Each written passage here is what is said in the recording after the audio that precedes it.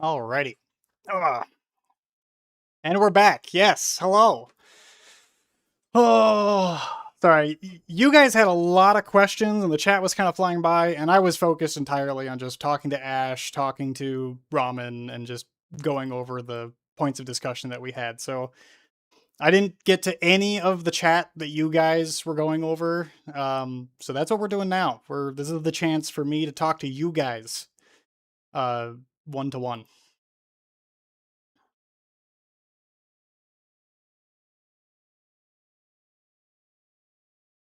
MTG win. I guess when I'm done with this. I do enjoy playing Magic the Gathering, but I did kind of slate this day as a streaming podcast, work on my video content, all that kind of stuff. That was my plan for today.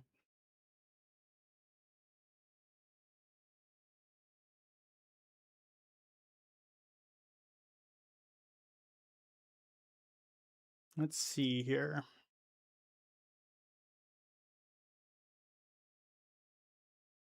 I am trying to find. It looks like YouTube has not yet set up the chat in the VOD yet. I wanted to go over the chat in there. So like the chat replay, but I don't think they've processed that in the VOD yet. That sucks.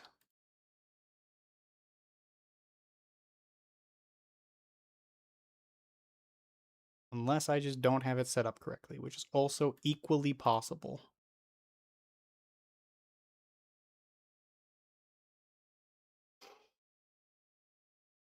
Yeah, if we're gonna do Magic, we really need to like plan ahead a bit better. Unfortunately, I just get so busy that like trying to hit me up and expect me to be available right away is just not as plausible as I wish it was.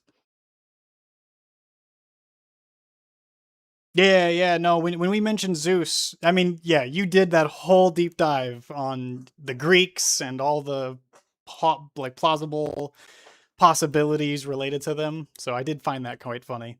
That's kind of the direction it ended up going naturally. Let's see. Need to think up another Fury, but you guys have so much lore already. There's so much, dude. Takes about an hour for the chat to populate after a VOD gets made. All right, that's fine.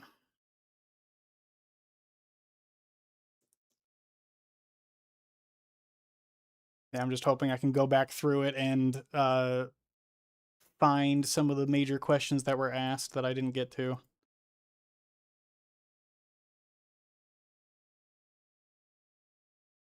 You think? Here we go.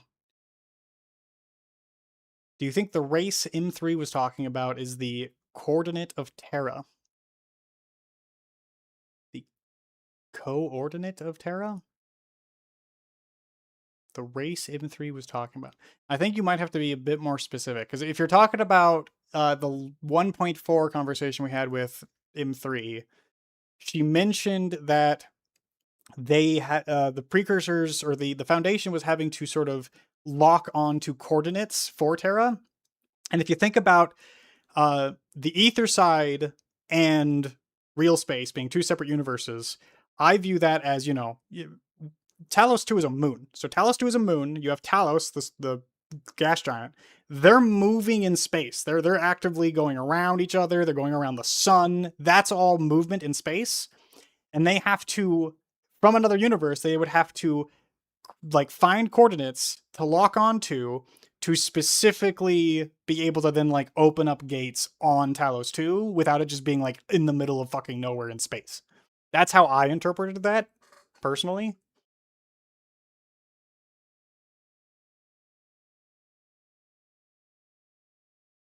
I mean, Soul, I'm always happy to talk theory. I just also have limited time, so yeah, I struggle sometimes to actually get back to Discord messages. Uh, basically, a man tearing his heart out and lighting it on fire to lead the people through the darkness. He dies after naturally. Yeah, the Legend of Danko. Yeah, I said it in Ramen's channel, but I have to wonder if the Baron Womb bit isn't about the AU.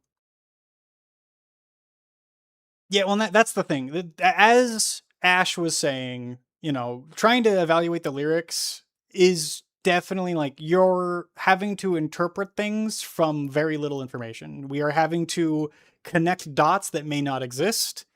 So like my interpretation of it being referencing Talos 2 could very well just be wrong. And I think the AU doesn't make a lot of sense. Like the term barren womb, unfortunately, is very interpretive. You can take it in a lot of different directions. The idea that it's the AU doesn't make as much sense to me because it's not a source of life usually. The AU is viewed in by a lot of races as like an afterlife. It is where you go after you die, especially like mainly if you're infected, but it's where you go after you die, not necessarily. So like it being a barren womb doesn't make a huge amount of sense to me. But again, there's still plenty of other interpretations. Give me a day and time and we can work something out. I'll try.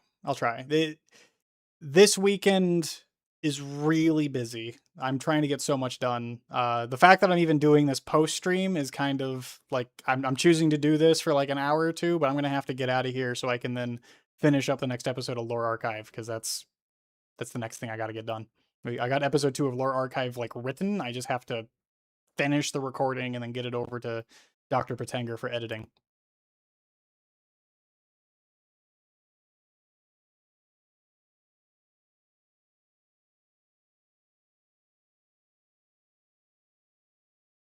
There's really only two viable options: Aether or Talos. Aether they can't safely exist in, so Talos. But Aether could be the source of life. If we go with the wave theory and the infinite possibility concept within quantum mechanics that Ash has kind of gotten herself into, you could view it as like Aether creates life randomly, and then that kind of spawns into real space. And then that could be considered a womb in a way, sort of. But again, that's one possible interpretation. New viewer, I found your channel while looking for Arknight's 1.4 reaction videos. Your podcast live stream popped up. Oh, well, nice to have you here under pressure. Pressure. Under pressure. It's good to have you. This is what this entire channel is all about. I just do lore theory crafting. Right now I'm on an Arknights kick, but I do plan on eventually going into stuff like I have so many games, so many storylines that I just absolutely adore. I'm sure I'll eventually do Fate, though that scares me because God, Fate is so complicated. I'm sure I'll eventually do something on Fate. I'll eventually do Warframe. I'll eventually do I might even try and do Destiny, but My Name is Byth has Destiny pretty much covered at this point now that it's dead. I'm not sure if it's super worthwhile, but I love all these games. I love games with massive world building and lots of speculation, so I'm sure I'll go into there. Really enjoyable to listen to someone who's so knowledgeable about the lore and able to explain it in a way that's easy for someone like me who hasn't done a deep dive. I'm glad you think it's easy to interpret because I'm always scared that I'm just way in over my head. I'm always scared that I'm like talking about stuff and then everybody around me is lost and I just can't tell. Oh, it's always the biggest worry. When we reach Warhammer, pull me in. Dude, easy. I am like I'm still light on Warhammer. The problem with Warhammer is it has so many books and I have not had time to read most of them. So I've done essentially like a wiki, like an overview wiki search on everything, so I kind of know what the wiki will say about a lot of topics in Warhammer. But if you tried to get me to talk about like individual moments in the Warhammer 40K universe and just like what's actually going on a moment-to-moment basis, whew, I am not the man. I do not know. And if you're talking about Warhammer Fantasy, I know even less. I know nothing about Warhammer Fantasy because unfortunately, science fiction is my personal. That's my personal autistic interest. The problem I have with infield lore is that I legit cannot tell if my ideas are utter crack or not. No one can. We are all speculating here.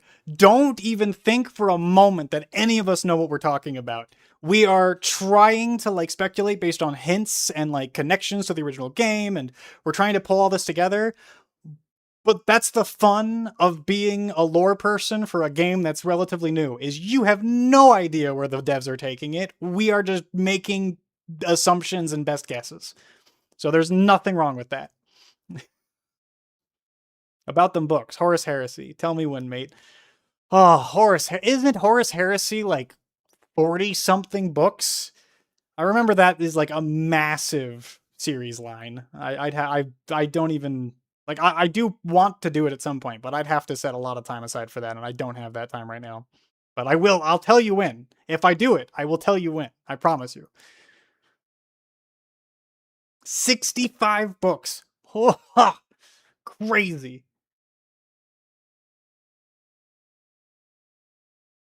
For a short time, I was in the podcast live stream. Dude, Dragnus, you were like the leader. Well, okay, I did organize it. I want to be clear. I kind of like wrangled Ash in. I was like, Ash, I can teach you. I can teach you. And I was like trying to pull her in. And Ramen has always been like, he's been doing like all the infield reading, and he's been dabbling in reading the original game, and he's been trying to learn more and more about the lore. But me and him have kind of been like kind of collaborating a whole bunch, because he has more free time to make video content. I'm trying my best to keep up, and I've had to hire an editor for that purpose because I just can't keep up on my own. Ramen can actually get content out, and I think he's really good at giving you like a layman's point of view of the lore, which I think is necessary. You have to have those kinds of people. So I'm happy to have him on every time as well, because he can help tone me down when I get really crazy.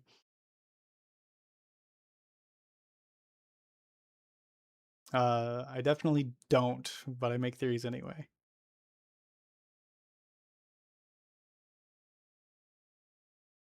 I've always been curious about the lore of both Arknights and Infield, especially since I'm only playing Infield.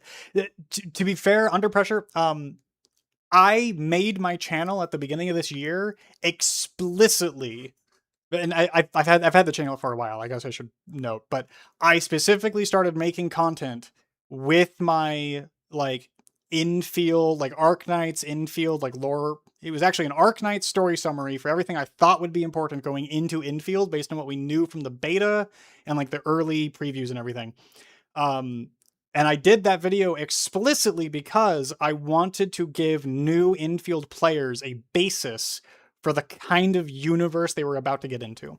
And then that video was kind of like, I was kind of like trying to give some, like, I was going from the perspective of like, oh yeah, the Inman is definitely the Doctor. I was going from that perspective of like, I thought Inman was 100% for sure the Doctor. And it wasn't really till after that I started seeing a lot of people kind of like debate me on that, which is fine. That's the nature of doing this kind of content. And so that's why I started making more follow-up videos. And then finally I was like, you know what? I should just do lore stuff. I should just like put the lore from the lore book into a video series for people to read who can't easily access the lore book or don't have time to read it. So that's my current big project. And then I'm also like, I wanted to like create easy access for people who don't have time for the original game. Because again, just like with Ashikai, the original game is so dense, and a lot of people don't have time to read that kind of content. It's a lot. So that's the goal, is to create an easy means of accessing the lore of the entire universe.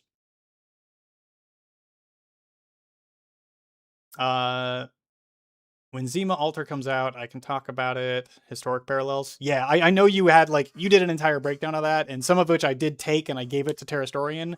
I didn't read a lot of it myself, because again, like there was some stuff I definitely like. I was like, "Ooh, this is really interesting," especially regarding like Russian history and the like. But because I don't read ahead for China, for what has come out in China, I don't read ahead that much. I kind of pass that information to Terrastorian. I let them kind of sort through it. I stick to what's available in EN for the most part. So many mysteries and unanswered questions that's making me want to dive into the original game. Dude, just the original lore. Even if you just read the lore on the wiki, the Arknights story reader, and I know Ramen said that there's a new story reader that is possibly even better than the one that I usually use. Um, but the main story reader that I use, the GitHub, is really really nice, and I'm putting that link in chat. Will take you there if you want to use it. But you can read the entire story of the original game for free through that. It doesn't work as like it doesn't load images and stuff via Firefox all that well. But if you use like Edge or Chrome or any other Chromium based browser, you can. It'll show you the images. It'll give you sound effects. It'll give you music. It's essentially just as good as playing it in the original game, and in my opinion it's better because you can actually read it more like a book rather than you having to like click for every single like get through every single piece of dialogue slowly. It's actually faster to read, and I prefer it in a lot of cases. um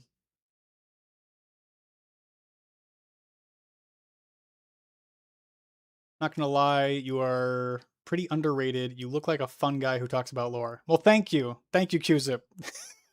I'm still new. I don't honestly. I feel like my channel has grown so fast in just the last 6 months. It's kind of absurd. I don't feel deserving of that because I just do it because it's a hobby. I think it's fun. I want to talk about this stuff.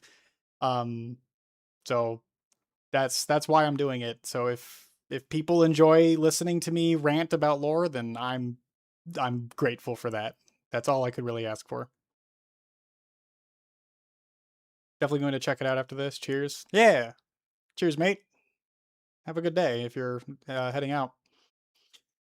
Uh, Grateful for your easy access lore info. It has encouraged me to go back to the original game and read stuff for myself. Oh, hey, Meowly.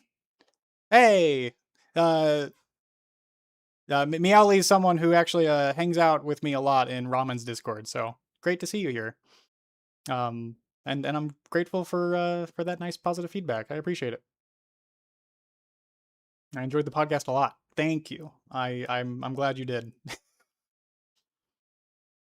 Reading prequel is one thing. Reading Arknights is another thing. Yes, Arknights is not just one prequel. It is like a series of prequels. You're if you try to read Arknights for Infield, you are having to sit down and go, well, where do I start? What book do I read? Every event and every MSQ chapter is its own book in and of itself. So yeah, totally get that.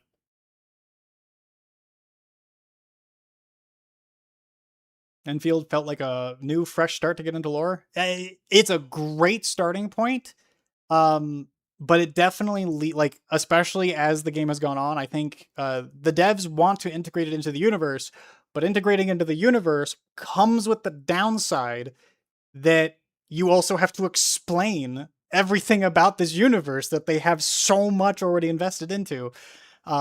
You're going to have so many people who come in and just don't know what's going on. They're so confused. Um, and they do a commendable job. If you get someone who actually is willing to read, all of the archive lore files that are in the game do a pretty commendable job at actually giving you the information, the bare necessity information to actually understand most of the terminology. But you're expecting a lot of people to read a lot of information, and you're still going to have some stuff that just gets missed or is misunderstood. So it's bound to happen. It's a really tough thing to do.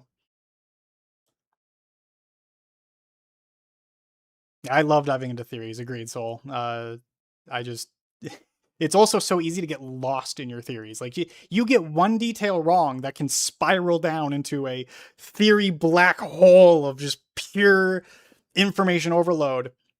And then you come back and you go, "Oh shit, I got that one detail wrong. That completely ruins my entire theory." That's happened a couple times, which is why I'm really careful to try and double check every single time I write something. Any plans of doing reading of operator files? There's some really good nuggets in them. I have read most of the operator files, but it's yeah, it's a lot. I think if I were to do operator file readings, like, and I would like, for me it would mostly be recapping. I'd be like, oh, I'm going to go back over the operator files. I'm going to see if I can learn anything new. A lot of that though would end up being probably on stream. I would probably like plan out a stream to be like, okay, guys, we're doing a research session. We're gonna spend 2 to 3 hours just like looking through operator files, taking notes, seeing what I might have missed, seeing what I possibly can make new content around in the future. So maybe, but that'd probably be a stream thing. Um, they give good enough explain an infield. You will know more if you know Arknights. Exactly. Yeah, it's impossible for them to recap literally everything in just a couple paragraphs like they try to do. Again, commendable job, but it's it's a lot. Uh, Hardest line for me was from Ardelia pointing towards the observers. Yep.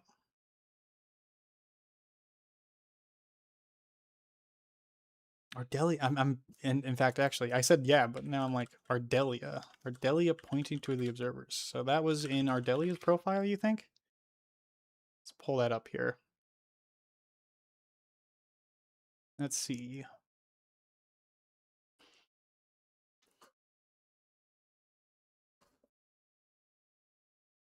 Let's see if I can find that.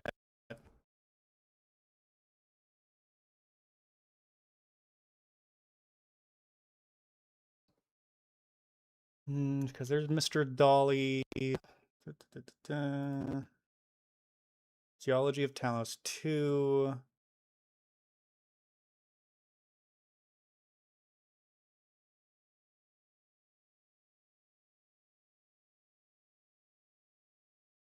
Phantoma.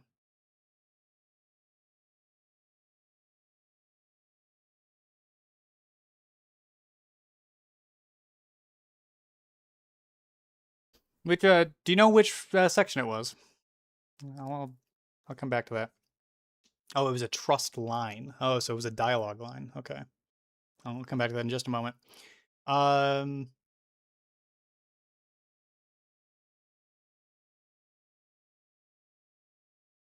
It was her wondering if they, humans, were alone in the universe, not too many other candidates. I mean, but that's the thing. There's a number of races that were part of the precursors. Like the precursors were human. I know some lore purists will be mad at me for calling them human, but they were human for all intents and purposes. But there were other races among them. Again, that's the whole reason PCS existed, was to allow the precursors to kind of transcend race and language. So like there were other races, there were other species out there, and we know at least one because there was the presence, Arknights. This guy. What? Wait.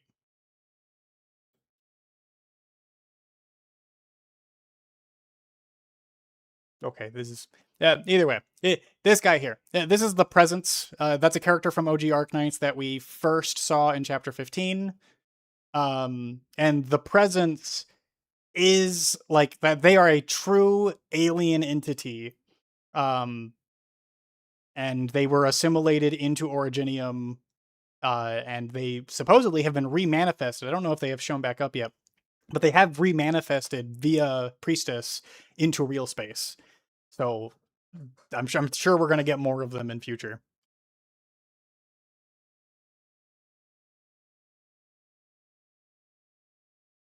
Trust line 5. Trust line 5. Trust. I must have passed it. Trust line 5. Here it is. What is the ether side? This question keeps coming to mind. If the universe has such cruelty in store for us, is there anything I can do to help everyone? If you're thinking the same thing, that means we're not alone.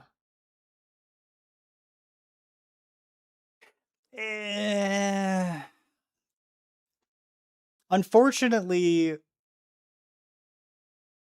I mean, the wording of it, unfortunately, kind of makes me immediately go to he could be talking about alien races and whether we're alone in the universe or not. But she could just be talking about like, oh, we're not alone. We, the people who are interested in like saving and helping people, we're not alone in that way. So it's kind of nebulous, I think. When you talk about Hirda, that the difference between her and the other reconveners is that she is a whole being, unaltered, or another version of herself, unlike the reconveners. Well, yes, and that's the thing. So reconveners are very explicitly people who have manifested from the Originium Woods via the corruption of ether, where the people that Priestess manifests seem to be like actual direct copies of that person. They do not view themselves as any different from their original like individuality.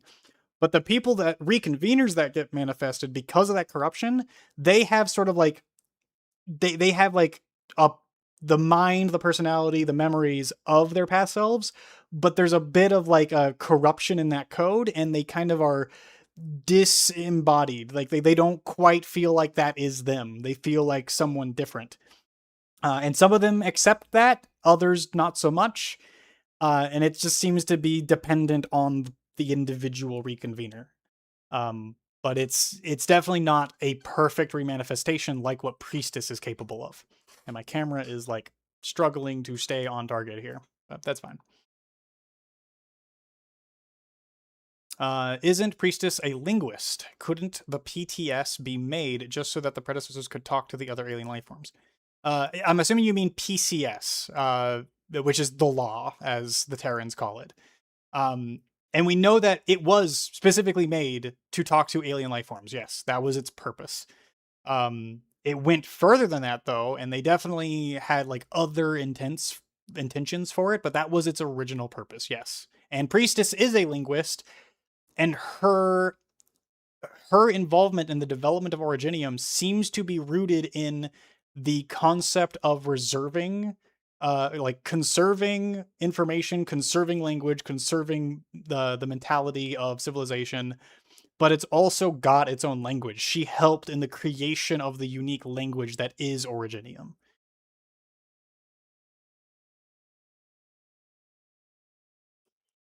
I'm not sure if you look at leaks, but I found out recently that the Inman's Potential 5 art is already online alongside the text on the back.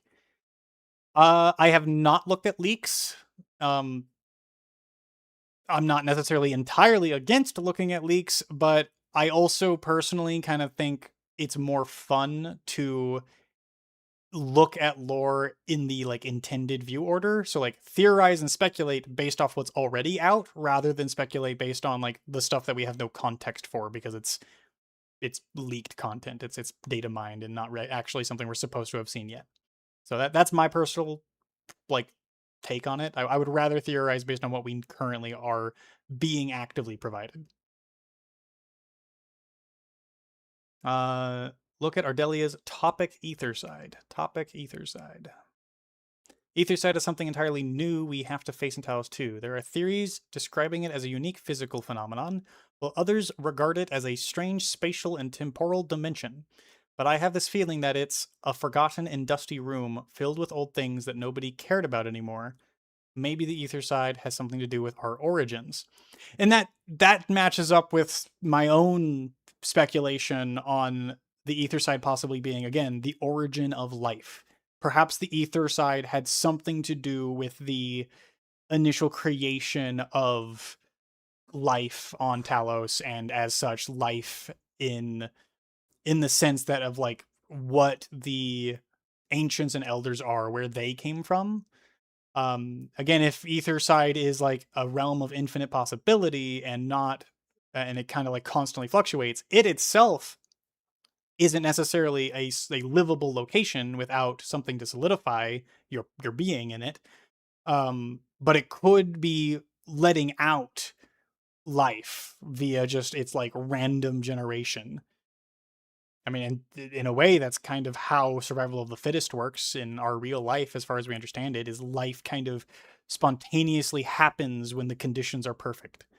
So maybe the Etherside just happens to sometimes have those conditions, and then life spontaneously occurs.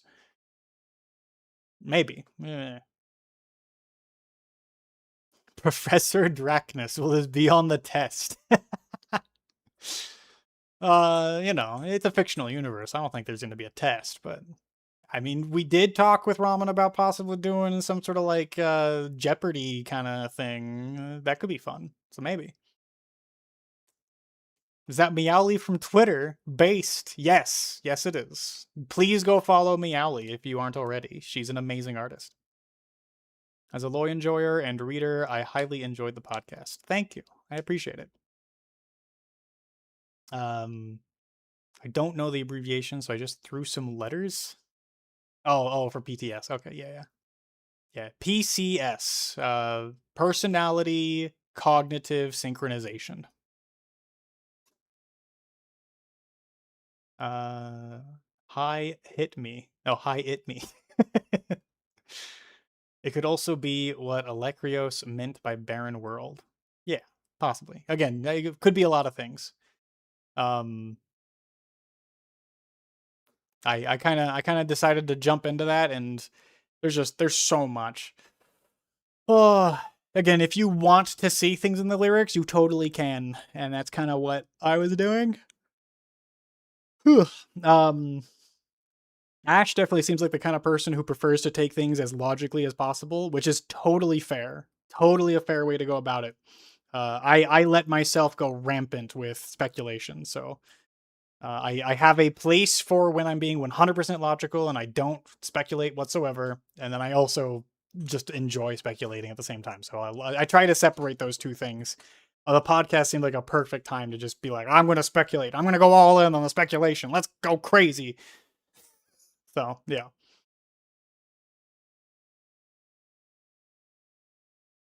I really agree with what you said about reading lore in the intended order, even if it's not strictly chronological.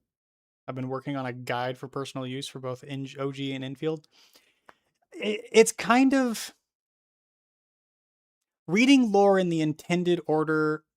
Like, yeah, that is generally how you're going to have the best understanding of it, because then the game will be asking you the questions and then you'll be getting the answers afterwards rather than like maybe being like mixed up and all around. But I don't think you have to read it in order. I think you can still enjoy it either way. In fact, let me pull something up here. Because I have a guide that I wrote for Deadhound back when he was first getting into the game that I can probably use to kind of show you my personal concept of like what is safe to do for the Arknights read order. Here we go.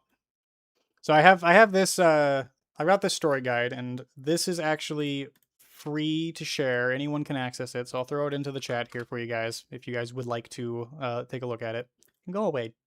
But basically, my viewpoint is just if you're playing the actual game, just go by what the UI says. The UI is admittedly a little complicated, so I tried my best to explain how it works. But like, you have the main story. The main story will tell you when there's a moment, like here, Dark Knight's Memoir, when there's a moment in the main story that it wants you to go read a side story for more context, it will tell you that. And then there's plenty of side stories that don't require you to like have anything. There's a lot that actually are just like, oh, this is just a side story of its own. Like you can go read these separately without needing anything. And I have an entire section of this guy that is specifically breaking down like what each one is kind of about. We have Tales of Terra, and like I explain some of the like how those are connected, and it will these all also link back to main story when they do have some relevance there. But a lot of these are complete side stories. They're not relevant. And so like if you're really looking for a guide on like what to read in what order, my recommendation is go through the UI, see, oh hey, here's a story I want to read. What's the prerequisite? Oh, this one wants you to read episode 9 before you get to this one. All right, read up to episode 9, then come back to here. But there's plenty more that are just like, oh hey, here's a bunch of side stories. They don't require you to have any prerequisites. You can just start this whenever you want and just have a good time. And I think that's the best way to approach Arknight storytelling.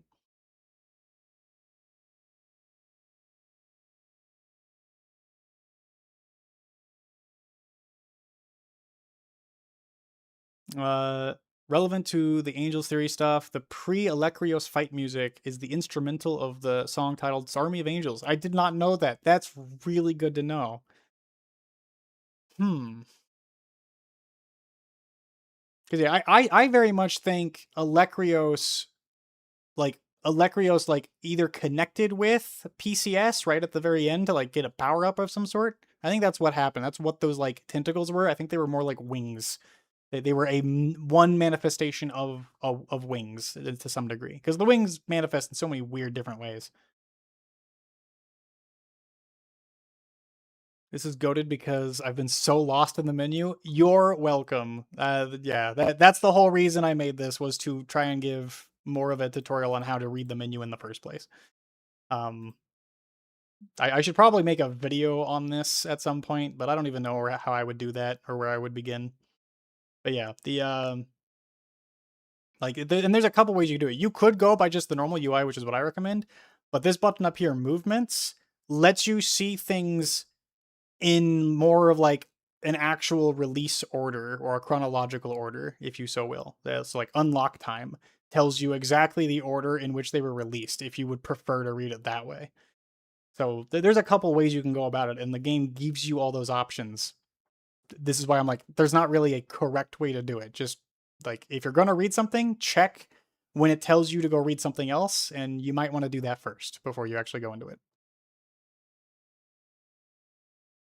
Yeah, terminal update was really cool. Agreed. It's just, again, it can be a little confusing for people who don't know what they're getting into.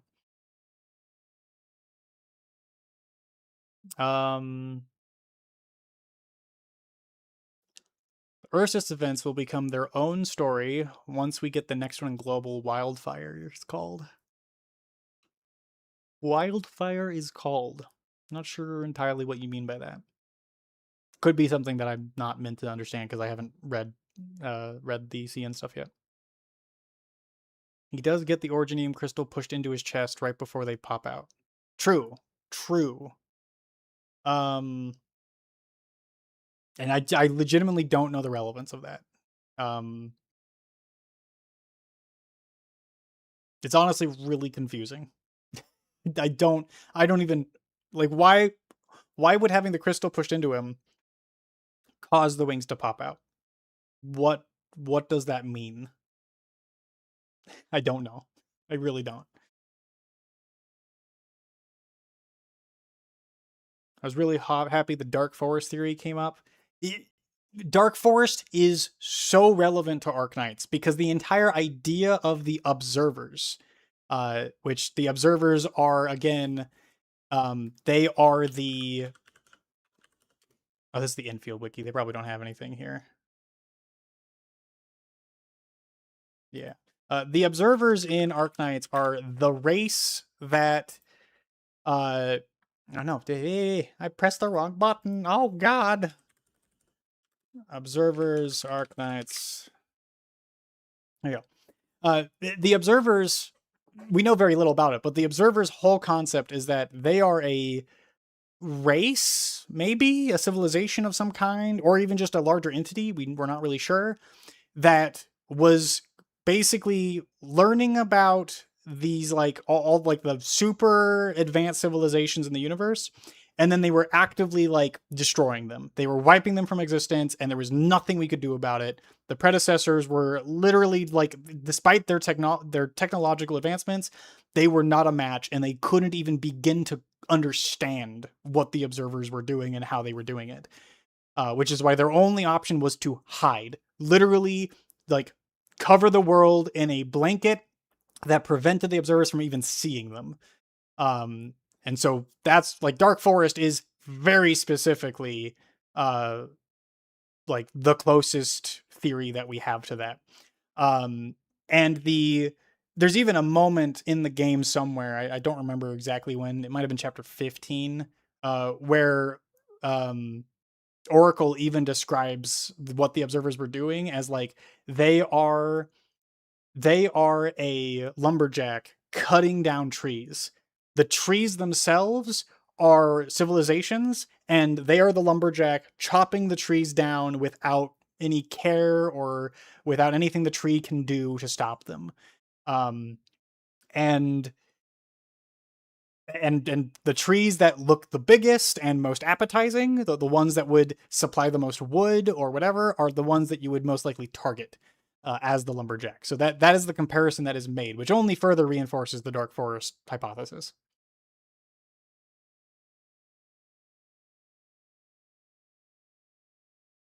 The original Army of Angels song also has some English lyrics. I don't know if they're interesting. Okay, I'll have to look into that. They group the Ursus events like how the Aegir Iberia ones are called Glimpse of the Depths. Okay, that's good to know. They need Originium to survive on the Ether side, so when he absorbed that Originium, he could withstand somehow getting imbued with Ether powers? I mean, he was that Originium was already with him. He was holding on to it in the Ether side within the very large rift, because it's the Originium comes out of the rift, and then he grabs it as he's also exiting, and it's that Originium that's also pushing the Ziranite flow that Feng Yi is doing. It pushes that away. So the Originium is like that is explicitly what he was using to survive in that rift the whole time. And then yeah, like he absorbs it into his body and in the next phase for whatever reason.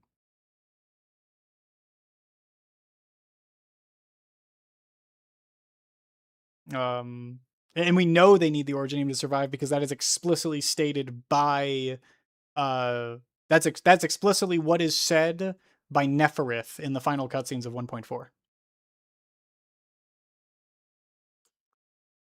I noticed Protocol Originium is more powerful than the Zerodite Nexus when Electrios was coming out of the rift. More powerful, I don't necessarily think is the right word. We have to remember that Zeronite / Originium and Ether counter each other out. They are directly counteracting each other. So the Zeronite Nexus was flowing Zeronite into the portal in an effort to sort of like nullify it. They would cancel each other out, and the portal would phase back into real space and stabilize real space in that area. And that's why like Zeronite is like you are actively like destroying Zeronite in order to do that, because it's Zeronite and Ether canceling each other out. They are both going poof. But Protocol Originium and Zeronite, that's technically like the same general makeup. Like, yeah, Protocol Originium has Ether infused into it in some capacity, but it's still Originium. So Zeronite, think of it like magnets. We're going to go into magnets here. So if Ether is negative and Originium is positive and Zeronite is positive too, by that metric, then they attract each other. They attract each other and cancel each other out.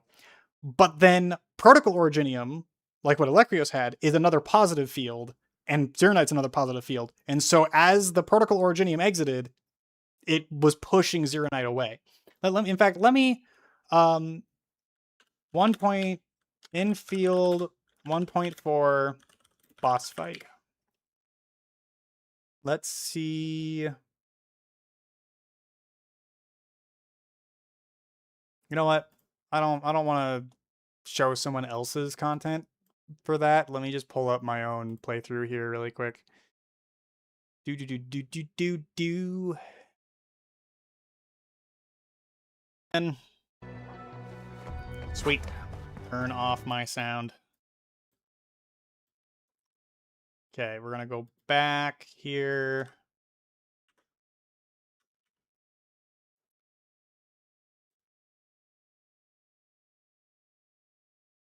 Okay, let's see. There's a specific moment where you see it happen. So this is when the boss first shows up. So the Originium kind of like it falls through the pool, and then it emerges from the Ether side and is actively pushing the Zeronite flow away. Which again, to me, is like you have two positive magnets, and one is just pushing the other one away. That's how I'm viewing it.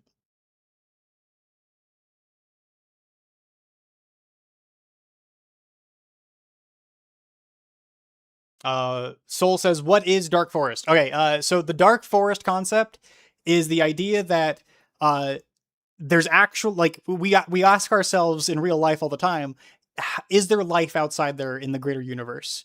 And we have seen no sign of other life, or at least other sentient life in the greater universe. But Dark Forest theory says actually there's a lot of life in the universe, but they've all found out that if they try to communicate out and they try to like make themselves known, a much more powerful and more advanced race will hear them, view them as a threat, because what's the likelihood that another sentient race will try to enslave you or try to come in and like overtake you? And so in order to prevent another race from possibly like declaring war or getting too sufficiently powerful, you just use your advanced technology to destroy them as fast as possible. You just get rid of them. And that way there's no competition and there's no chance that your species will be wiped out by someone else. And so it's the fear of another race killing you that makes you go, well, maybe we should just be quiet and not say anything. Which is why it's called Dark Forest, because the idea is you are an animal in a dark forest filled with other predators. In order to avoid the other predators, you got to be quiet and you got to not say anything. That's the concept.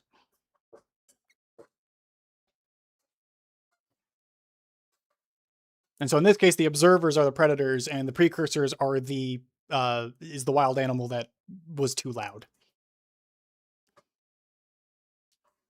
I think Originium can maybe help stabilize the ether in some way. Like the exiles maybe not need a proto rig to survive it. Like, yeah, 100%. That is almost explicitly what was stated by Neferith later on. Right.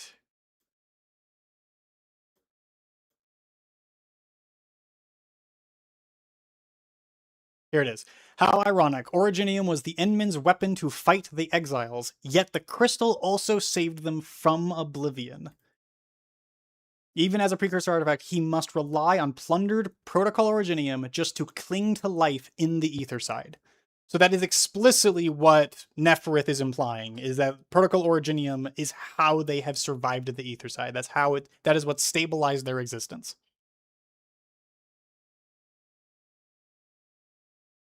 The idea that there is another civilization out there that can destroy you if they find out. Yep. Oh, is Lumberjack not in the game? It's the ARG? All right. Very possible. I do sometimes forget that the ARG has a bunch of that stuff. Occurred to me that using Zeronite to neutralize a rift is kind of like a antimatter annihilation. Yes, 100%. That is actually a comparison I made a while back. Actually, it does feel very similar.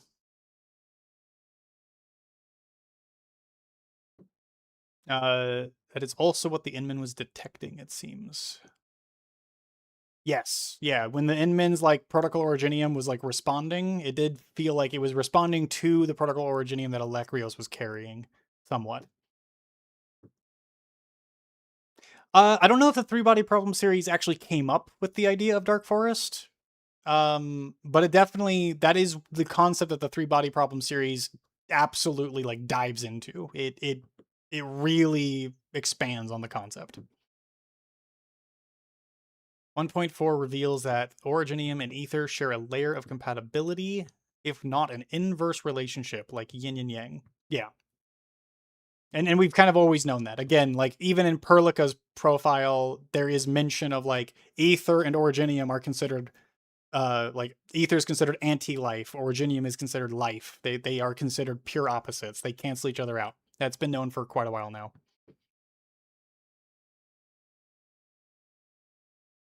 She was tired of his vague posting. Yes.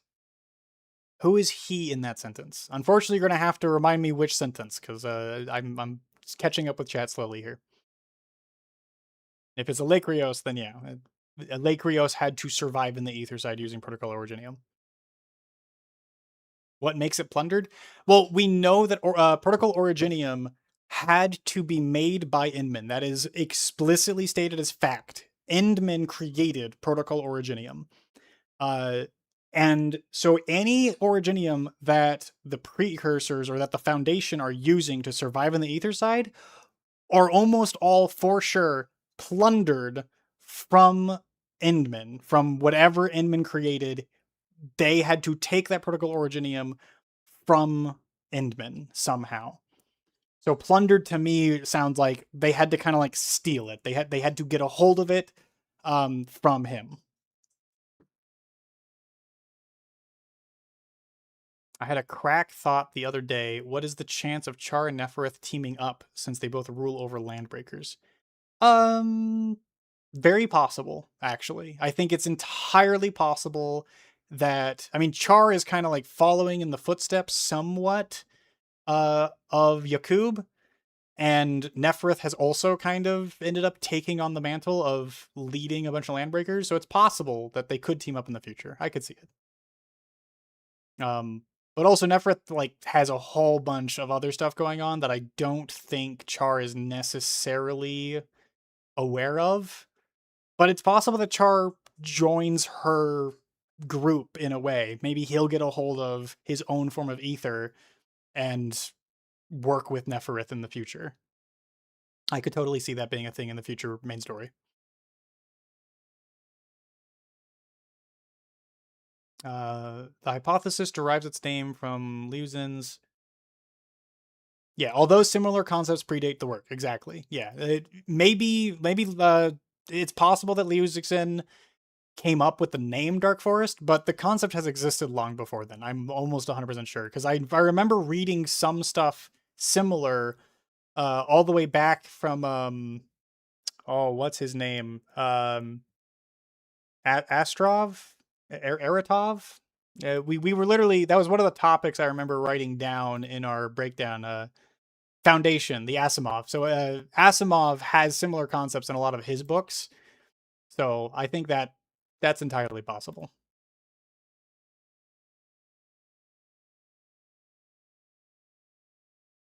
Fair to say, Exiles need Inman for his protocol supply. Yes. And that's also might be why, like, on top of Inman's, like, protecting Terra, is also possible that Inman creating Protocol Originium is kind of viewed by the Foundation as, like, the reason why Inman should be on the throne of, you know, their civilization. That Inman should be the top dog because Inman created Protocol Originium. Inman has the administrative access to that particular assimilated universe. So they view Inman as like essentially the messiah in a way of their future.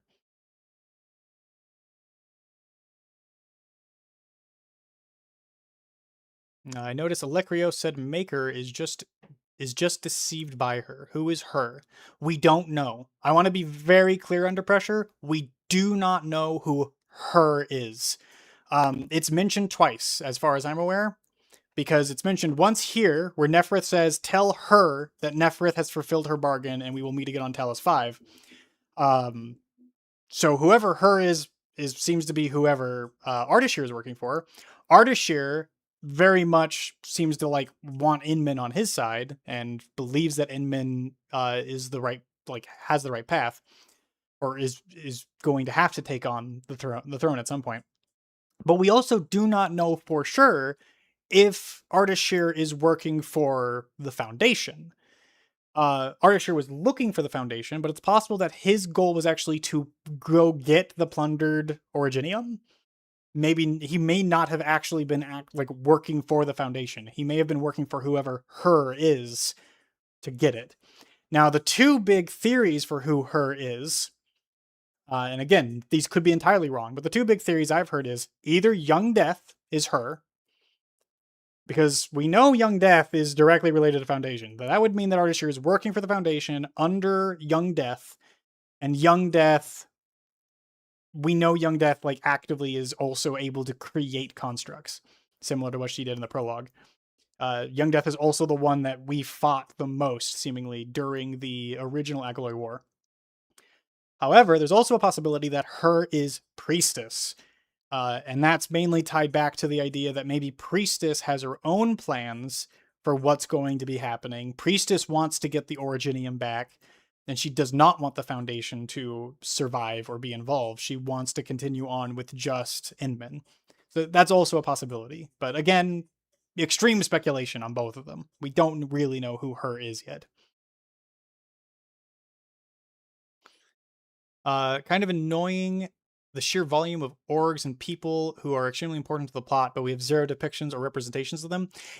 Voss, to be completely honest with you, that's exactly how it was in the early Arknight story too. We had all of these nations, all of these organizations, we had all this information about the world, but we didn't actually know anything about them. We didn't have that much actual like specifics. We didn't know any like who their leaders were. We didn't like there was a lot of unknowns in the beginning of Arknights, and they had to slowly unveil more and more of that over the course of the game. It's the same thing here. They have created a world, and we're going to be slowly exploring that world and learning more about it as the game goes on. That's just the nature of this. Yeah, Fermi Paradox, agreed. Yep. I also remember a manifesto to the Landbreakers from Char about not following Neferith anymore. So maybe we'll see some internal conflict. We already have. We have seen some internal conflict. The Bone Crushers have been kind of like at odds with Neferith. Like you've had people who have followed her, but throughout Valley 4 there were multiple Landbreakers that were like trying to turn against her, and they just kept like they would get killed off very quickly. There were a couple that just split off silently. That's like the group that joined Char, for instance, was one of them, where they just kind of decided to separate from the rest of them and they didn't want to follow her. So yeah, we've already seen some of that discontent. I think we will have to eventually pay attention to the Landbreakers, possibly. Again, like the Landbreakers are not just the Bone Crushers. The Bone Crushers are just one group. There's other Landbreaker clans out there, and we know that the Pack has their own like inner turmoil going on. We know that the group that Arclight is from is also like they have their own political stuff going out in the wastes. So I think we're eventually going to see that. We're going to have plot lines that kind of dive deeper into the Landbreakers as a whole and deal with some of those inner politics that are going on there. Her being in yellow makes me think it's someone we've seen, so probably Young Death. The problem with it being in yellow is a lot of the yellow ones, if they have a line under them, you could click on them for more context. This is just her is obviously an important character. We don't know who they are. We just know they're important. And unfortunately, as much as I wish it was someone we knew, we can't make that conclusion for sure. It's so like Young Death seems like a very likely possibility, but I'm also personally subscribing to the idea that Priestess is going to be involved. That's just my opinion. I know lots of people think that that's going to be too complicated or really tough to make work. But this is Arknights we're talking about. The devs have done way crazier shit, and they've created a complicated universe. I think they can make it work. So I'm subscribing to that idea personally. I believe the her Neferith means is the lady, maybe Young Death. Yeah, the Cyclops looking lady. That's Young Death is the name that the devs have given the Cyclops looking lady, who's like Cyclops.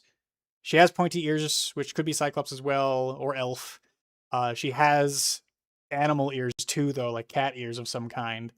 So like she's a weird chimera of sorts that I think she's probably another creation that was made around the same time as Inman, which is why she probably refers to him as a sibling. I don't know why, but I also feel that the her and Electrios her is a different person. That's also possible. Like me even concluding that they're the same is already I'm already technically like assuming a lot with that statement. Let's see if I can. Yeah, my maker is only being deceived by her. The her is not in yellow here. It could be someone different. Again, we have no idea. I have no way of knowing, no reference point. And so I'm personally making the choice to assume it's the same person, but you can absolutely go down the other line of thinking for sure. Her Electrios mentions is another person. Again, concluding that it is another person is the same as concluding that they're the same. We don't know. We're just having to make guesses on this. Unless Priestess is on the Foundation side, in which case her could be M3.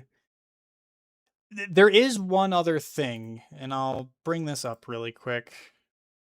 I never got to talking about it. I was going to talk about it during the podcast, but we went in so many directions. It was impossible to get to everything. But Perlica specifically has this line here. So Zeroth Directive, it's not enforced. Hereby Perlica as the signatory of the Zeroth Directive. Its activation must be entirely subject to her personal consent. If she ultimately declines, you as the executor shall take her to meet the founder. If she ultimately decides to remain, she will be taken to the founder. Who's the founder? Well, the only other moment that it's mentioned here is, come with me, the founder wishes to see you. So that's M3 taking her to the founder. We finally meet Supervisor Perlica. Supervisor, wait, your appearance. Our time is running short. So who is the founder? Who knows? Maybe the founder is her. I think there's also a decent... My personal theory on who the founder is, though, and again, pure speculation, I think the founder is Doctor. I think the founder is what remains of the Doctor. Now, how that meshes with my theory on like Arknights and Infield kind of coinciding and happening along the same time in the future, again, I am speculating and I don't have all the answers. But I think it would be cool if the founder basically created Endmen. They look just like Endmen, which would be why she is surprised by their appearance. They could literally look just like Endmen. And the founder is the one who actually kind of created the Zeroth Directive, which would also explain why she says Endman is the one who created the Zeroth Directive, but also is not provided all the information, because the founder and Endman are kind of the same, but not really. Again, pure speculation. I'm really going into the crazy town on theories there. Yeah, Sandreavers, thank you, Weiss. I forgot the name of her clan.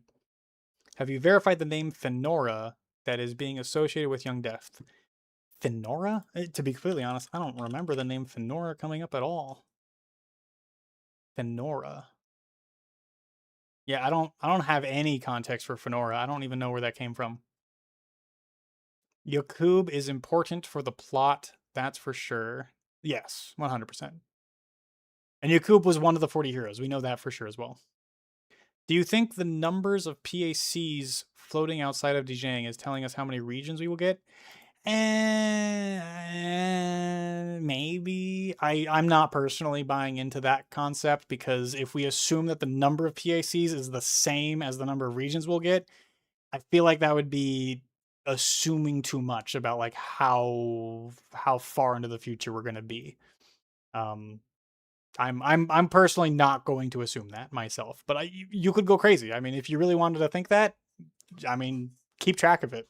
Maybe it will end up becoming something, but I'm personally not buying into that right now.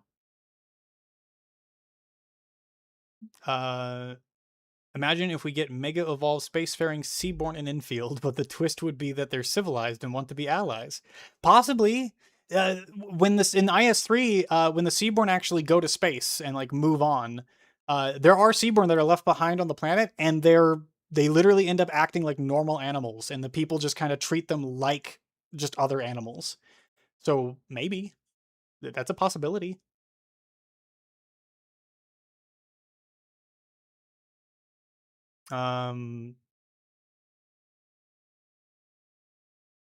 If you play Arknights, if you look carefully at some of the graphics for the map preview on MSQ stages, there's mention of Zeroth Order. Is there? I'm not remembering this. Zeroth Arknights. Yeah, there's... Oh, here we go. Zeroth Order oil tanks. Oh, I forgot about that. Holy shit. Oh my god. Thank you, Ice Wallenstein. Oh my god, I forgot all about Zoot.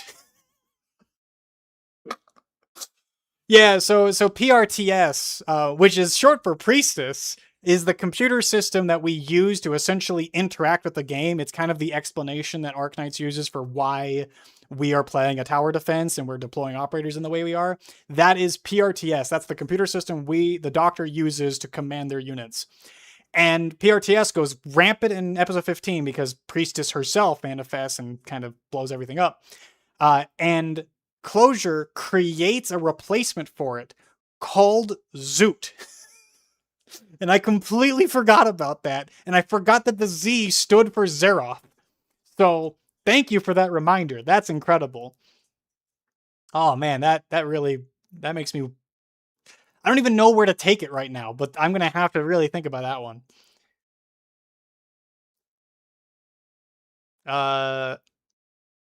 Female Inman looks like young priestess. Yeah, there's also theories that Inman could be like a combination of both priestess and doctor. So, you know, that could have some possible... That could go somewhere, maybe. I was disappointed by the inconsistency in the Agaloy lore. One of the text logs in Valley 4 stated that Agaloy and humans had never been seen working together, and their origins were largely unknown, but now M3 calmly talks about their creators as if it were common knowledge. So, again, Hammer Eater, this is where we have to remember, any logs you find in the world, any lore archive bits, they are written from an in-universe perspective. So if you find something in Valley 4, that was written by someone. Someone wrote that in-universe, and they don't believe that the Agaloy and humans have ever been seen working together. They have that written because that's what they were taught. But that does not necessarily mean that that is 100% truth. M3 knows a lot more because as far as we're aware, M3 is almost definitely Monster, which means she's been around for the entirety of our time on Talos 2. So I think generally we can accept that Monster or M3 is a more reliable source of information.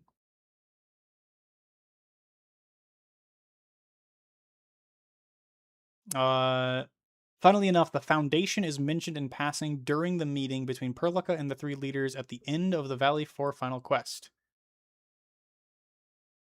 Wait a second. Infield, Valley 4 founder meeting. Conference of the Four.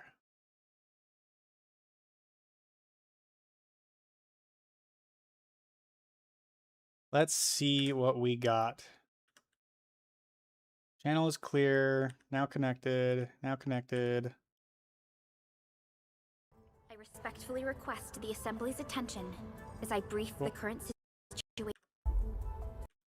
Industries in Valley 4.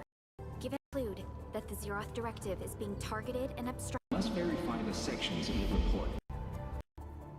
The condition has now deteriorated. More than just courage and unity to overcome challenges. The harm caused to the people of Valley 4 constitutes a serious breach. Authorization granted. Excited about certain prospects. We must the Order of Steel Oath picked up signals of non-Agaloid near Rift. This is not an ice.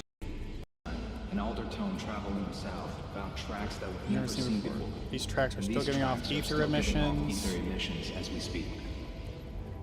I believe everyone knows what this is about. The great enemy from a century ago is planning a return. Its vanguard has already paid us a visit. Let us confront the reality. The laboratory shall restore the special authority level. Okay. shall be restored to the Administrator in the agreed upon regions. The Accordator within territory. Enfield intends to initiate a post-incident investigation at the Erlen Band. And Administrator and Supervisor Perlick. Of Steel Oath is the priority for our industrial mothership. Suspicious signs have been identified in the Wuling scientific development information. Findings at Wuling show many similarities to the incident at Valley 4. We kindly request that Enfield. It is also one of the target locations of Enfield.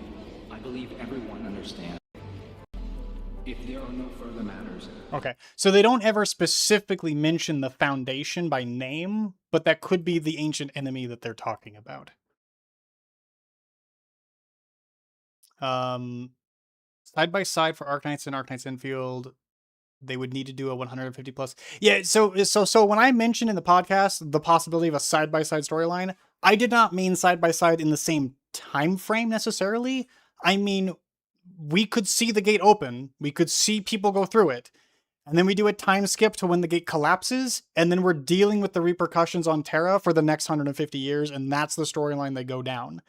And that way they can continue having the storyline of Arknights without necessarily having Enfield play a part in it, because Enfield and Arknights at that point, after the gate collapses, are separate. They are no longer in communication. So they have 150 years at that point of story in Arknights that they could do that does not have Enfield sort of be directly involved.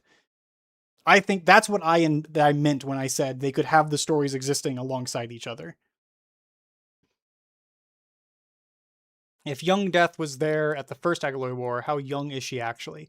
Yeah, young is, of course, entirely based on perspective. Young in the sense that they are possibly younger than other precursors is kind of my interpretation. Yep, Zoot.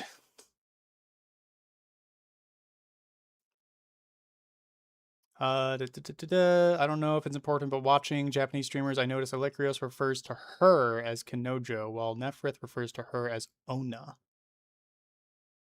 And I don't know enough about Japanese to know the difference between those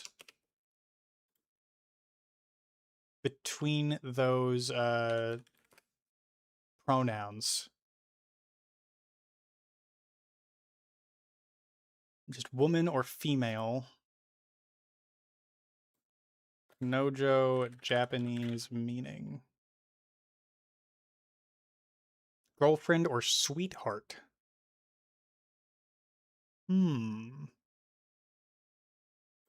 Okay. That is interesting. That's a good point. So in Japanese, they use different pronouns which do have explicitly different meanings. That's actually really interesting.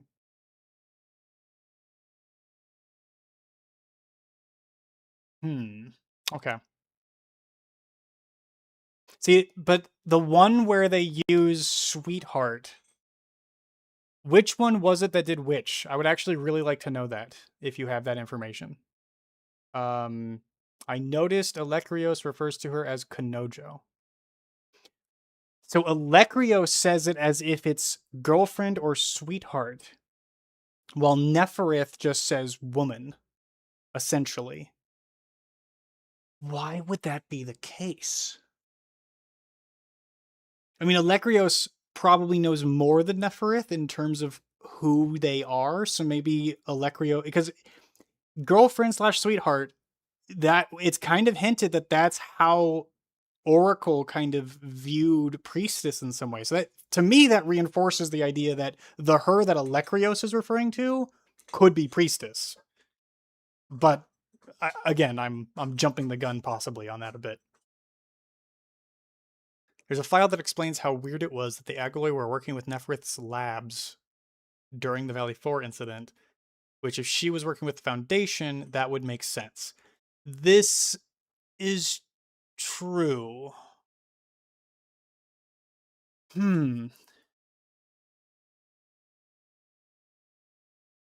She has control of the ether, and if the PCS is running an automated program to generate Agaloy based on ether, like corrupted matter, then maybe she is purposely corrupting some matter in order to produce Agaloy at the right spot. I don't think we've ever seen Agaloy and Landbreakers actually work together in the story. I think they've always been separate. I can't think of any instance where they were seen working together actively.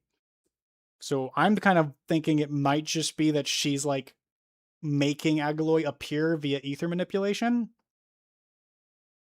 But you're right, that if she is actively if the Agaloy are spawning at her command directly, then that would imply that she's working for the Foundations. That would make that I would agree with that sentiment, but I'm not sure if that's the conclusion we should be drawing quite yet.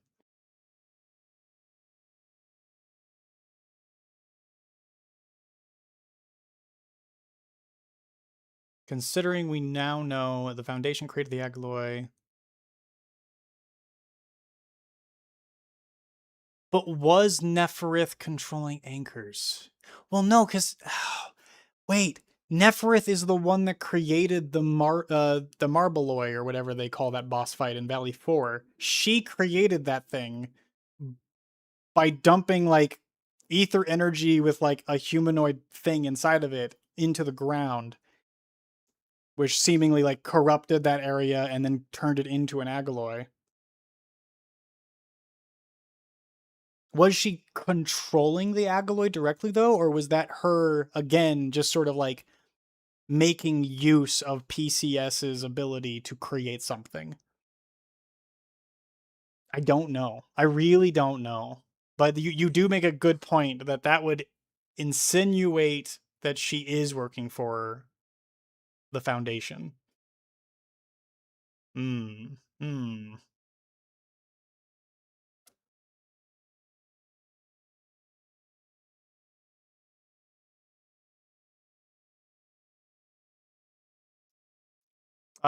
know that Zeroth order oil tank crease. We know that was something that Closure was working on for quite a while. It was kind of hinted at long before Chapter 15 even came up. So it's possible that she just had like a beta version that she had been working on for a while, or an alpha version even back in Chapter 1.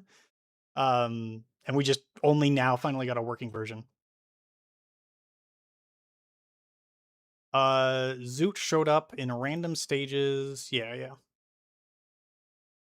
Inman has Doctor's jacket and Priestess's sweater. Yes. I mean, yeah, Inman very explicitly. Like, if you look at Inman's hood really closely, it is almost explicitly the hood that Doctor used to wear all the time. It's just no longer on.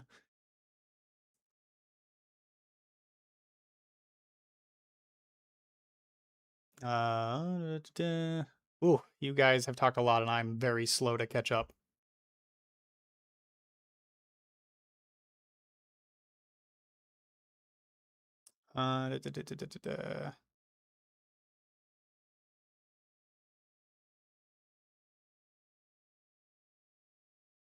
Keep seeing Zoot in every stage preview. It alternates between Zoot and PRTS. Not sure if you have to complete Chapter 15 for that to happen, though. There's a text Zeroth order oil tank at the bottom of every stage map preview. Even in Chapter 0. I did activate the skip to 15 accidentally, but haven't even gone over. See, I'm wondering, because yes, she does mention it before Chapter 15 in the story, but I don't think I remember seeing Zeroth Order Oil Tank actually show up on stage previews. I think it was always PRTS up until 15. I'm fairly confident that was the case. So that might have, because you did the skip, that might be why it's showing up for you.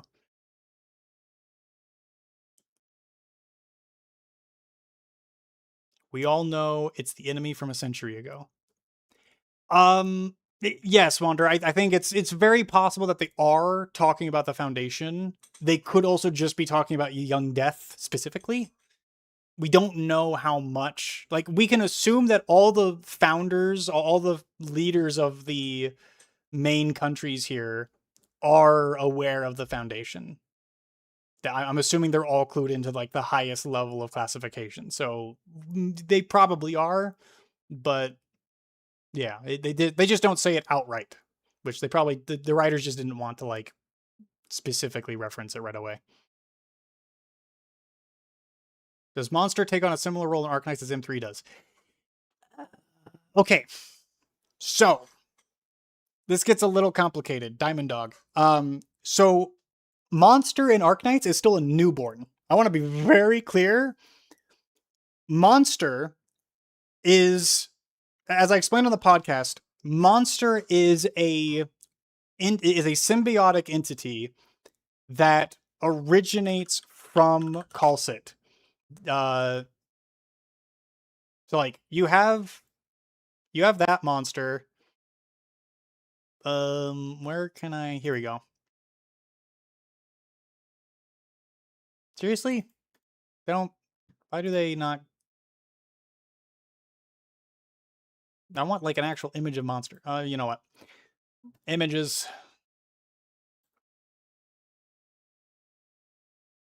This is monster in the game. And monster from this weird spindly creature made of like weird rocks and metal and stuff eventually evolves into into the humanoid monster. And that happens because of Calcit's Genesis program. When Calcit dies, monster evolves into a new Calcit. But because she broke the connection before that actually occurred, monster evolved haphazardly and not perfectly. She didn't actually take on Calcit's like proper identity, so she kind of formed her own in a way. And then this monster eventually likely keeps, and the thing about monster is like monster slowly takes on more and more of Calcit's like sort of appearance, and Calcit has white hair, so like it can be assumed that monster continues to slowly become more and more like Calcit, gaining the white hair, gaining the ears, and slowly becoming more and more similar before she eventually becomes the full M3 that we see in Enfield. 150 years would be enough time, I think, for that to have occurred, for her to actually fully transition to a full like Calcit lookalike. So is she like M3 in that way? No. Does she still guide us? Yes, because she still has a lot of Calcit's memories, so she still ends up sort of helping us through, help guiding us and giving us direction for where to go in the story after she revives, in a way. Has HAS representatives. The HA reminds me of the Ace Combat 4 briefing voice. They all kind of sound like different briefing voices from Ace Combat.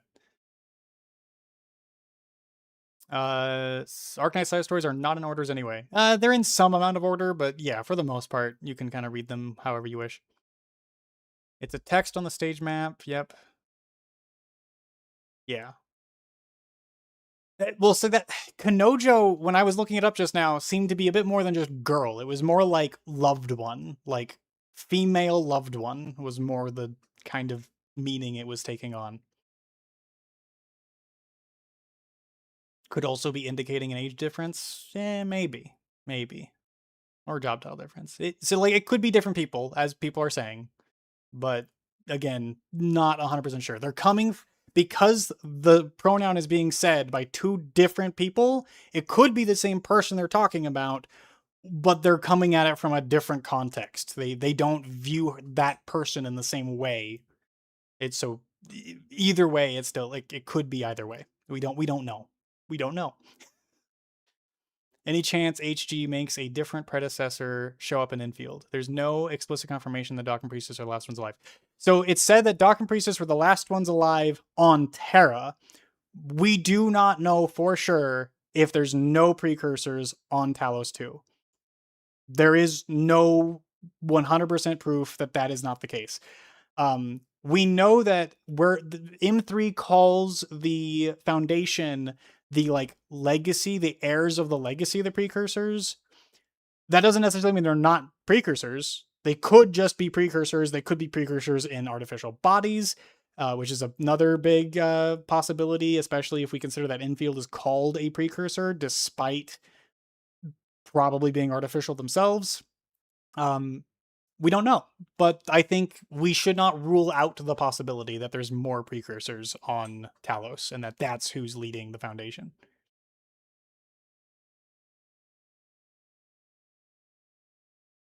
Didn't expect that to randomly show up in some patch notes. Nice find. Yes, agreed. I think the Chinese translation into Japanese is a bit interesting because of cultural differences. I don't take the Japanese to be gospel. The translation from Chinese to English is reliable. Yeah, and my thing is like I'd have to go look up what the Chinese specifically said too, and then like try and figure out meaning from there too. Because Chinese is closer to Japanese in terms of its actual like sentence structure and its grammar. So I generally am personally more accepting of Japanese translations probably being a little bit more accurate. But you're right, it could still be there still could be some mistranslation there that we should take into account. I would have to go and really double check, but generally my interpretations, I try to base my interpretations on English because that's the language I know. Unfortunately I'm a monolinguist, like I'm just a stupid monolinguist person.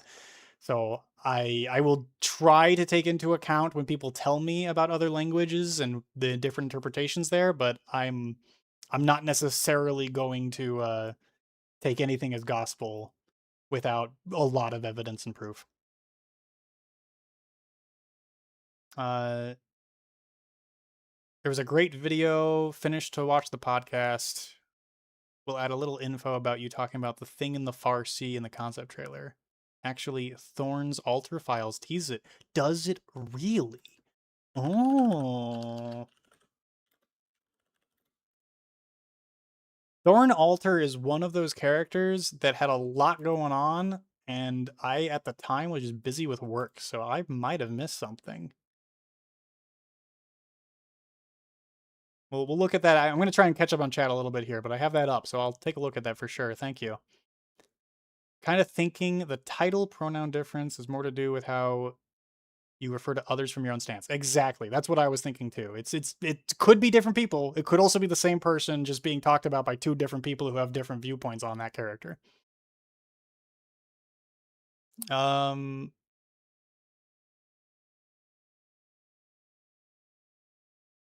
Did she actually make that thing though, or did she just place it? Neferith is not core part of the foundation, while for Alakrio, she is closer like family. That makes sense. Yeah, very possible. There's a line when Neff is talking to Aldi that definitely states she is not actually working with them. Right, but that's the thing is Ardashir says, you have betrayed us, I believe is the line that he says. And again, we don't know for sure if Ardashir is actually Neferith killed Ardashir. We don't actually know if Neferith, like, if Ardashir is working for the Foundation either, for sure. There's a high chance he is.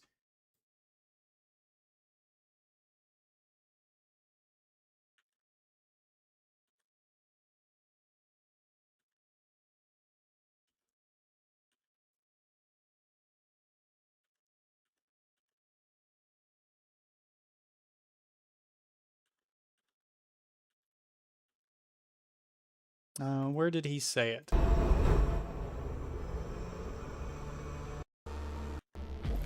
Administrator in Yanise Tianxia did not make it easy. Perfectly. The proto. Must rely on original crystal. I see. Naturally, the leg hardly now. The next two. Precursor. I survive. Suppose the survivors will bow to the victor, either the Inman who or precursor dregs known as the Foundation.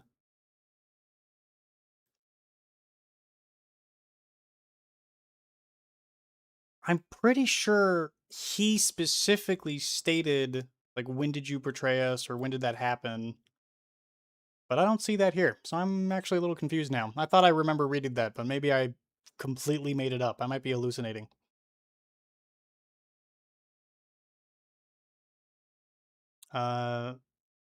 Only male Inman has the hood. Is that the case? Now, I play male Inman, so I don't. I'd have to. Google is female Inman, Enfield. I'll go to the fandom this once. Do you have any art of the female Inman? No, you do not. And it's I don't have a good view. Oh wait. Aha. Yeah, I guess I'd have to go into the game and like take a look. I'd have to switch gender and see what it looks like more specifically. But I'll take your word on that, because if that is the case, then that is kind of interesting, actually. I think Doctor and Priestess had twins. I mean, that was a very popular theory early on. It could still be true. Does Nefereth really need to be working with Foundation directly? Couldn't she be a toady of a Foundation member and just given assets and told her to go do something? Yeah, entirely possible. That could be who her is just another member of the Foundation. It's more that indicates the story will need to diverge between the two parties at some point. Do you think there's any connection between Monster and Agaloy? They both have halos. I don't. Why do you think Monster has a halo? I don't remember Monster ever having a halo.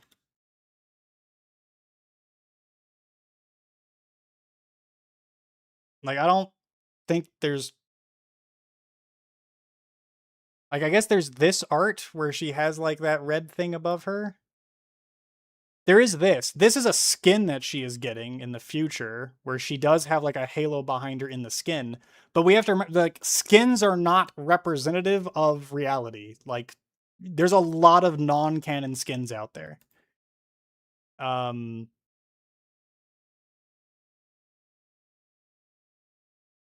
I don't necessarily take...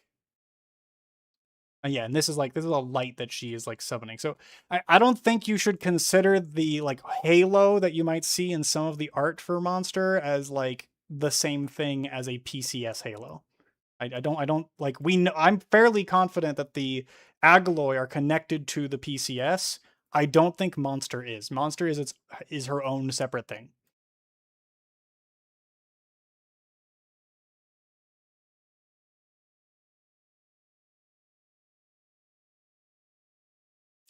Goodbye, Wace. I'm sure you're already long gone because it's been like 10 full minutes since you sent that message. Go to Calcit's gallery for that.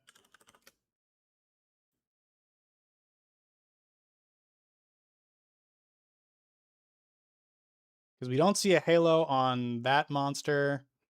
So there's this.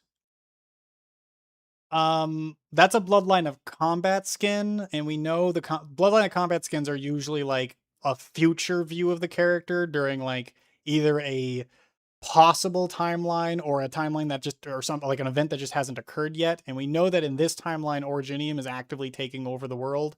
So this could just be a future version of Calcit. It could also be a future version of Calcit that has nothing, that like is not going to happen because Calcit is like changed. I know she died and is now coming back, and Monster's a separate entity now. So I don't know. This is really hard for me to say for sure.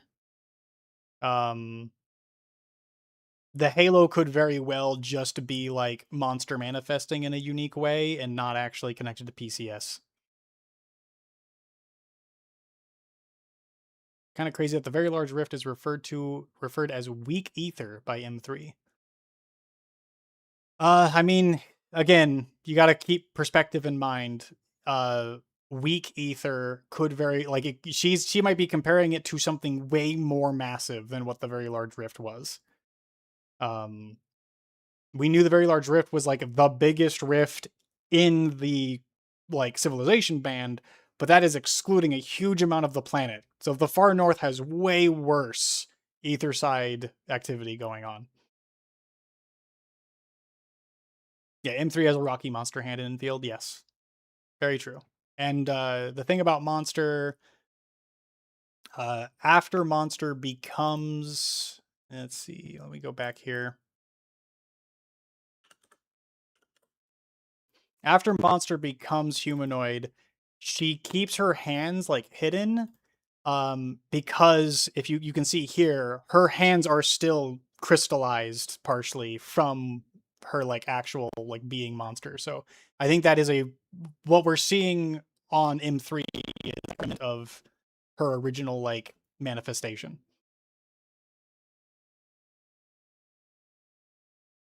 She might have gone through the Gemini rebirth a couple times too, and that might have changed her appearance. Also possible, yeah. The ones that stayed in Terra of the leadership group are Amia, Call, and the Doctor. We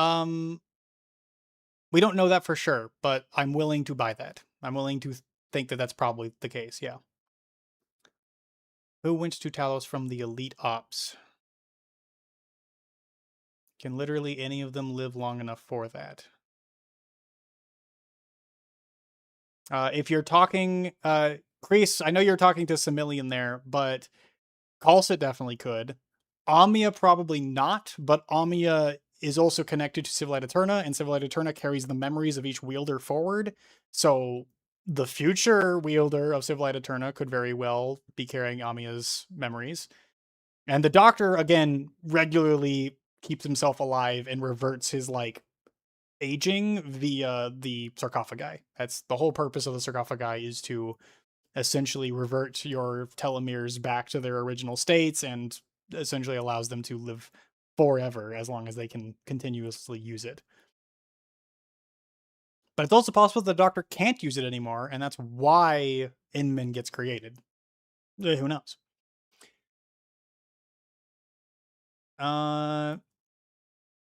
And if you're talking about the Elite Ops, there are several Elite Ops who are Sarkaz, and Sarkaz are known to live for varying amounts of years. In some cases, thousands of years. We know multiple Sarkaz who are over 1,000 years old, so entirely possible. The depth reading there was about 0.4, whereas Inman has almost certainly been to the ether side, which had a depth reading of 1.0. Yeah, and 1.0 means the ether side has fully manifested in that zone. You are in the ether side. Kanoja could mean girlfriend, but can also just be she, her. Okay. I'll take your word for it, because again, I'm not a Japanese linguist. They are a spacefaring civilization. No reason why they couldn't just be chilling somewhere in space. True. We don't know what happened to Ed or where he is. Ed. Ed? Ed. Why am I not remembering who Ed is?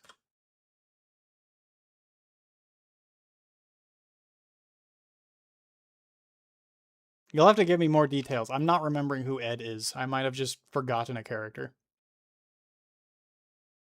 Is Ghost Perlica from the prologue the same person as the physical Perlica? Almost. Okay, so JM, you have asked a question that many of us have been asking ourselves since the beginning of the game. Is Ghost Perlica the same person as physical Perlica? I personally, very adamantly, think the answer is no. I do not believe they are one and the same. And I have the personal theory, based off of her dialogue, what she knows, how she talks to Inman during the prologue. I think the question mark Perlica is Priestess. Now, people have argued with me on that a ton, and I'm not going to say that it's fact. But that's my opinion on who that is. I do not think it's Perlica. I think that is Priestess. And I have an entire video explicitly on that you can go and watch. Joint actions between humans and Aggelos are mentioned in the infield intelligence department. Certain system is also mentioned there that creates them. Yes. Yes, because again, it is speculated in universe. There are characters in universe who believe that PCS must be responsible for the Aggeloi. It is not just a theory that we externally have. It is a theory in universe as well. So yes. I did see in comments in JP PVs that they watched the English PVs instead. Interesting to note those comments. That is interesting. I've never heard about that before. It's the promotion one teasing. He noticed something amiss in the sea. Promotion one teasing. He noticed something amiss in the sea. I'm not sure what you're talking about. Boss stage where you fight Crazylision in IS-4 is called Gardener. Lake Rios calls himself a Gardener. Yes. again, I think we're going to see Foundation constructs like Electrios possibly show themselves in the future of Arknights. I think we kind of get a hinting of that in the in that trailer, in the Concept 4 trailer. Oh, and it was more disrespectful saying like that woman. Makes sense. That matches up. Just tuned in after catching up with the podcast. That one pull of the Greek statue in the concept trailer for was wild, not gonna lie. Really spins the entire trailer in a different way. It does. It does. I remember when I was going through the concept trailer 4 with Ramen the first time, I was like, oh my god, holy shit, this shows up for like 1 or 2 frames. And if you like the fact that it's paired up with the like portal lighting up, just oh my god, it broke my brain. And I was like, oh my god, they're going somewhere. They've been hinting at this and they're going somewhere. And it very much is making me like rethink about the entire direction of the story because of it. But we'll see. We have probably another like 6 months to a year of content related to that trailer before we probably have everything there. Concept trailer 3 lasted us, I want to say like 3-4 years. It was probably closer to 3, but so we have at least another year, if not 2 years of content from that concept trailer to go through. 5 seconds from where you just pause that he says it. Unfortunately, man, I am so far behind. Let me see. A miserable wretch you've made yourself. The administrator in Yanni's Tianxia did not make it easy for you.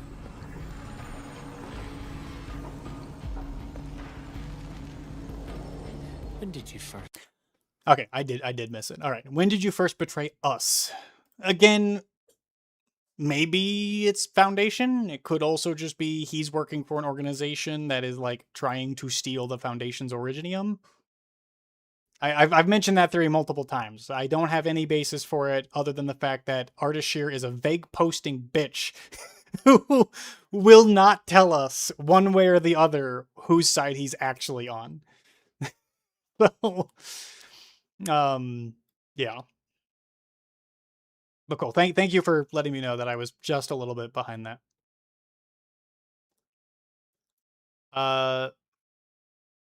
Oh, Finn Inman does have the hood. It's just off. Okay.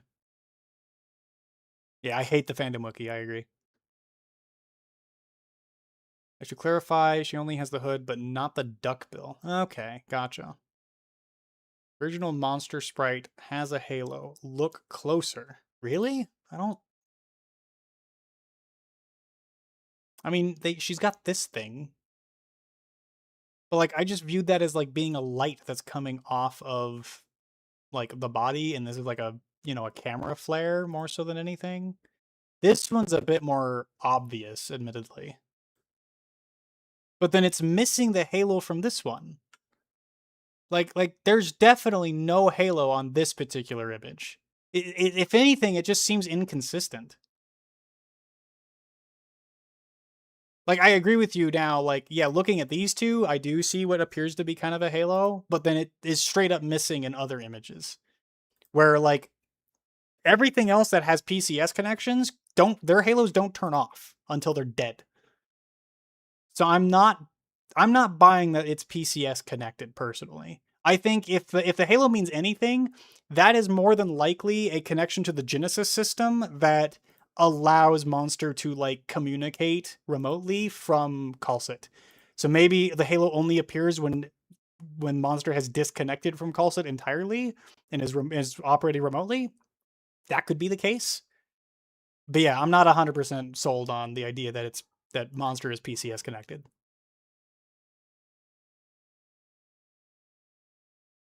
Feels like male Inman is more doctor coded while female is more priestess. Yeah, it's again very possible that they're like a merged form between the two of them, and that they're like, if the future of Arknights is that priestess and doctor reconcile and kind of Inman could be a creation that is sort of both of their ideals merged together, it would make some sense at that point. The monster in the anime also has a halo while charging its attack. Okay. Okay. I haven't seen the anime in a hot minute. I really should probably do a rewatch.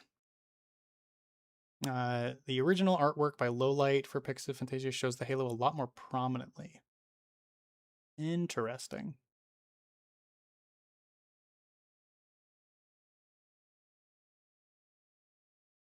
How big was the moon, though? Who knows? It's still a moon. If it classifies as a moon, it's got to be bigger than, got to be bigger than a normal landmass. I always assumed it was during a previous awakening. Could Doctor have been the mysterious, heavily cloaked person with the voice changer who gave the access to CC reignition? I highly doubt that was Doctor who gave us access to CC. I think more than likely, for those of you who have never played Arknights, you're not going to know who this character is.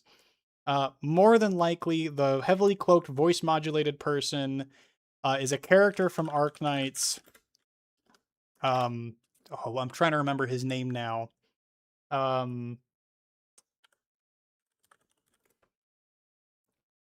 What was his name?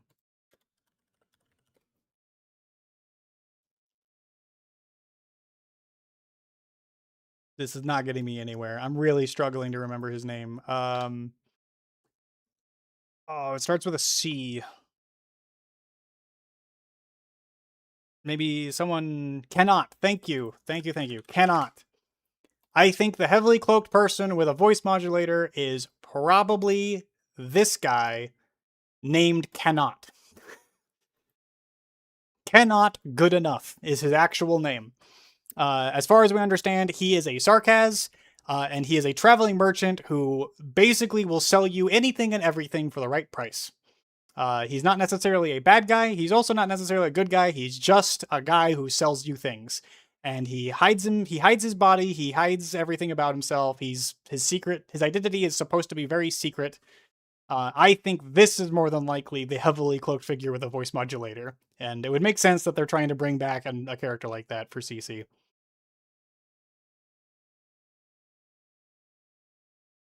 All right. I'm going to go through some of these fast because I'm falling really far behind in the chat here.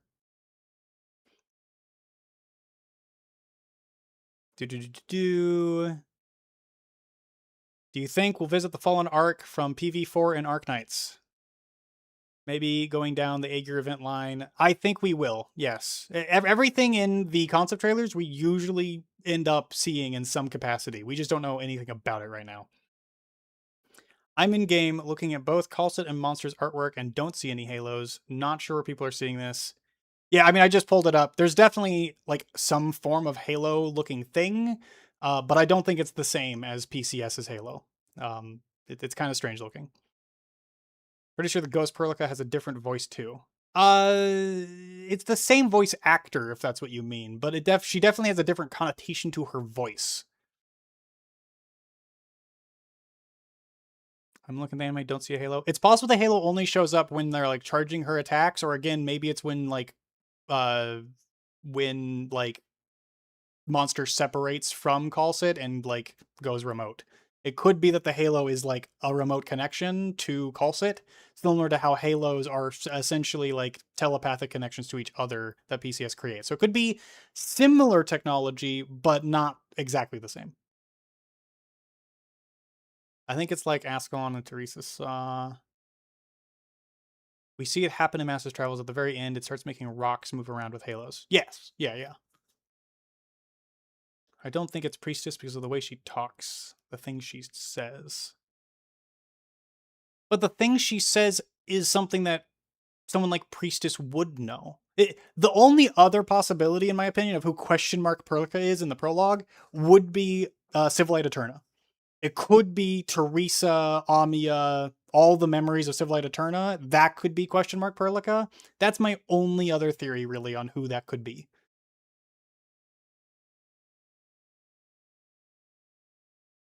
The Crown Slayer fight monster lights up, but that is not a halo, just a light effect from firing off the ability. Okay. Again, I'd have to go rewatch the anime for sure. Ed was the director of the Celestial Fulcrum project. I'm on the fandom site again. God damn it. Sometimes the fandom site does just have the better like artwork, or at least the easier to access artwork. Boobity-bidi-bidi. Celestia Fulcrum. Celestia Fulcrum is one of the projects made by the predecessors to survive the observer effect. Evidence suggests it's a megastructure controlling the shadow moon on the other side of Terra across the ocean. Oh, this was in the Civilate Eterna file, and it was mentioned in 1513. Okay, I did not remember this one at all. Thank you for bringing it up. I'm going to have to keep this one open so I can do some more research on this one. Celestia Fulcrum, codenamed the Security, may be a weapon system that is able to control the artificial celestial bodies in Terra's orbit. Good to know. All right, that's something I'm going to have to research more because I forgot about it. So that would be the thing on the other side of the planet. Okay. Yeah, I'm glad you brought that up because I did not know that when I was doing the podcast. I was legitimately not sure what I was looking at. I just knew it was a thing. Yeah, don't think a literal gardener. I kind of agree. I don't think it's a literal gardener. Do you remember the artwork titled Caspian Sea? Ooh.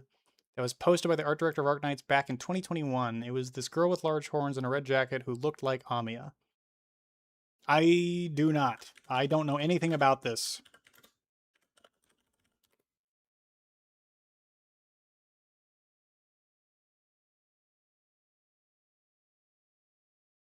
I don't think she looks anything like Amiya. I'm going to be honest with you. Caspian Sea. When was this? When was this posted? 6 years ago? I think this might have been some concept art, maybe, of like someone they were planning on putting into the game and just never ended up happening. But yeah, I don't. Unfortunately, when it comes to like art of the creators that they just kind of post randomly, I don't necessarily take that as like meaning something for sure. Still good artwork though. I gotta admit, she does look pretty damn cool.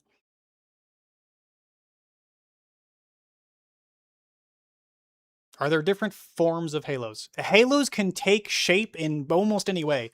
In fact, you know what? We're gonna do this. Arknights Glass of Milk. Don't ask me why they decided to name it that. Learn a Terra fact over a bottle of milk. We're gonna watch that in a moment. But this is actually by E.E. Erickson. These videos are from the perspective of E.E. Erickson, who wrote the lore book. So they're very fun to watch. And then he actually explains Halos quite well here.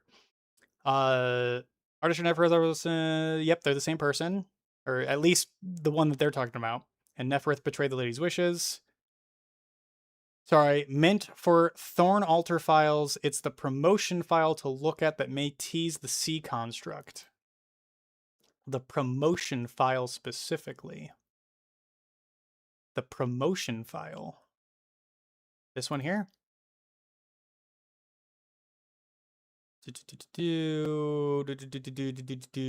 time I call it back to me. Some of these oddities can be explained by large scale. Others, I believe, may be due to Agarian technology controlling things behind the scenes. Even further in distance, there are phenomena I have no explanation. There is some sort of abnormal tide, completely unlike the one near the coast, as if the water of this distant stretch of sea is being pulled away by some unknown force. Okay. Which would make sense because what we saw in the concept trailer is basically a giant pit in the ocean that would be pulling water in. So that would be possibly the unknown force pulling, like just literally creating like a giant pit that the water is all like going down into. Okay, that's possible. Gemini. Thank you, Gemini. I guess I had the wrong one. Yeah, could be, cannot. I agree. That's my thought. Oh my god, the chat is struggling to keep up. Look up, Lord Buckethead! Look up! The aura of having a name like cannot good enough. Yep. Selling tentacles. Cannot bargain, cannot haggle. Yep. feel like it's closer to Teresa, especially with the Find Your True Self, but I don't think it's her either. I mean, keep in mind, Teresa is also within Civilite Eterna. So, like, if Question Mark Perlica is just Civilite Eterna, that would be Amia, Teresa, every other previous Lord of Fiends. It could just be that. Is the inhibitor mask the original production model meant for Civilite Eterna? I doubt it. I do not think they're the same thing. Civilite Eterna had a very specific purpose. And it was a method of retaining information along a shared like group of people. Civilite Eterna is where like all knowledge that the precursors left behind was like specifically stored. It was a method of accessing that, and it was also a method of accessing administrative commands for Originium as well. In the infield teaser trailer 1, the person asks, how can he address us? And the terms are administrator, oracle, or the doctor. Yeah, so the thing about, so Fresh Hoyt, you're talking about an infield teaser trailer 1 where they a seemingly like precursor AI or something looks at Inman and says, how am I supposed to talk to you? Are you administrator, oracle, doctor, or should I just call you doctor? Which is why there's a lot of people like myself who were like, oh shit, confirmation that Inman is the doctor.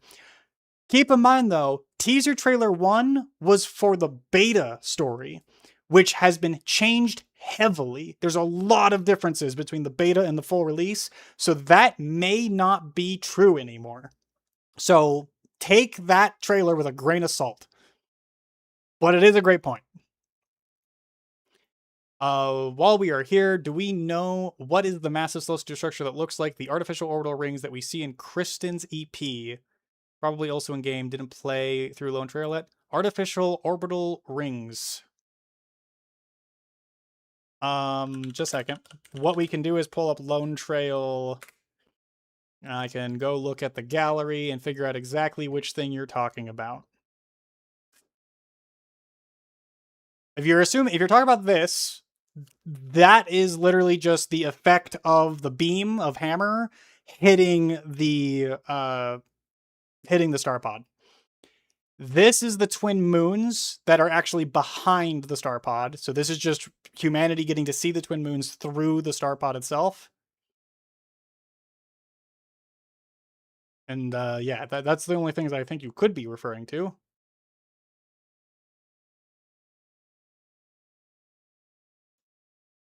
Oh, wait, you said Kristen's EP. You mean Kristen's song. Oh, sorry, I had the wrong thing. Kristen EP Arknights. Yeah, I Will Touch the Sky. Great song, by the way. Definitely go give it a listen. Well, I'm just gonna speed through here and see if I can find the specific moment you're talking about.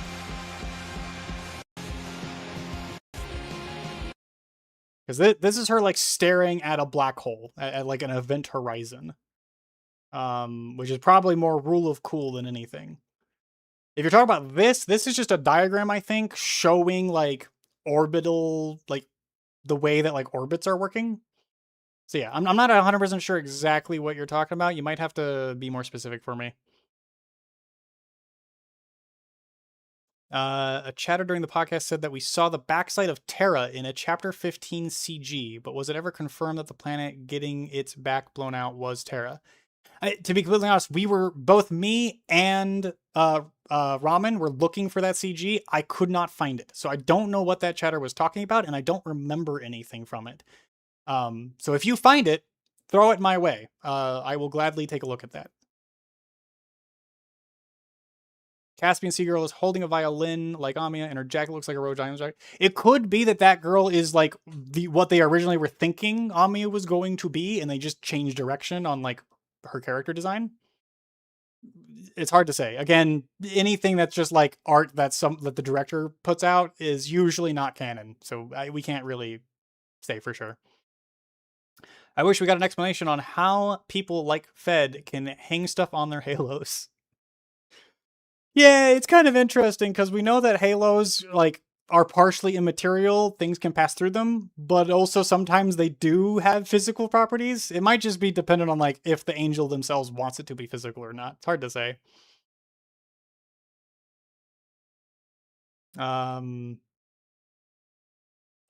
I've always wished you'd find an answer on your own or something like that. It doesn't scream priestess to me. Okay, all right. Soup Man, I need to tell you something about priestess. A lot of people misinterpret priestess because priestess is complicated. But priestess specifically has debates with the doctor because the goal of priestess is not to tell the doctor what is right. Priestess has her own goals, and she debates doctor because they don't always agree on things. Priestess wants the doctor to find their own answer, but Priestess also wants them to complete the project. And Priestess also doesn't, I should also note, Priestess doesn't look at the Doctor as the same as Oracle. So I should reword, Priestess has debates with Oracle. She wants Oracle to find their own direction and their own path. But she also thinks that because Doctor has lost all of their memories, she struggles to view Doctor as the same person as Oracle. And so that's why she kind of just decides to go off on her own and do her own thing. But Priestess herself does not necessarily want to control Oracle. And that's why I'm like, if there's a chance that they reconcile and she eventually does decide that Doctor is still carrying the essence of Oracle, that she'll want Doctor to find their own path. And that's why that line to me screams Priestess. Priestess is the kind of person who would choose that, who would say that you need to find your own path. You need to determine that. And that she herself is there to support you. She's there to debate you. She's there to talk to you, but she's not there to tell you what to do. That is the core of Priestess at the end of the day.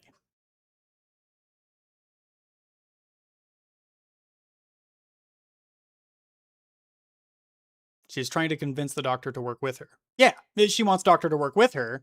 But she also, again, in Chapter 15 and in Master's Travels, she was pretty clear that she doesn't view the Doctor as Oracle. She's still trying to decide for herself whether or not their opinions will matter because they don't know anything.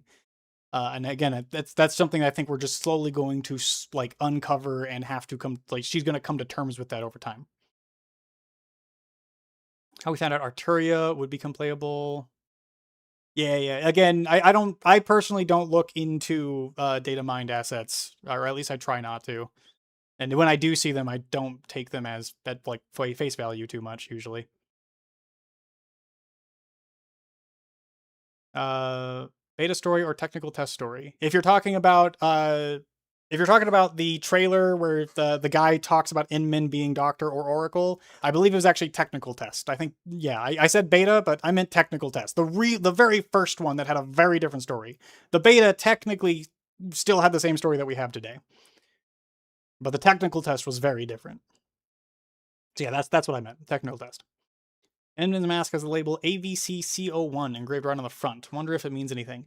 Yeah, there's a couple people who have tried to figure something out there, but I don't think anyone's actually come to a conclusion on what AVC could stand for. CO1, I'm assuming, is like that would be like addition 1, but C probably just has like a specific word that it's linked to. But AVC is where it's like, we don't know what AVC could mean. There's too many possibilities there. Until we know what the words actually translate to, it's just an acronym that we don't know. I don't see any way that Inman isn't Doctor in some format. I agree. That my personal opinion is I don't think there's any possibility. I personally am extremely convinced that Inman is linked to Doctor, whether they are the same person, whether they are just a construct with Doctor's memories, or whether they are like Priestess and Doctor sort of merged together in some way, and Doctor is just sort of like Doctor's memories are the ones that we saw the most. Regardless, I think they are linked to Doctor in some capacity for sure. I very much believe that. Yeah, just as you said, Fuseden, I agree. Love Arknight's Lore Talk, earned a sub. Oh, well, thank you, Jim, or JM. I appreciate it. I'm kind of mad that the Sarkazi language in the image of the Zeroth Direxus Nexus file is comparatively gibberish. Oh, really? See, I haven't done all that translation yet. There is a fantastic website. I think I have it saved here somewhere. Yeah, there's this fantastic little website called the Sarkaz Keyboard.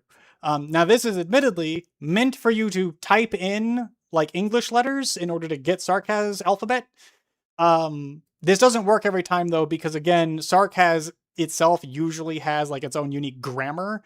So you can do this to like take English text and turn it into Sarkaz, but taking Sarkaz to English is a little bit harder to do. And I haven't done that work yet to actually make that happen. But that does unfortunate. If they really are just gibberish, that kind of sucks. That's unfortunate. It could be encrypted. Just want to point that out. We have had Sarkaz text that was encrypted in the ARG, where someone had to go into the Sarkaz text, figure out what the encryption was, and then kind of decrypt Sarkaz text to English to get the actual, like, what it was actually saying. Yeah, just as JM said, it could be encoded. Agreed. If Inmin isn't the Doctor, then they're at least an intended replica of the Doctor, or receptacle for the Doctor. Yeah. That's kind of my thinking, too. Having the instinctual knowledge that comes from bearing traces of their memories implies a lot. Yep, agreed. We actually did get an explanation in the video we almost watched. Yeah, sorry. I still have that up. I'm going to go play that in a moment. I'm trying to catch up to chat, but you guys are talking real fast, and I unfortunately like giving detailed answers where I can. Yep. Hey, TMF. How you doing? Or T. I know you go by T usually. Did you do the linchpin ARG with the questionnaire? Did you end up Team Blue or Team Gray? So, I did do it a while back. I don't have that information saved. I ended up Team Blue, though. I very solidly ended up Team Blue. But yeah, that was a fun questionnaire, though. That was really fun. If you guys don't know what we're talking about, go look up the linchpin ARG. You can find it on the wiki. And I believe you can still do it. Wonder how much Priestess knows about the Ether, and or how much information on the interactions with the Ether from the precursors is stored in Originium. Yeah. Great question, Similian. If the Ether was being utilized by the precursors, there should be information on how it works within, probably not within Originium, but at least within Civilite Eterna, because again, Civilite Eterna is where they stored all of their like ancestral knowledge. That's where the precursors actually stored all of their initial knowledge before Originium. So within Civilite Eterna, there should be information on Ether. You would think. So maybe we might go there in the future. We don't know where Civilite Eterna is on Talos. That might be why we don't know. It's the trailer that showed us Gilberta at the end of it. So people say that we saw Gilberta at the end of the concept trailer 4. I don't know if that's what you're referring to, but it's hard to say that for sure is Gilberta. Again, I don't spoil myself on the Chinese releases. So maybe it is Gilberta and I'm just not understanding something. But what I saw was like a staff that could be Gilberta's, but also like the little drones that Closer uses kind of mixed in there. I could not find any footage of anyone doing Angelina's quest in the technical test. I've been trying to find it because of how Gilberta acts like you know her in the quest. Yeah, there's I've found one a while back. I'll see if I can find it again. But there's someone who in the technical test did Gilberta's quest line, and it's very different. And I actually think the technical test version of it was way better. And the problem is, of course, you look it up and there's a ton of people who did the current version of it. But not a lot of people who did the technical test version.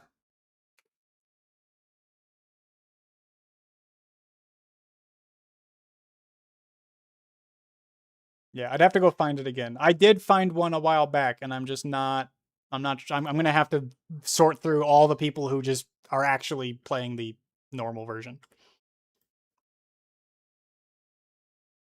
I still feel like it's leaning more towards Teresa for certain reasons, but it's too tiring to explain everything. Yeah, it's very complicated. There's a lot of possibilities too. Mandragora is alive. This corpse was actually a Tamalti cluster in disguise. JM, oh, you're hitting some of the desires of certain people I know with that particular statement. How do I send the chapter 15 CG? Well, if you have me on Discord, you can do it that way. I know YouTube is weird and doesn't like letting people post stuff in the chat. If you can tell me what it's called, because it's just chapter 15 CG. Oh, wait, yeah, no. Is it on the wiki? Tell me if you found the CG on the wiki. I need to know where you saw it. Because I can look it up. Oh, I need to actually type in Arknights. I can look it up, but I didn't see it when I was looking through the gallery for it. Because this is the boundary. This is within Civilite Eterna. That's the information, the Graveyard of Civilization. So I gotta know what you're, like, where you saw it.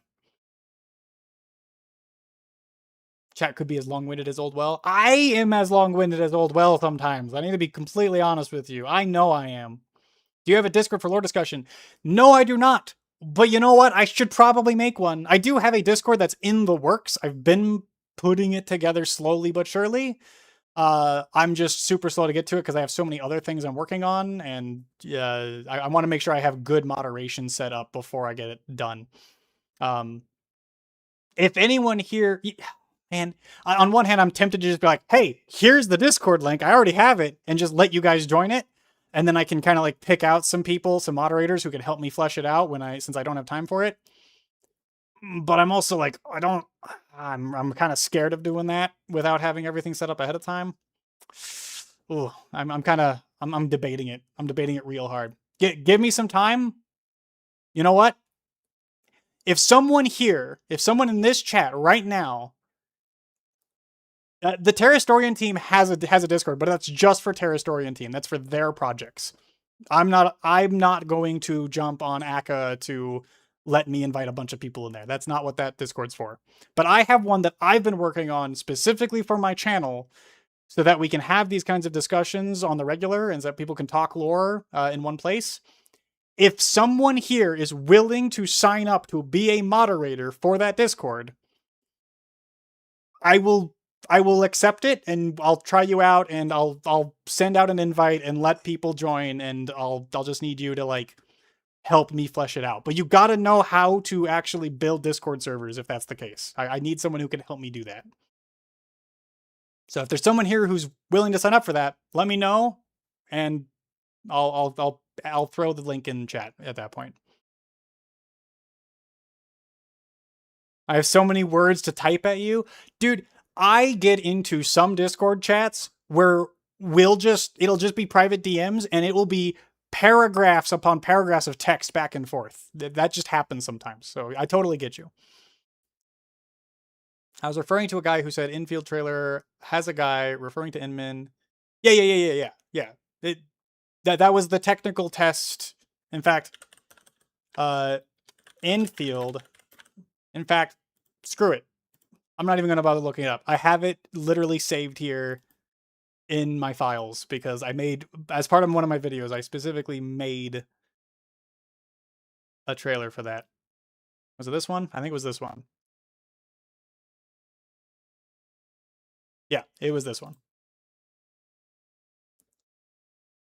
Here, I'm going to play this really quick for you guys. Cool. Well.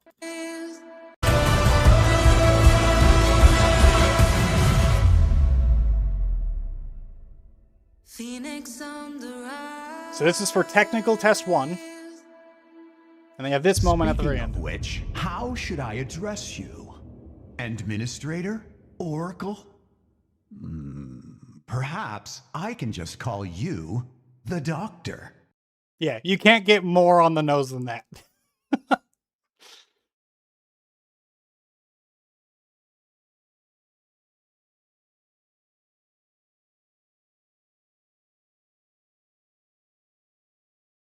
Yeah, the mega structure was not in Investigated Terra from 2025. I'm fairly certain that was a different thing. Investigated Terra 2025. I think that was this one here.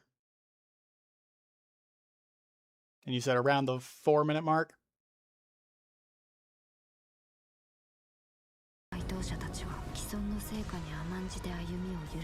Yeah, so this right here, that's the Sarkaz floating city. Like, we know that. It literally looks exactly the same. And this right here is the this was the observatory that Rhine Labs built at the top of oh, the mountain. I'm trying to remember the name of the mountain.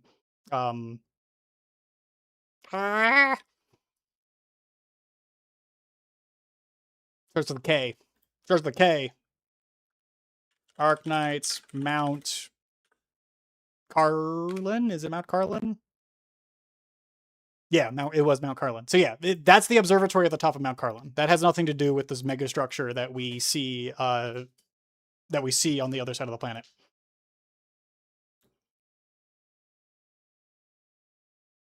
Okay. I am literally never going to catch up to you guys. I'm going to be honest with you. That video has the Gilberta reveal, is the one that has the guy. Yes. Yeah, the guy. I just showed that one. Might be one of the means in which they managed to get the knowledge to repair the Stargate. Yep.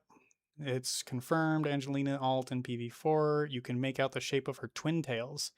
Can you? I don't have the concept trailer up anymore.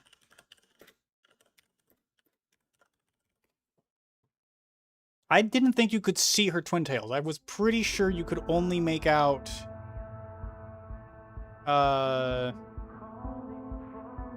I didn't think you could make out that much information from that. Where was that again? I just realized I'm not supposed to play that song because I will get copyrighted immediately. Nope, here it is. You're talking about this right here? Just to be clear, you think this is Angelina? Because I'm not so sure about that.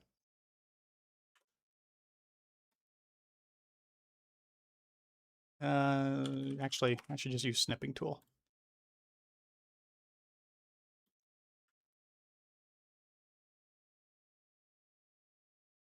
Like, these look like Closure's drones to me right here. That doesn't look like Omnia, or, like... That could be legs, though? Maybe. Like, I just can't quite tell, personally.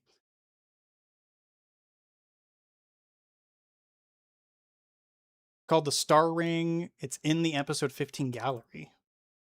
The Star Ring in the episode 15 gallery.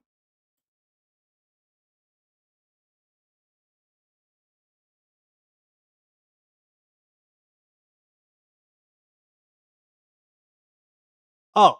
Oh, you're talking about this image.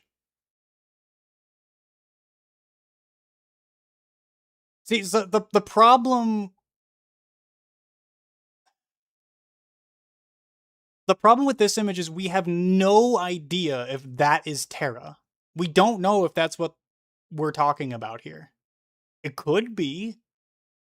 But there's not anything necessarily that indicates that this could be Terra. This could also be just another planet that they're... Because, so, to be clear, something like this particular image is used multiple times throughout the story.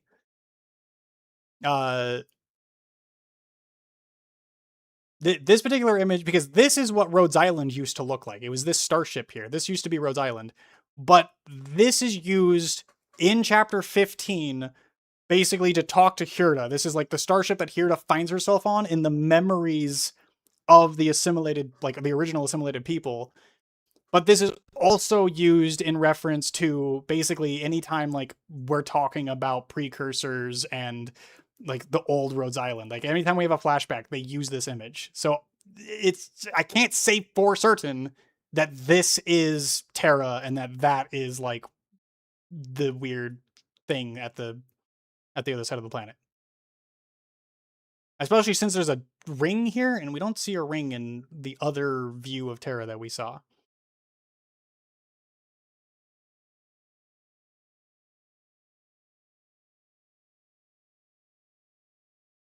We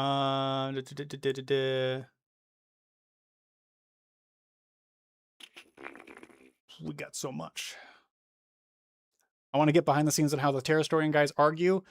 To be completely frank, we don't actually argue that much. There's a couple of arguments we sometimes have on like debates on how certain things should be interpreted, But for the most part, we're just trying to talk about, hey, what's the next content we're doing? A lot of our like weekly meetings are us literally sitting down and going, so what are we making next, guys? Which topic are we covering?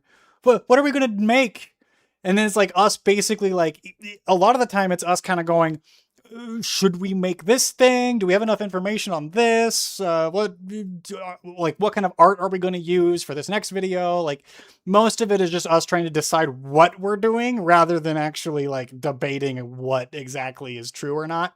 The debates on what's true or not, we have multiple researchers. I'm one of those researchers a lot of the time, where we assign 2 or 3 researchers a topic, and those researchers are supposed to gather all the information that's relevant, put it all into a document, and then we kind of cross-reference each other, and we'll check with each other and debate a little bit there. But for the most part, we're trying to be very logical and like back up all of our data with sources, so we're not just making bullshit up.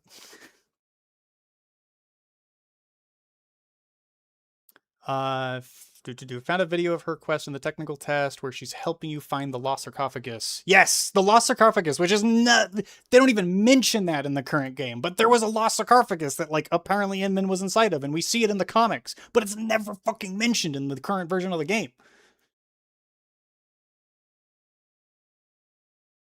You were looking for Fujal.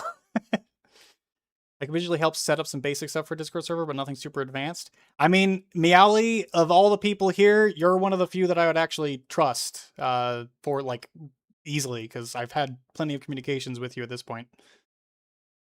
I wonder if they changed that and no longer want Inman to be Doctor since they changed how the Doctor got amnesia? Possibly. Again, it could also just be that they still have that plan, and they just decided to keep it a bit more hidden and covered up for a while longer.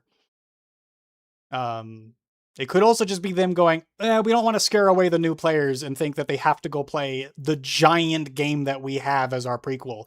And they want new players to come in and not be scared off. I think that's equally as possible. It was added partway through, so any streamer that's just one and done the main quest didn't play it.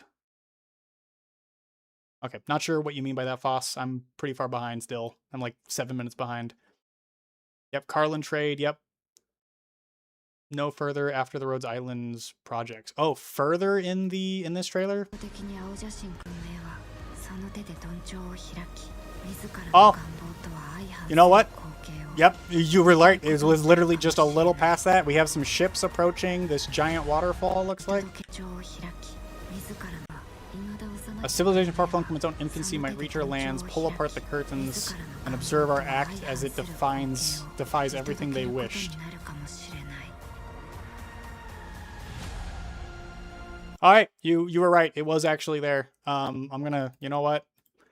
I'm sending this to Ramen right now. Specifically, share, starting here, copy. Ramen, I need you to see this. At Ramen. I just found out from chat that the giant structure on the other side of the planet is also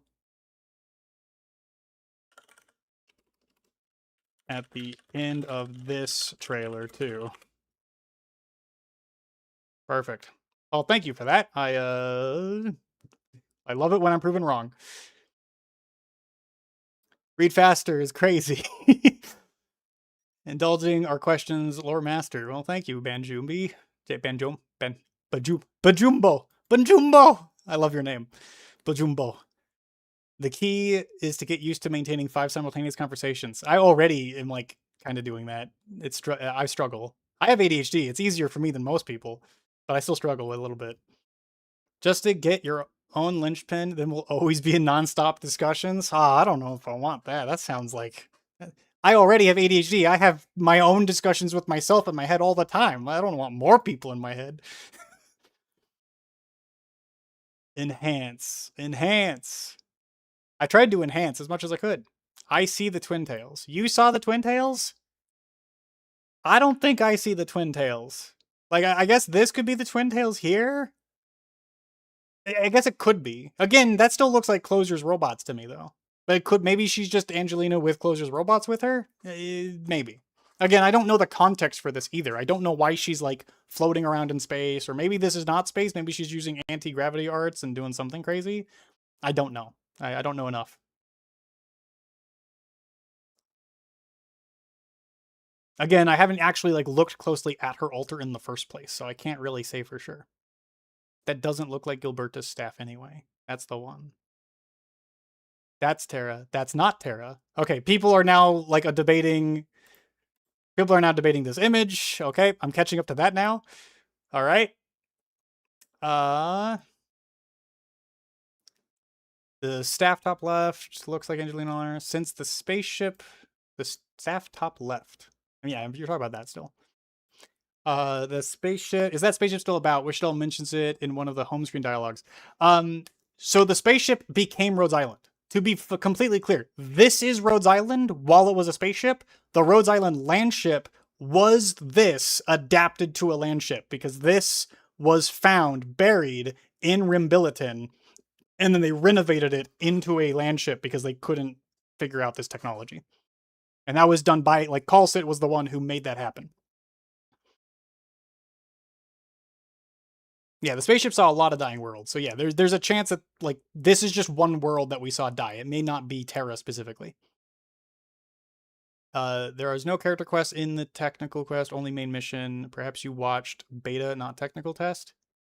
Aston is, well, I'm 90% sure that it was technical test because there was definitely a version of the Gilberta quest line that we saw back then that is very different from what was now, and it was not in the beta. The beta is the same as it was now. Hirda is the most interesting character to me right now. She's oddly absent from the Priestess section. The problem with having, when we were talking Priestess, I did mention Hirda briefly. The problem is, to talk about Hirda, I would have had to really go in depth into chapter 15 stuff with Ash, and Ashikai was already overwhelmed with the amount of stuff we were throwing her way, so I was trying not to go too far into the weeds on some of that stuff. So I only gave her a very light overview of who Hirda was. I didn't want to overwhelm her even more than she already was. That's the only reason I didn't go too far into Hirda during the podcast. She had to manifest an infield some way. Yeah.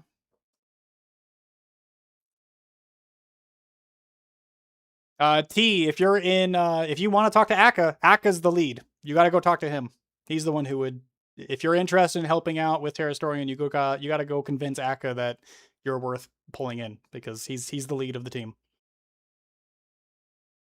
And I know he's in Pixel Tree's server, so I know you can talk to him there. They might just off Hirda in Arknights, make her Oropathy Jesus. Very possible. That's kind of the direction they're kind of taking her. They literally said sarcophagus, which only existed in the technical test. Yes, 100%. I think the image of the star ring refers to the original planet of the elves. The space frame rings. Okay, Similian. Another thing I want to note. There are two elves. There's two kinds of elves. You have the elves that are actually Farinmoot descendants, people who merged themselves with Farinmoot power and became elves. Those are the elves that are on Terra. Then you have the presence, which I was just talking about. The presence is referred to as an elf for a little bit of chapter 15, but we don't know why they had, like, it was an elf ? So I think that was more we were from Hirda's perspective during that part of the story, and Hirda seemed to think that the presence acted like an elf. But we don't know if that's actually, like, what they are. They don't seem to be an elf as far as, like, what Terrans view as elves. So I don't think elf is the right term. I just call them the presence because that's the name they currently go by.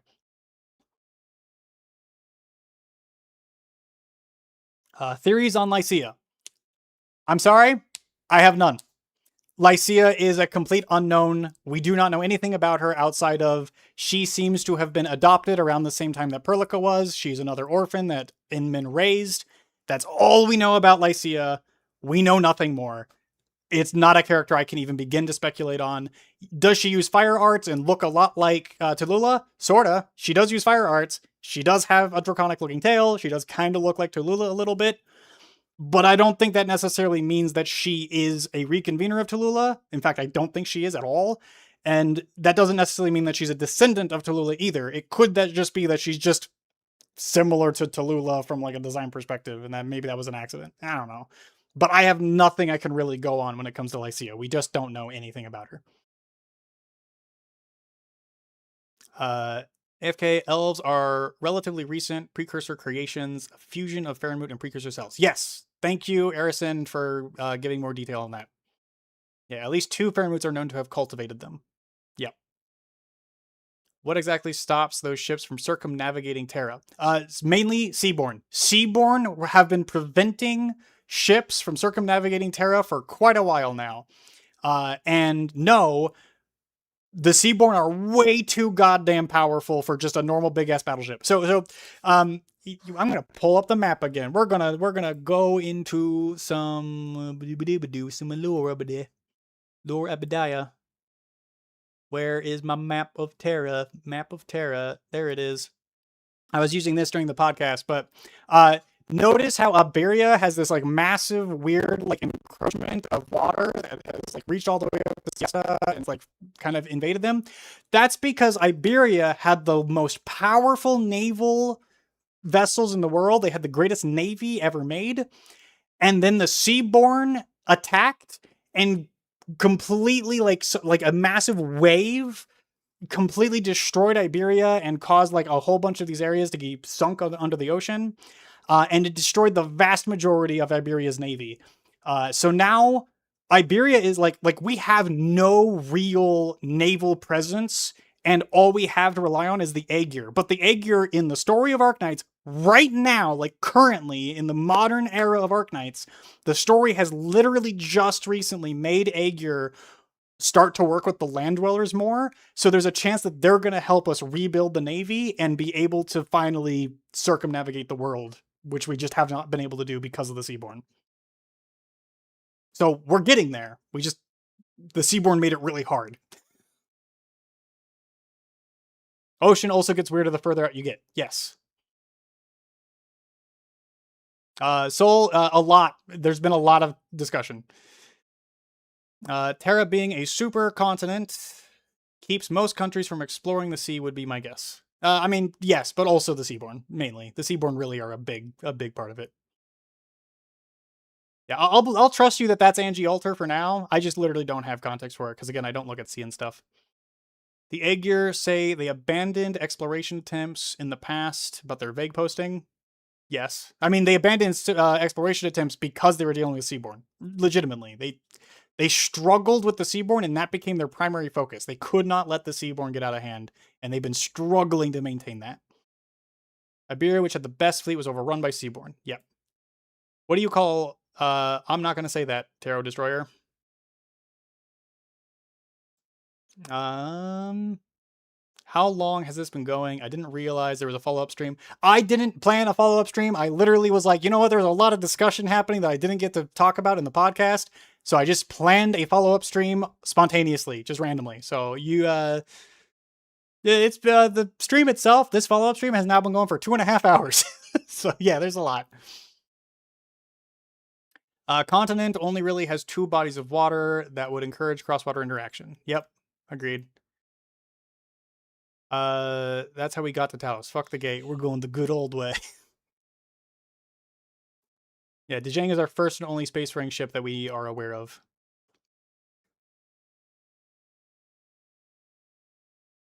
I mean, hey, again, as long as you're willing to contribute, I'm sure Akka would be happy to have more people.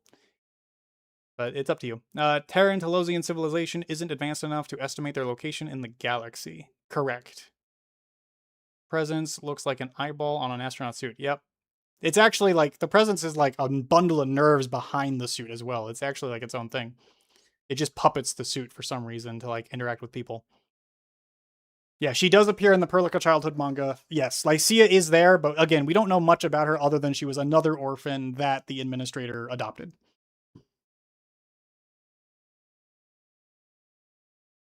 Yeah, there's plenty they could do with her, but she's a blank slate as far as we're concerned. There is a last transmission of the Iberian King. Yes, it's actually the Iberian King transmission is dope as hell. It goes kind of hard. Profound silence. Yes. Iseria is probably going to be important for the overarching Landbreaker story. I agree. I think that's probably where she's going to show up next. Regarding the existence of the other precursors in the second module, Alter Scotty, the creator of the Seaboons, essentially says that the observers hunted and destroyed all living precursors. Yes, agreed.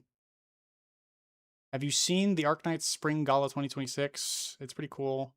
I did look at it. I have not done a breakdown on it or anything though. I'll save that for later. They themselves went to the slaughter. Apparently the only chance to survival was to feign death in a sarcophagus and then awaken. Someone from outside was needed. Yep. If there's other living relatives, they must have had their own Cal or Friston. Correct. Which is why I think that technical test trailer where they have like an AI seemingly character be like, oh, what should I call you, Inman, Doctor, Oracle? I think that would be a precursor AI, most likely. And it would make sense that there's more than just Friston out there. Like that's technology that they obviously developed. They had that. So I'm sure there's more than one. When will the next story for Arknights arrive? Dude, we get new stories in Arknights like every month. There's a new story on Arknights like every month, every 2 months. Sometimes they'll have like a rerun or two, but we get new stories in Arknights all the time. The next main story, though, for English is probably, I think, a month or two away. But we get new main stories nowadays once every like 4 to 6 months usually.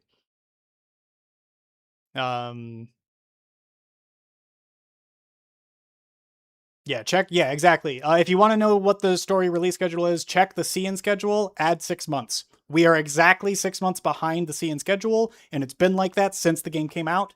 It's never going to change. And honestly, I'm perfectly happy with that, because at least it's not Fate Grand Order where the wait time is 2 whole years.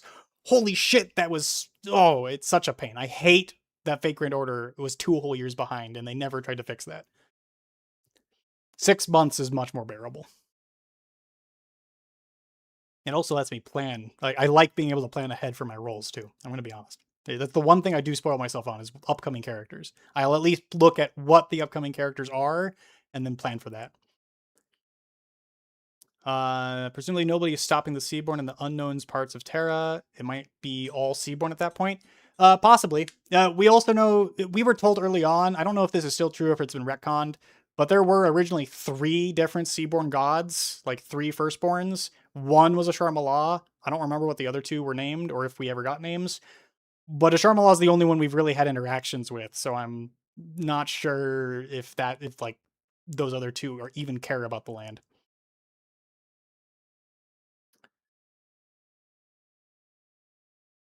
Yeah, Garn. I agree. Everybody should go look at the Iberian King stuff.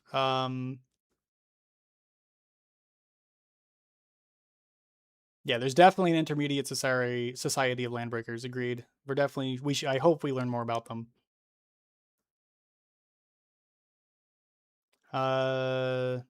Could that have been Martin, Maven, Malin, the other M3? Maybe. Maybe. I mean, the voice could have been Martin, Maven, Malin, but we don't know anything about Martin, Maven, Malin other than he's part of HR. So who knows? I would love to meet HR though. You know, he's the fact that his name is Martin Marvin Malin, which confuses me with M3 all the time, or confused me early on at least, is still super funny to me. Is Calcet Esperanta a reconvener? I don't know, because I have not read... Calcet Esperanta is the next main story release in Arknights. I have not looked into it, so I don't know how she gets revived yet. So I can't answer that question. But reconveners specifically seem to indicate a specific kind of like person that has come out of Originium. So even if she is from Originium, if she's remanifested from Originium, she probably won't be considered a reconvener. She'll be considered like a remanifested person. Not the same thing. Very close, but not the same thing.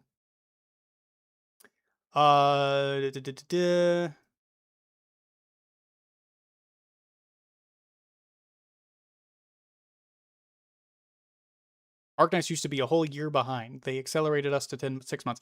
I don't remember that. I remember that we were 6 months behind, and they like there were some like initial problems with translation where were falling behind.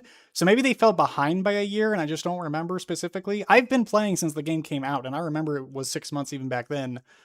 But I think they might have fallen behind because of translation issues, and then they had to catch back up again. I do remember something about that, but it's been fucking 6 years, dude. I don't fully remember.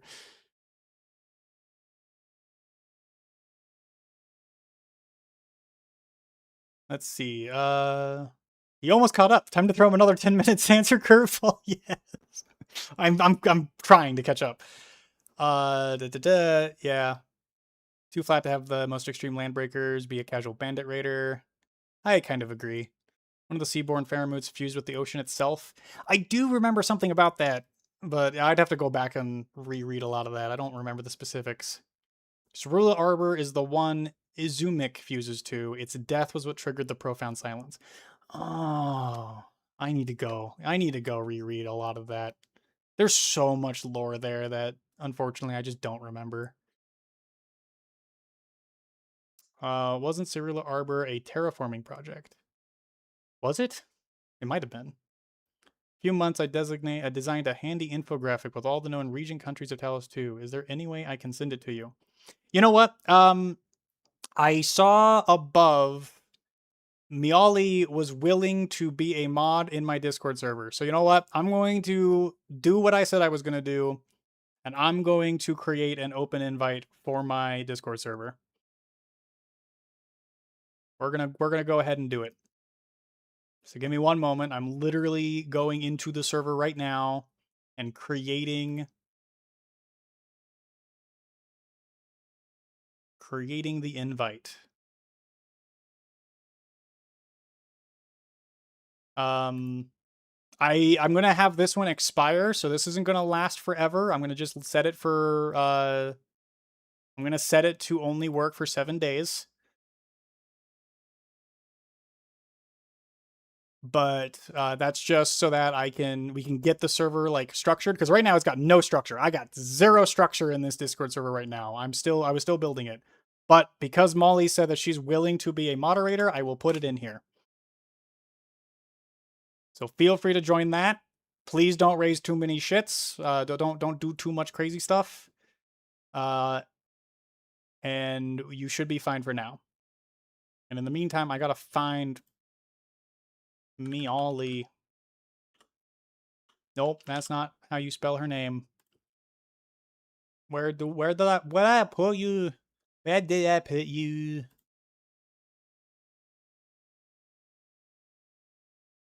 Miali, where are you? There you are. All right.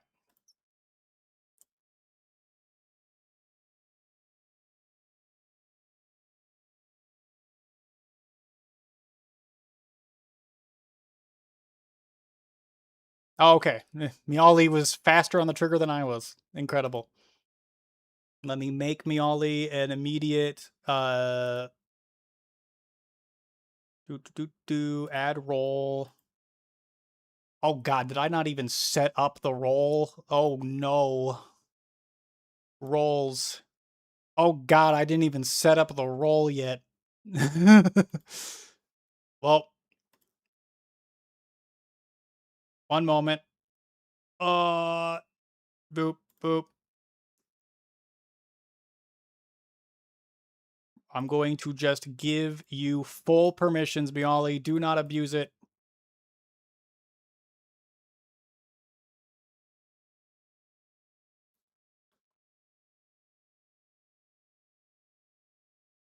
Everything.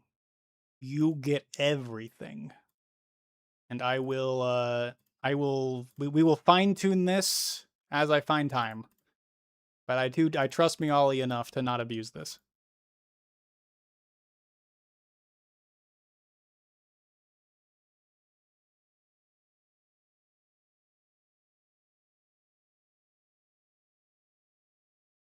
Save. We're gonna name this moderator, save, and then back to Miali, add role, moderator, boom, you got it. All right. All right, Miali, you should have the power of God and anime on your side now. Ugh, alrighty. I'm going to now ignore that while I continue to look through the chat here. Let's scroll down. So yeah, now that that's Discord's in there, feel free to just ping me. Send me whatever it is that you want me to look at. Don't know what the head of HR looks like. Reconvener is specifically infield and requires aether corruption. Yep, correct. Tang called M3 Old Iron Face. This is true. I do remember seeing that now.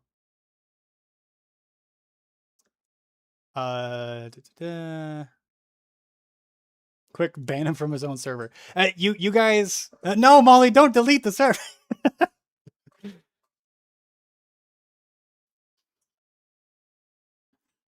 Oh, you know what? I should ping I should pin it. You're right. Pin message. All right, I believe it is now pinned.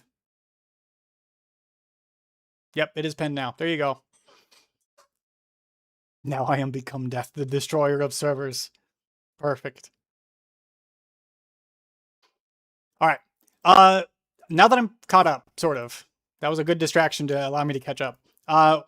I'm going to quickly watch this because, again, I said I was going to watch this and then we kind of sat on it. So this explains Halos a bit more. Learn a Terra fact over a bottle of System. Number 3. How does it feel to become a Sancta? You'll get your very own luminescent halo and wings. Some Sancta are quite keen on using these unique glowing name cards to conduct personality tests. There are those whose halo has parts that resemble antennas. Does that mean they have a robot-like personality? There's no need to worry about your wings. So what he's saying there for the person, I don't know if the person who even asked this question is still in the chat here, but what he's saying is halos from PCS, from the law, can look like whatever the personality of the person who has it is.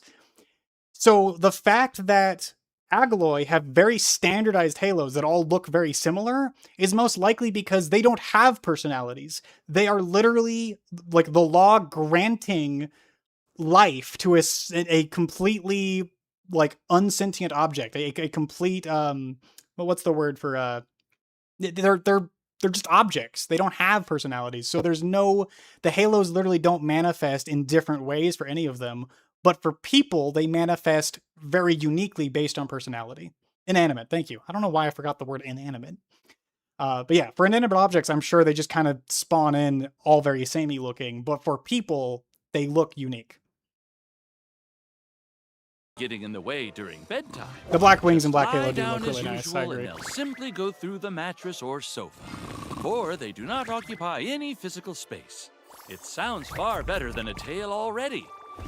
Screw you, E. Erickson. Big tails are the best. No, I'm not a scaly. I am. I totally am. Ready. But glowing halo poses a serious problem. You're not a born Sancta. They would be used to ever-glowing nightlights even before acquiring their halo. Speaking of which, exactly when does the Sancta acquire their halo? Answer, when they speak their first word. The initiation of language acquisition means that the Sancta has met the basic requirements needed for communing with others. Scaly Empathy tails that every comes time, with the JM. halo Scaly. is a wondrous ability which helps the Sancta understand each other. But empathy isn't the answer to everything. For example, if you're out of toilet paper, people won't know that. They'll only feel that there's someone in the toilet who's rather troubled. What does it mean to be a Sancta? Is it the thrill of guns blazing, a passion for desserts and sweets, or the freedom to determine one's lifestyle? So, what type of Sancta do you wish to be? Subscribe to my channel. More secrets of Terra await. It's still wild to me that, yeah, Erickson just has his own YouTube channel within the universe of Arknights. It's really funny. But yeah, there you go. That explains Halos. Reed having to sleep standing up is just a running gag. We know that she lays in bed. Yes. Yeah, we do. Get that, man. He hates Tang Tang. Yes. Tang Tang's the best. Tang Tang's my boss. Water flavored ice cream is still the craziest official thing. The fact that there's actually just straight up carbonated water ice cream is still just insane to me.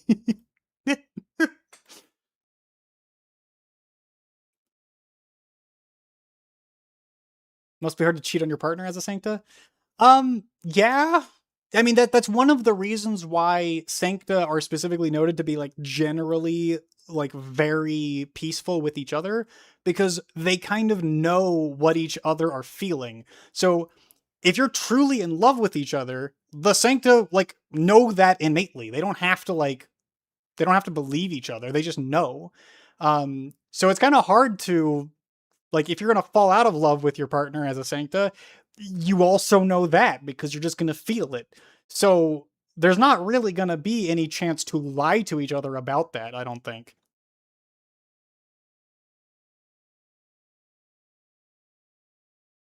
Don't know if you ever touched on this, Dracnus, but Infield seems to be portraying the different races rather differently than OG Arknights. Ember, Zhuang, Nefereth, and Ardashir are all weird in some way. Oh yeah, no, I've had many a debate about like some of the weird racial differences in Infield.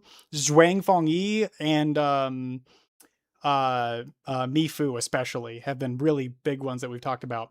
Nefereth I'm not as concerned about because there's plenty of explanations for Nefereth. Nefereth is an alligator or a crocodile. And even when she became a dragon, her wings were made of ether.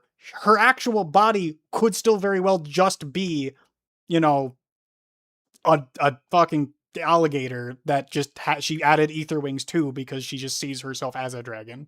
That's her inner perception of herself, not necessarily what she actually is. But Ember, on the other hand, is very clearly a Sancta who has somehow had damage to her, like, her PCS connection. Her halo is like, has like some sort of like disrepair to it. It's having to be held in place with some sort of extra technology, and she doesn't have wings. So, and we also know that she got hurt in the north, and that's the whole reason she's in Infield, is because she's like healing up from whatever it was that hurt her. That's also why she left behind her firearm. For those who don't know, Sancta all have special firearms that are like bonded to them. She left hers behind in the north. That's noted in her file. So it's very possible that Ember just has been damaged and maybe the ether like disrupted her PCS connection. It disrupted her actual halo. Ardashir, though, is very clearly just a snake. He's just a snake man. He's just also an immortal. And to note, that's another thing. Maybe I can go into this. Arknights Endless. Of course, it immediately was like, Endfield? You want Endfield? And I'm like, no, I want the Endless. Immortals. Ageless. There we go. Ageless. That's probably the one. So Ageless in Arknights are people who live forever. There's a variety of reasons that this happens. There's a variety of means. But Ageless are effectively just normal-ass people who, for whatever reason, have managed to live forever. The Deathless Black Snake is basically a person from Ursus who has used some form of phenomenon, some form of ageless style, or it's possibly a Originium arts that allows them to pass their mind from body to body and allows them to sort of like manifest within people, certain people. And that's so the Deathless Black Snake. I don't think we know who like the original Deathless Black Snake was, but they've passed themselves on through a number of people. Tragodia was an ageless who specifically led the Crimson Troop. Tragodia killed him and became an ageless himself. You have the old Tianchi, who is actually one of the people who has been researching the Collapsals for hundreds of years and is like trying to learn Originium arts. She's actually one of the founders of the Leifa school, which is the same school that Fengyi is part of, where she like uses lightning. So the old Tianchi is an ageless who literally just does that. And Clovicia is a unicorn who's also an ageless and has been leading like from the political, like she's not manipulating them, but she has been helping with Victorian politics for who knows how long. So I believe Ardashir is just an ageless. He's one of the ageless, and he's specifically from Sargon. We already know that much. Yeah, Zhuang looks like a Lung, but is a Kirin. What's interesting about Kirin are known to be part of multiple different families, and each family has different like traits about them that kind of make them look different. I still think it's kind of stupid that they decided to make Zhuang look so much like a Lung and then say that she's a Kirin, but they can kind of get, like with Kirins, you can kind of get away with almost anything. I bet I would not be surprised if the new guy, the Imperial Guard that they announced, that the new blonde character who's coming out, I wouldn't be surprised if he's also a Kirin, just because he also has like a snake tail, while also having like the ears of a horse. So like he's probably a Kirin as well, because that just Kirin seems to be the going all in on like the idea of a half dragon, half something else, half Chinese dragon, half something else, which there's lots of in mythology.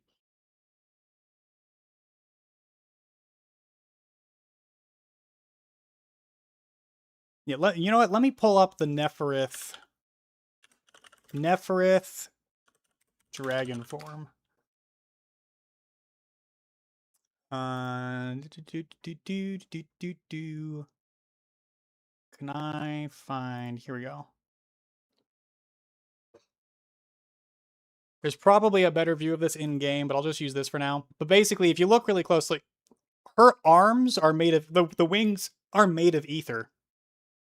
And the rest of her body could very well just be like a crocodile or alligator, just a really big crocodile or alligator. And then she's like created the rest of the dragon form using ether. Ember is the only Sancta I know that prefers to punch people instead of shoot. Yeah. If people cheat when they're dissatisfied with their partner, I don't know if a Sancto would ever consider cheating. Yes. Yeah, agreed. I mean, Ardashir is definitely a snake. We see his tail multiple times. And the problem is it looked like a lich. Liches don't look like much. Like,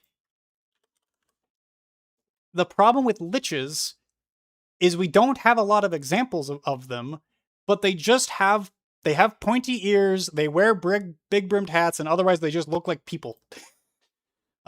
We don't have a lot of representation of liches to be able to like say that they look anything different from this.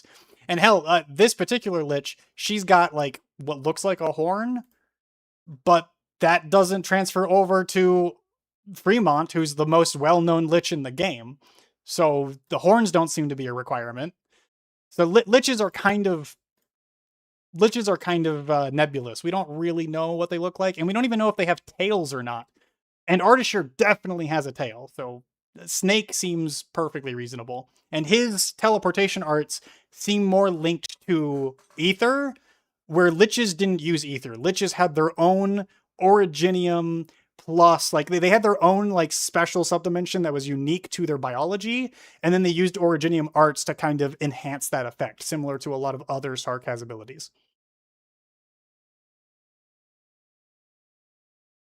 Speculation was Mifu was a Kylan, but nope, Sarkaz. Yeah, and that's the thing. What subrace of Sarkaz has a fluffy tail?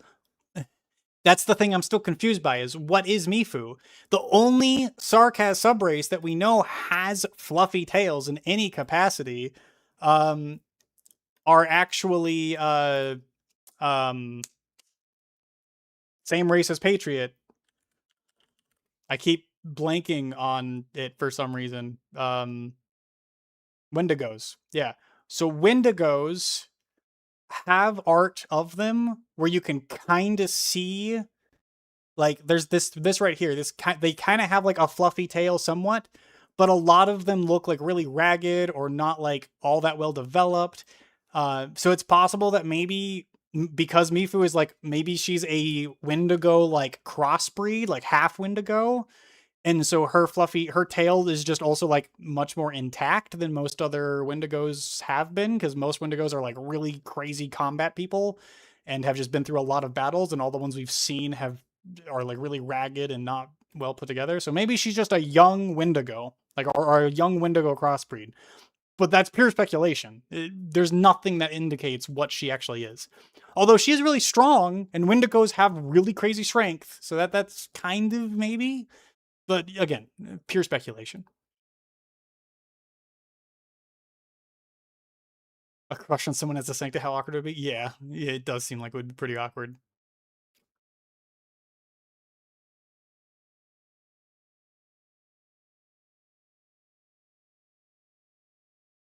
Yeah, we've only seen one Kylan before Zhuang Fengyi, agreed. And we know from the lore book, actually, that, again, as I said, Kylans have multiple families, and those families all seem to have different traits attributed to them. So that seems to be likely the answer there.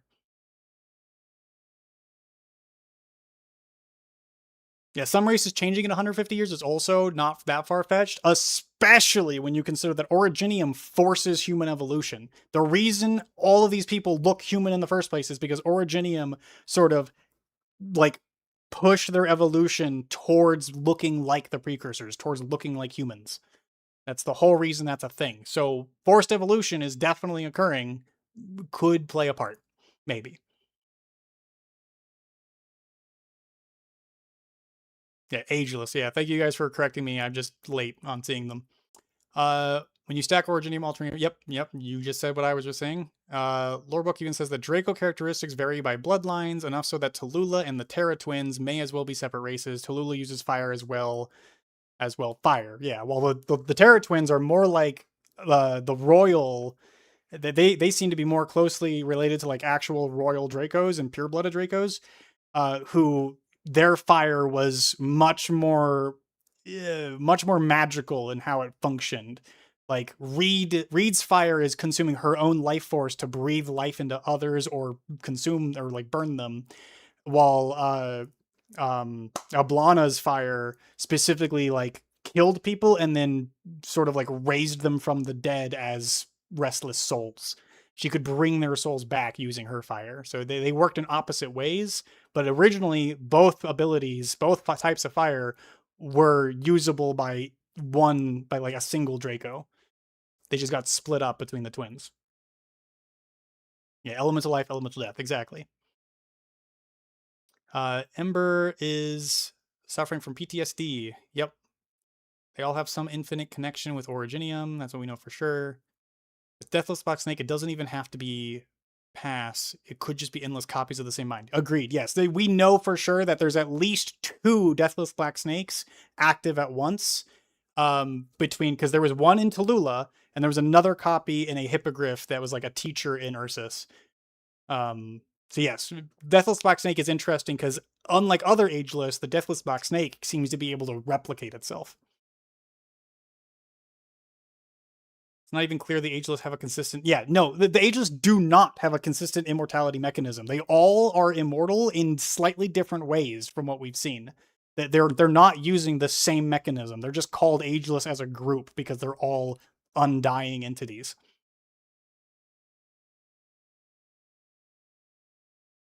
Glory is the English Illuminati. Yes.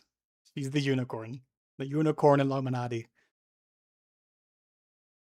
So people have talked about Longma. The problem is they could introduce a whole new race if they so wanted to and have it be the Longma. I think it's more likely that they're just taking all of those half-dragon, half-animal races like the Longma and like the Kirin, and they're just bundling them all into the Kirin category. I think that's what they're more likely going to be doing. But who knows? Maybe they're going to add a new fucking race to the game with this new character. Could be. We don't know. There's plenty of old races in Arknights that have never gotten a new additions. What's her name? Utage. Utage is a unique race. She is... Okay, well, her race is listed as unknown here, but we've actually, like... We've heard about her race. I'm trying to remember where we find out about like what her race is actually called. But Utage's race is strangely similar, where she's got the ears and also a reptilian tail. Oh, Nue. So she's based on a Nue, which is another type of half animal race, and she's the only one of her kind in the entire game. And she's not even the only unique race character. We also have turtles. There's only one turtle in the entire game. So we could very well get new ones of those too, possibly, but I feel like it's also possible that they're just going to try and like start to bundle some of those extraneous races together.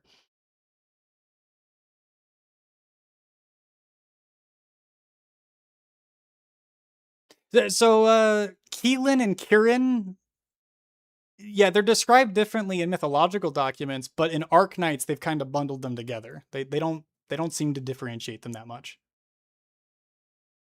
Ardashir is ageless, but does something in order to be one. Yeah, so he specifically seems to say that he is like consuming other people's life force to continue living. That's why I'm like, Ardashir is either similar to the Deathless Black Snake, where he's passing his mind onto new bodies, which I'm kind of thinking might be the case, because when he dies, when Nefereth kills him, she very clearly seems to think that he's going to keep on living. He's going to move, like, he's going to revive somewhere else, which makes me think he might be like the Deathless Black Snake, where he's like mentally he just goes and inhabits other bodies. It's also possible that he just consumes life force to like keep himself alive. The ether repairing his body seems to be a completely separate thing that doesn't have to do with him being ageless. That's its own separate thing, because that obviously would not have worked when he was on Terra, and he's been on Terra for a really long time as well.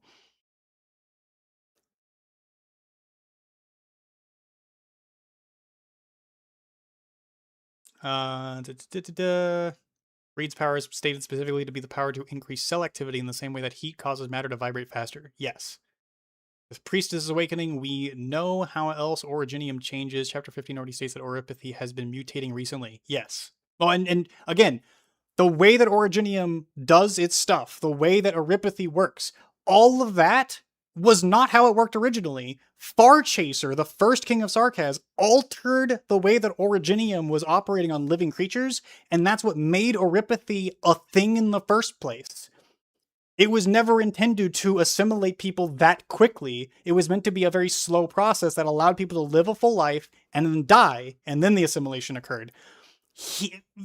Farchaser changed the rules using Civilite Eterna and Omninam in order to alter Originium itself, and he created Oripathy. Priestess has that level of control innately, so she can just choose how it's going to work.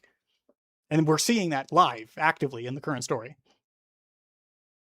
Eurodistvo competes with the Deathless Mask Snake in the role of the ideological power of Ursus. Do we consider it also ageless? I'm assuming the Eurodistvo is from a later story chapter, because I don't know what you're talking about. So I can't even comment on that. That, or I forgot about it, which is entirely possible too. Yep, Nue's. We had to put together that she's a Nue. Yep. Okay. So I thought we knew that, but maybe it was just guessed. Bubble as well. Oh yeah, Bubble's the only rhinoceros. You're correct. I forgot about Bubble. Do you think if Mizuki gets reconvened in Talos, the Seaborn will surface? Was Mizuki even infected? I don't even remember if Mizuki was infected.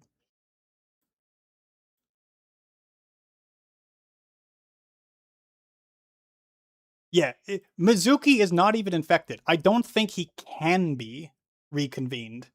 Unless if, again, something really changes in the story of Arknights and he, like, manages to get infected. But right now, as far as we understand it, reconveners can only be people who were infected previously.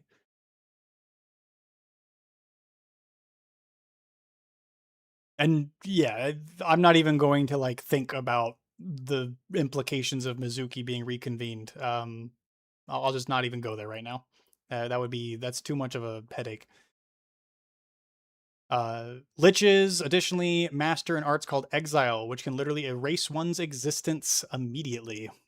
Possibly. It's entirely possible that a similar thing is used by Inman, but that's assuming a lot. There's a lot of terms like that probably are just like they carry over. Hell, if you go look at the Chinese translation, see if the Chinese translation is the same. That's more accurate at that point, because unfortunately English is going to consolidate certain words like that. But I bet you if the Chinese translation for exiles for like what the liches do is if that's the exact same like Chinese symbols that they use for that as what was used to talk about the exiles, maybe it could be the same thing. I bet you they're different though. I think the Yuritsvo are just specific arts talented people that Ursus searched for and groom into being servants of the Empire. Okay. Again, I probably either forgot about them and have to go reread chapter 16, or that's chapter 17 stuff and I haven't seen it yet. Manticore 2. So Manticore, strangely, as weird as it is, yes, Manticore is the only playable Manticore, but we have reference to other Manticores existing. In some of our other Sargon events, they talk about Manticores being out there. So Manticores at least are talked about. We know that they exist and that they are occasionally seen in Sargon. These other races, though, on the other hand, are way more nebulous. They have not really been discussed or mentioned anywhere. Manticores, strangely, are actually more prevalent than a lot of these other ones. Yeah, Nue is the fictional chimeric mascot. Oh, really? I did not know that was Studio. That makes a lot of sense, though, that it's called Studio Nue. Okay. In fact, let me... Studio Nue.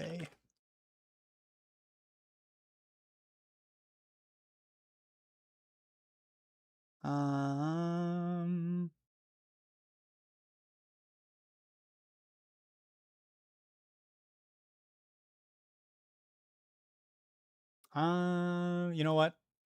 Anime list. Yeah, anime list probably actually has the logo or something. No! No picture! Not even anime list knows. I'll just trust you on that though. It makes sense.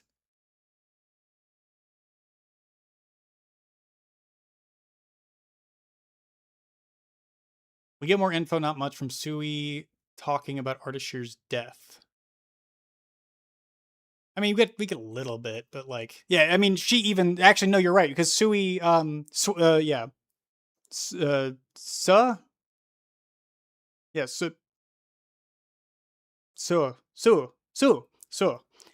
specifically said that Ardashir can't really die. The Sandy miscreant won't really stay dead. So like she knows that he's an ageless of some kind. I'd put the Yuritsvo in a separate category, lacks individuality. Okay. Do you think Young Death has any relation to Valorovin beyond a superficial appearance? I don't. I doubt they're even the same race, given she has cat ears. What's up with that? Okay, Young Death. I think Young Death, personally, again, pure speculation theory, I think Young Death is an artificial construct, a body for a precursor who is related to Inman in some way. So her body is probably a chimeric combination of multiple other races put together in one place. And that's why she has like cat ears and the pointed ears of like a Sarkaz or a snake and the like Cyclops eye. I think she's multiple races in one, kind of merged together as a like construct, as like a created being, not actually born normally. Again, though, we don't know. There's too much we don't know about Young Death and Inman themselves. Yuritsvo is the holy fool from chapter 16. Interesting. I really need to go reread chapter 16. Like, I unfortunately, chapter 16 came out and I was just really busy with work. And it was also like I was first picking up YouTube, so I was really focused on doing YouTube stuff. So I kind of rushed through 16. I really need to give it a reread. So I probably just forgot it. Mizuki isn't infected. He's hungry. Yeah.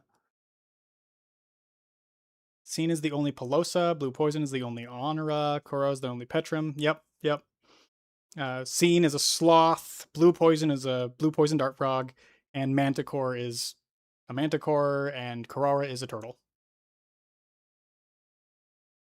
Yeah, there's a new Manticore NPC in the TT event, yes. And even before that, they were being talked about. But yes, we do see a new Manticore NPC in the TT event. We've seen the Golden Manticore as an NPC, yep.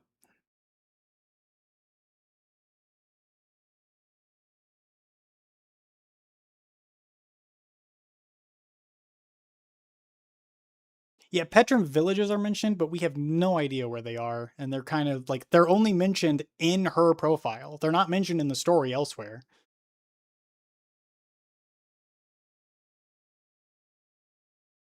Other Honora are mentioned. So the Honora...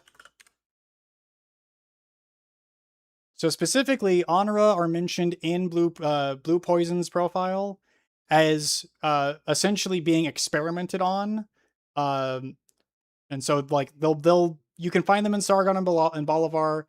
They get experimented on quite heavily inside of Iberia because they're kind of considered sort of egg gear. Yeah, they're treated as mere outcasts. Most of them have forgotten their ancestral homeland. So yeah, we only have the one, but like we know there's others around, similar to how we know there's other Petrum around. We just don't interact with any of them.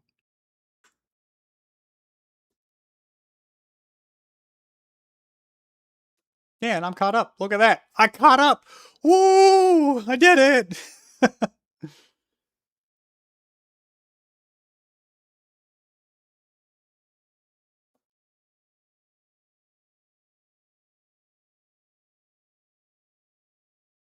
Have we seen any Fallen Sancta besides Mostima?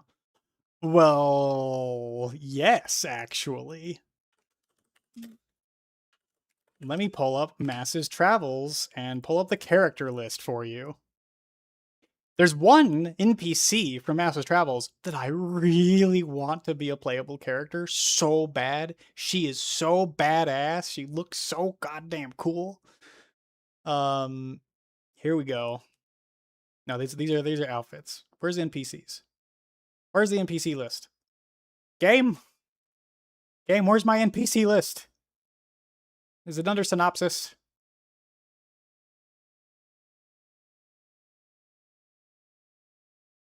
So specifically in Masses Travels, because of what was going on with PCS, a lot of Sancta became fallen, and then like some of them regained their halos after the fact. Some did not. It kind of there was a lot that was happening in Masses Travels. It was a crazy event. We can even see right here. Here's a whole bunch of people. This is like a whole bunch of fallen angels right here. And the reason they're using guns, because most fallen angels can't use guns, they're using black steel guns that were made for people who are not Sancta. And they were also going to invade into Laterano before the actual like big disturbance happened where the PCS was starting to collapse. So these are all Fallen Sancta right here. There's a whole bunch of them, and then you also have just random people who are becoming fallen just because of the events of like what was going on. There were a lot of people who were undergoing that process. But yes, you had a whole bunch of Fallen Sancta NPCs. Mostima, I think, is the only playable Fallen Sancta, though, if that's what you were asking. You cheated by skipping some messages? I mean, there were some messages that I went by and I was like, I already answered that. So I was skipping some of those. I might have skipped one or two that were not, and I'm sorry if I did.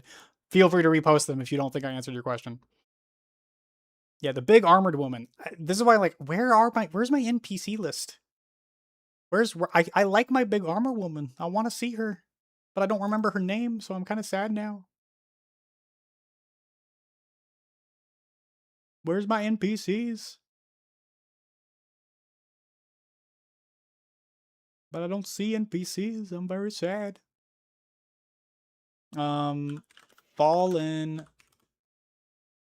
Nope. What if I just look up Sancta?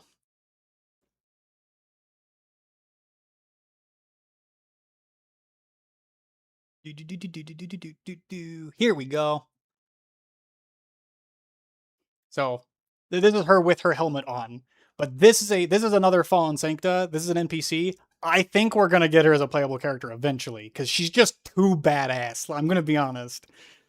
She has such a cool design. I think she's gonna be playable at some point.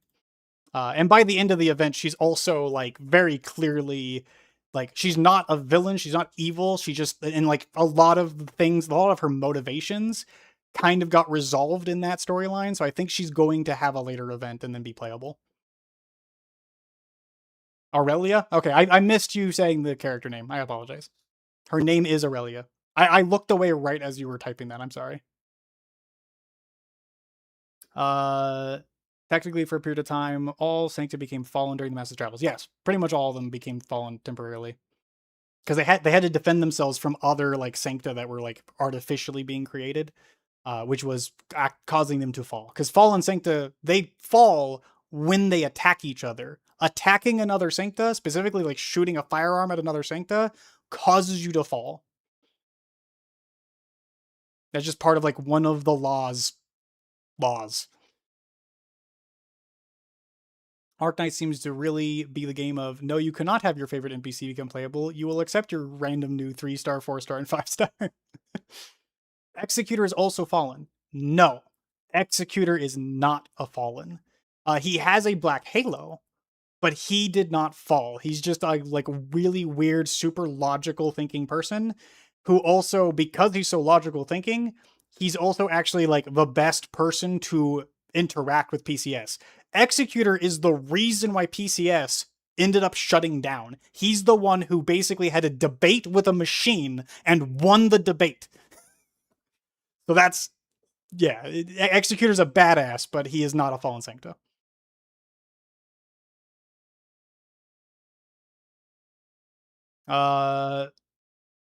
Executor being a saint seems to give him special privileges. Correct, yeah.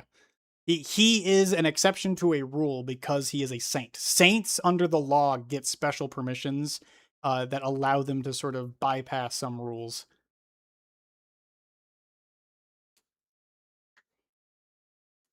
There's also the girl from Guide Ahead. Oh, that's right.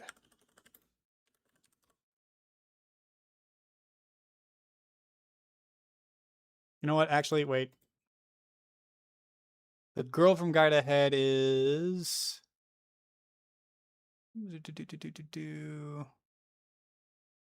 There's Fortuna. I don't... That's not the one, right? Because there's Cecilia. Because Cecilia, she's like... She was actually like a half Sancta, and she was weird because like she was the child of a Sancta and a Sarkaz, and her like halo and stuff was super weak. But then there's also, yeah, Fortuna, who's like, you can see like not fallen, and then after she became fallen, she grew the horns, and her halo like became a little duller.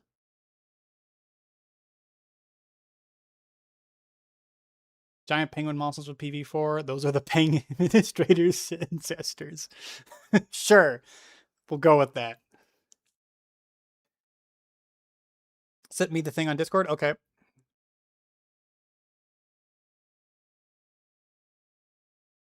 Who should have been playable one, but I don't want to go into the problems with the event. Vanini. Vanini was the one that you thought should be playable? I'm trying to remember which one was Vanini again. Oh, her. Yeah, you know, I agree. She was a really cool character, and the fact that she wasn't playable was kind of disappointing. I agree with you. I think she might be playable in the future. If we get another, we're going to get another Laterano event, let's be honest. I think we could have her as like a 5-star, and then we could get Aurelia as like a 6-star. I think that's entirely possible.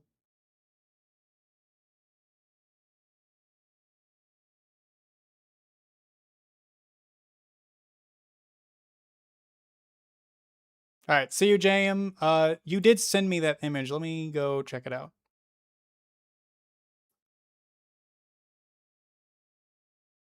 I think it's this one here. Open image link. All right, this is it, huh?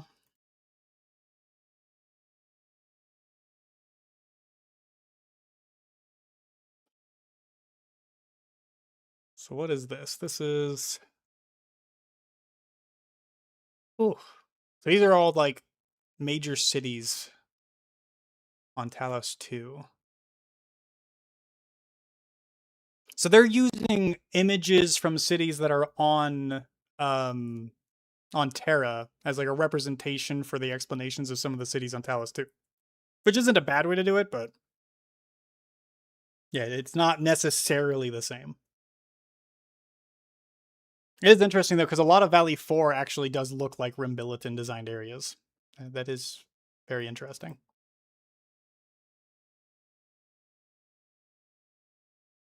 New Rinkwood, yep, that is a place. Yeah, so these aren't bad guesses, but yeah. Cabal of Tranquility is still, I think, a group that I'm extremely interested in seeing more of.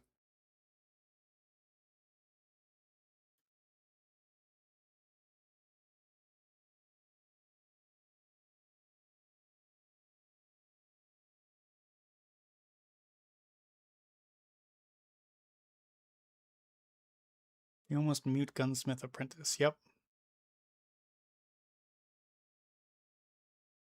Vanini as a 5-star artificer with a focus on ammo. I mean, I feel like moving forward, we're gonna probably see most Sancta use an ammo mechanic.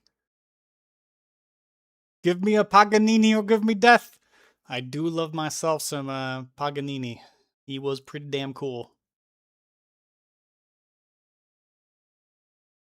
I have mained Aviwinna since Enfield dropped. I mean, Aviwinna's a lot of fun. I actually do really enjoy using her. I almost like wish there was a way I could use Zhuangfeng Yi and her at the same time, but there's not really a way to make that work all that well. And unfortunately, I'm a sucker for having like a really like specific team comp, so it's hard for me to like want to use someone who doesn't really synergize all that well. Oh yeah, Rhodes Island is on Talos 2. That's a known thing. Warframe is the current leader of Rhodes Island on Talos 2.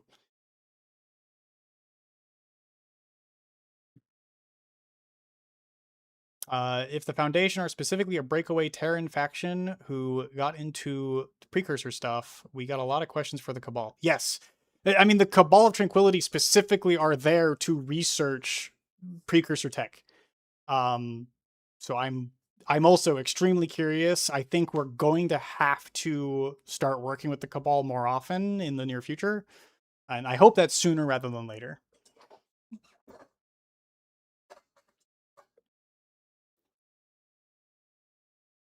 Nuns with guns and all that, yeah. You do not want to know my team comp. It is illegal. I mean, look, if you're having fun with it, that's all that really matters at the end of the day. 7.0 has to be La Phantoma, right? They have been putting La Phantoma side quests in every region so far. Dude, they've been putting La Phantoma side quests. They have Seska side quests in like almost every patch. There's a very good chance we're going to go to Rhodes Island at some point because like M3 is kind of hinting that we're going to have to like figure something out there. We know like they've been setting up a bunch of stuff with the Wildlands. There's any number of directions they could take this. And I think now that the Wu Ling story is pretty much wrapped up, for the remainder of what we do in HAS territory, like in the Chinese themed zones outside of just Wu Ling, I think the future is going to be setting us up for where we're going next. We're probably going to slowly learn where we're going to be going next over the next couple of patches. So like I've theorized in almost every single direction as to like where 2.0 could go. And honestly, they could do any of them. It's kind of like the world's their oyster at this point. They've set up so much. Literally every location they've mentioned has something really juicy going on. Yes, everything has something juicy going on. It's again, good world building, in my opinion. That's how it should be. We should be wanting to go to everywhere, and we're just going to have to wait to see which direction they end up taking. I still want them to do side quests. This is a personal gripe of mine about Enfield. I'm not going to like, I don't, it's not like I hate the game, so this is purely like constructive criticism from me. I think we need more side quests that show us new areas that the Inman is not currently in. Give us a character whose storyline takes place entirely in like an enclosed dungeon style area that is kind of showing us hints as to like another part of the world that we haven't seen yet. And it doesn't have to be a full open world area. It can just be like a linear path that kind of gives us glimpses of another city. Follow that character, have it be that character's story. Don't include the Inman whatsoever. Just have it be around that character. And then the very end of the quest can be like, oh, I'm going to go join Rhodes Island, or I'm going to go join Enfield now. We have a lot of side stories in Arknights that function exactly like that. And it can absolutely work in Enfield. You don't need to have Inman in every single storyline. So I just think we should do that at some point. It would give us more glimpses of the world, better world building, and also give us a break from Inman, because as much as I like the direction they've taken his character overall, I think people are just tired of main character syndrome being a thing in these games. So give us a break from that. Give us some side quests that are just about those characters and nothing else.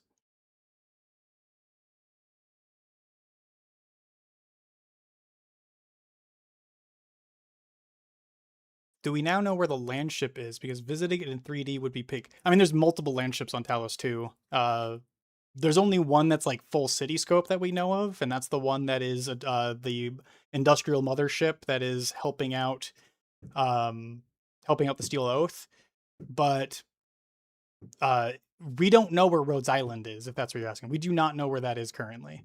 But I would love, but like we also don't know if that's the Rhodes Island land ship or if it's like a Rhodes Island subsidiary, like a new land ship that was built, like a second land ship.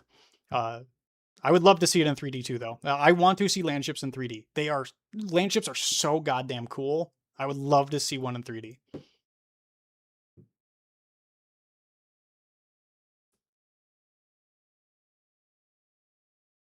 Yeah, we don't necessarily know if the Rhodes Island branch on Talos is on a land ship or not, but I would love it if it was. It's more like the organization is on Talos, but I don't really see a reason why it would have a land ship. I mean, they're getting around somehow to distribute their stuff. They could just be like mailing it out, maybe, but I don't know. Yeah. Again, for me, it's more of I'd like it if we got land ships, if we got more land ships on Talos. There's a lot of ways that they could do that also. Like something that I was telling someone else, land ships are massive. In fact, you know what? There's a better way I can show this. The most recent event. Oh, what was it called? You know what? I can just go to Wang. First of 1,000 Autumns, gallery. These are land ships. Now, these are city land ships. Like, these are the biggest land ships you'll see. But each of these are a plate for the city, and they connect together to form a city. So each of these plates are land ships, and that's how the cities are mobile on Terra. So you could have, in Enfield, an entire zone that is just one city on a plate, on a ship. And then you could have in the background, in the distance, so like, you know how like in Wuling you can see the mountains in the distance and all that stuff? You could have a background that moves to show that you're on a moving city. And like, realistically, in the game itself, the way they would design that is the city's not actually moving. It's actually just the background itself that's kind of like slideshowing past you. But it could generate the feeling that you're on a mobile city.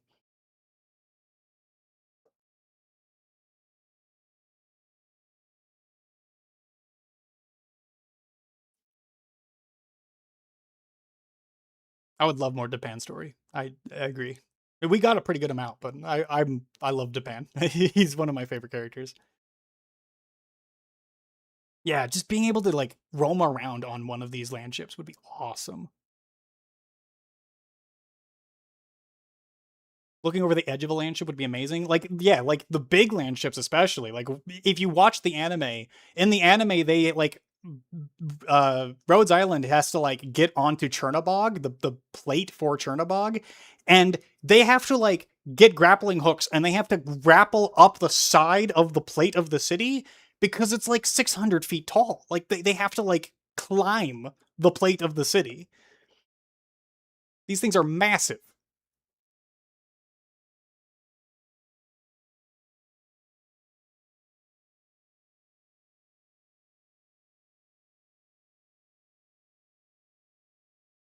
I forget where I read it, but Rhodes Island location, landship or not, on Talos 2 is located in the south. Yeah, if you can find the specifics for that Argus End, I would love to have it because I don't remember that being mentioned anywhere. It's entirely possible though. There's plenty I'm probably forgetting about or missed. One of the central treaties of the Bandicord is spread and continued supply of Oropethy meds. Yes, but if you're not in the Bandicord, yes. So Rhodes Island is the main place that's supplying meds. And yes, the Bandicord is the one that's kind of like making sure that continues to operate. But there's plenty of places outside of the Bandicord that don't have easy access to meds. Landbreakers being one of them. All the Landbreaker clans, if they don't have good relations with the people around them, they don't have easy access to Oropathy meds. Hell, there is a side quest in Wuling, specifically in the Stockade. Qingbo Stockade, there is a side quest where you can find a character who has been fully assimilated. They have turned into Originium. You can find that in Qingbo Stockade because Qingbo Stockade didn't have easy access to meds. They also were not educated enough a lot of the times to trust meds.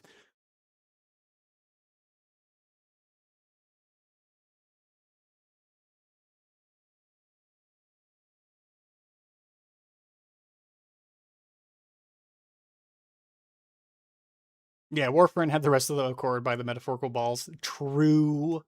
So true. Probably with support of Enfield and HAS given historical ties. Yep. The Pan drank the booze before he actually achieved the mission. I mean, you can't let good booze go to waste, you know? No. It's not like he could just carry that around.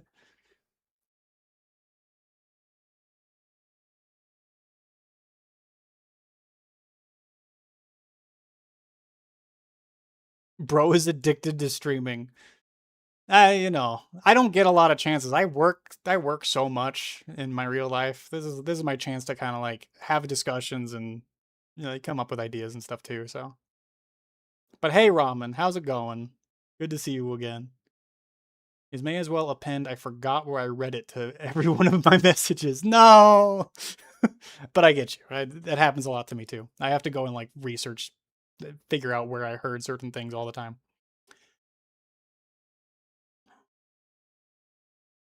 Yeah, I think once we see more of the Bandicord, so specifically the TGCC and UWST have a lot of shady elements behind them. And especially the TGCC. Like if you've played, there's a side quest in Valley 4 where you actually interact with like multiple different like representatives of their own companies from the TGCC and UWST. So like you have people from different companies who are trying to get deals with you, and they're super shady. They use all the underhanded tactics in the book. And I think we're going to probably see a lot more of that whenever we eventually go and see places that are run by that. Like if we go to Flaw Phantoma, I think we're going to see a lot of those kinds of those kinds of geopolitics at play.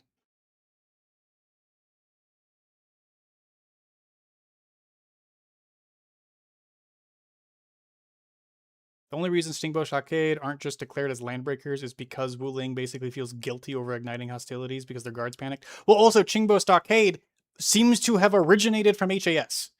The Qingbo Stockade leaders of the past were Tianshu. We even know this because in the main story, or it was either the main story or Tang Tang's side quest was kind of implemented in the main story. But Tang finds her brother, finds a hand-me-down from her father, her adopted father, but her brother's actual father, and it's literally a old Tianshu arts casting unit. So the original leaders of the Qingbo Stockade were Tianshu and were from HAS. Maybe not Wuling specifically, but they were from HAS for whatever reason. And they just, all of the like current people that live there forgot about it. And that could just be because all of their like older veterans died off and didn't get a chance to pass that knowledge down. It could also be effects of ether having been in the air around them, which kind of like deteriorated some people's mental well-being. So like there's a deterioration of knowledge that happened in the Qingbo Stockade that has affected all of them to some degree. They forgot their origins.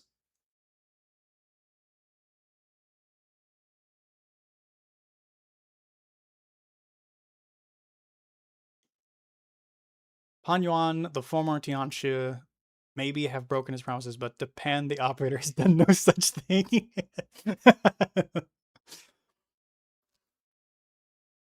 Yeah, to be fair, you can try and convince him out of it. But I think he's mostly doing it because he's like, we're gonna do this. He fully believes in the mission, and his mindset is like, even if I fail, I'm dead. If I succeed, then I've done it. And I'm not just gonna leave this here at risk of this alcohol going to waste. That's kind of how I perceive that moment. Yeah, the zipline quest. Yes, Safahobel. Yep. The promise was to drink the booze together after they sealed the rift. Yeah.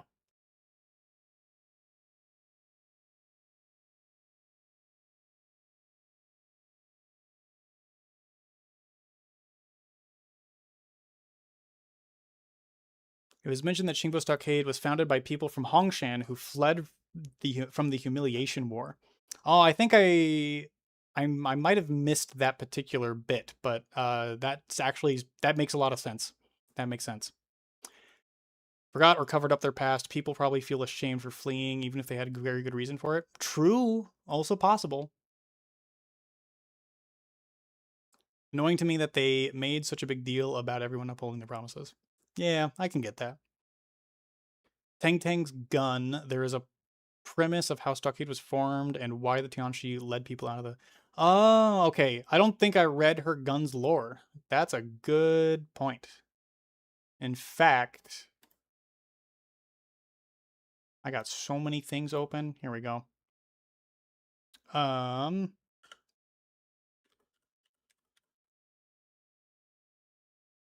Do they mention the signature weapons in their character profiles? If you remember the name of the gun, that would be useful.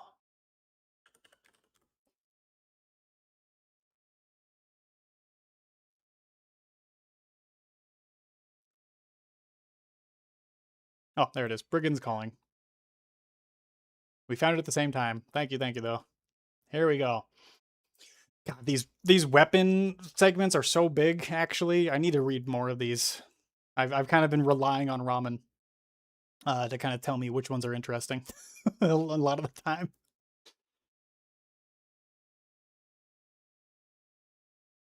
All right. I remember our last encounter with the Angel. It was 100 days ago. It was February. It was our last sweep for potential cave-ins caused by anchor falls. The Agalos appeared without warning at the back of the team just as we approached the edge of a sinkhole. Old Leo was the first to get hit. His alarm failed to alert him and only started shrieking when the enemy disabled his Tianshu apparatus. That was how we learned of the threat. Tobin reacted quickly. He immediately fired at the Agalos' abdomen. It howled and then swung its razor-sharp tail. Brought me an opportunity to unload my last bullet. Agalos collapsed in pain. Maybe some say the Agaloid do not feel anything, but even pain, the Blighter is unfair. We never saw the Agalos again after that. The war finally ended.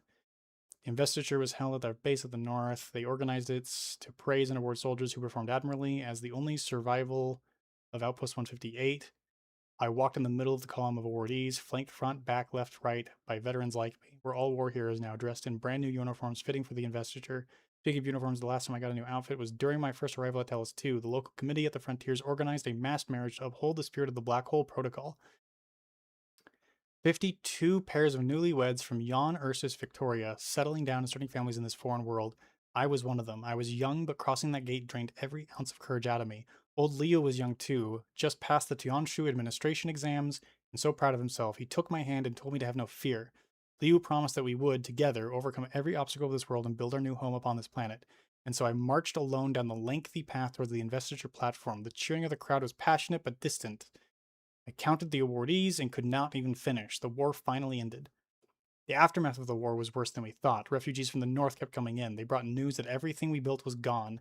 Every received area was packed of them. Sprawling industrial parks and factory plants from more than 10 years ago are now replaced by drab, ashen temporary shelters. Riots quickly followed. Workers fought corporate soldiers in Development Zone 2. They were one step away from full-out war. News of such unrest also fanned the unrest within the Tianshu Bureau. Some Tianshu started labeling factions as protocolites and anti-protocolites, and some seemed eager to introduce hostilities amongst her ranks. Tianshu Ran, one of old Liu's classmates, petitioned the Bureau multiple times, hoping that they would issue an official statement to quell the increasingly antagonistic atmosphere. All he received was the same rebuke. True strength lies in maintaining our unwavering neutrality. Some even tried to contact Zhang, that continued to cruise in orbit, but even Infield Industries stayed silent. Only the attack on Hongshan 1 mass driver made them realize that the facade of neutrality can no longer disguise the long-festering rifts amongst ourselves. In just another day, but a group of farmers barged into the Hongshan 1 power supply facilities. Though quickly apprehended and confined by the Tianshu, the farmers barked loudly at us. Why won't you fix that cosmic gate? Why won't you send us home with this mass driver? The Tianshu paid them no mind and kept them behind bars. One of the arrested farmers was a feline girl less than 10 years of age. She asked her father, "Papa, why are we going home? I thought we have a home at this place." Her father could not give her an answer. Then again, how are we supposed to tell her that this massive refugee camp was her home? How are we supposed to explain why we left Terra and stepped onto this planet in the first place? Many of us could hardly remember the reasons. We found ourselves trapped behind a prison of our own making. The war finally ended. So this is talking about 3 different wars. So the first Agaloy War.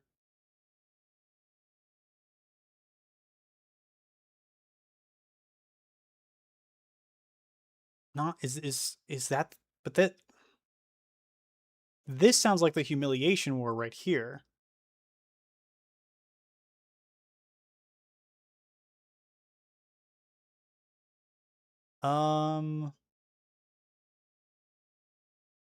Even compare things at the peak of usage to the AIC, and the AIC outdoes it by multitudes. The only thing the AIC seems to be incapable of is researching new texts or formulas. The repetition of war might just be a trauma tick. Okay, that I could see that too. At first, I was thinking that it was talking about individual wars that occurred. Minor disturbance during noon. It was deliberately started it to distract the patrolling Tianshu. We came out of hiding from the vehicles and crossed the boundary line. A young security Tianshu guarded the final pass out of Hongshan. Our gazes crossed as I loaded around into the firing chamber. The Tianshu did not activate his alarm or raise his art unit. I'm a humble disciple of Tianshu Ryan, and I've been waiting for a while. What of Tianshu Ran himself? My mentor instructed that the departure is best done in groups. He left before any of you. If finding a new home is your wish, he will do his best to see it fulfilled. He pushed a patch of emerald bamboo into his hand and he spoke. Qingbo was the Qingbo was the word inscribed upon it. Exit the city, then make for the mountains. We shall meet you there. The war finally ended. So yeah, okay. So it was Tianshi Ran, which was, I'm assuming, the Ran that we know, his father, started Qingbo Stockade as a way of getting out of this awful situation. Hongshan was basically struggling with all of the people that were fleeing from the north. Okay. That makes a lot more sense then.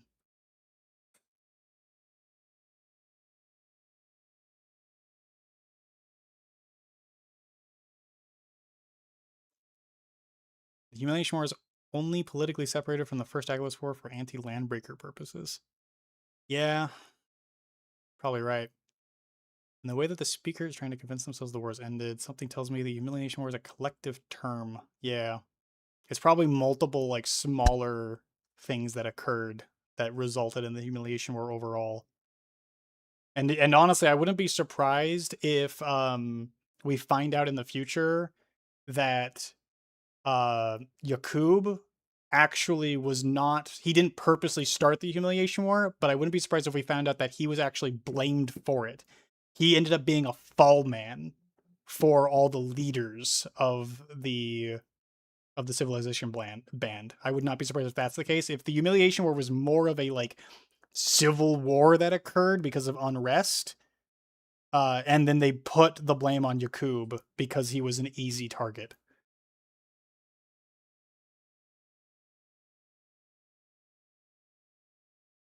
With the angels in the beginning of a civil war, the phrase "the war's finally over" sounds like a self-reminder and attempt to cheer himself up. Yep, I'm seeing that now. You keep in mind the second Agaloy War is the thing that's like currently about to happen. I don't think we've technically had a second Agaloy War already. Pretty sure. As Ron is a family name, it could also be more than one generation. True. Yep.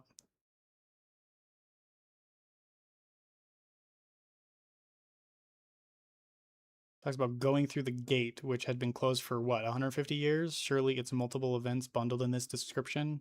Yeah, no, it's definitely multiple events. Agreed. They lost faith with Hongshan. My read was that HAS was neutral during the Humiliation War for way too long, to the point of a breaking point. Yeah, no, that kind of makes sense. I mean, if you think about it in this way, back in World War II, the United States was neutral for a really long time, and we had a huge amount of refugees that were showing up. So I kind of see it like that. There was a lot of unrest during World War II because of all the refugee camps that we were having to set up, on top of the fact that we were also segregating a lot of Japanese Americans also into their own internment camps. So I bet it was probably a combination of both of those things in this case. They could take a couple hints from Satisfactory for exporting goods for repair efforts or money. That'd be really cool. I've been saying that. We should absolutely, like, in a way, that's kind of what we were doing. We were kind of, with Shingbo Stockade, we were kind of like setting up the factory, and then we were giving them supplies in order for them to rebuild. That's kind of what that whole situation was about, if you read the story. But we could do it even better. Like, we could have that on a much larger scale.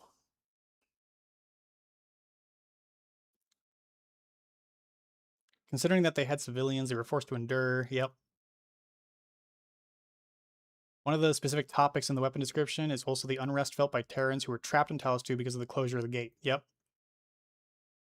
The weapon literally packs a lot of trauma for something being used by one of the lowest end characters in the game. I mean, but she got the gun from, like, it was a hand-me-down in her family. So it makes perfect sense that, like, she herself doesn't actually understand the impact of it, but the gun itself is a representation of these events, of everything that this man went through.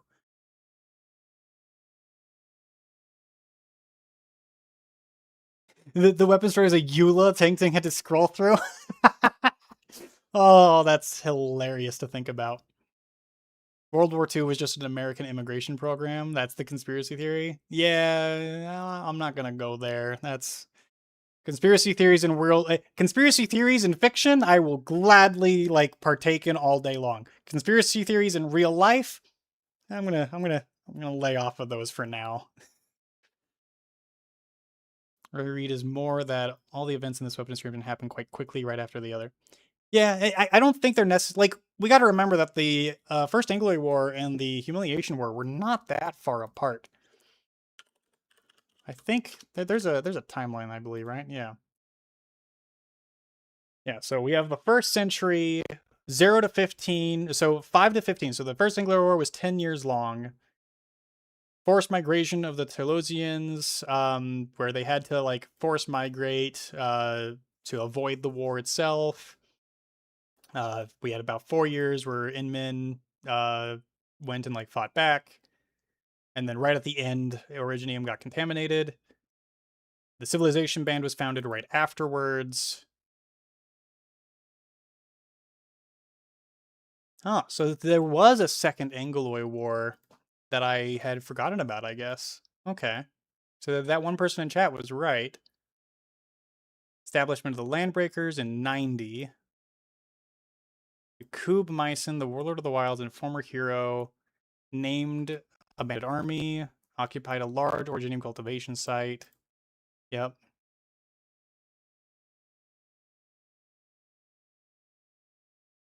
So actually, it almost seems... So the first war...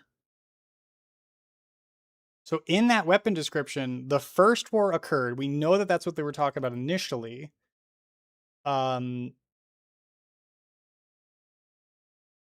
So that would mean Chingbo Stockade's even older than we thought. This would mean that Chingbo Stockade has been back there since basically since like the early 20s at the latest.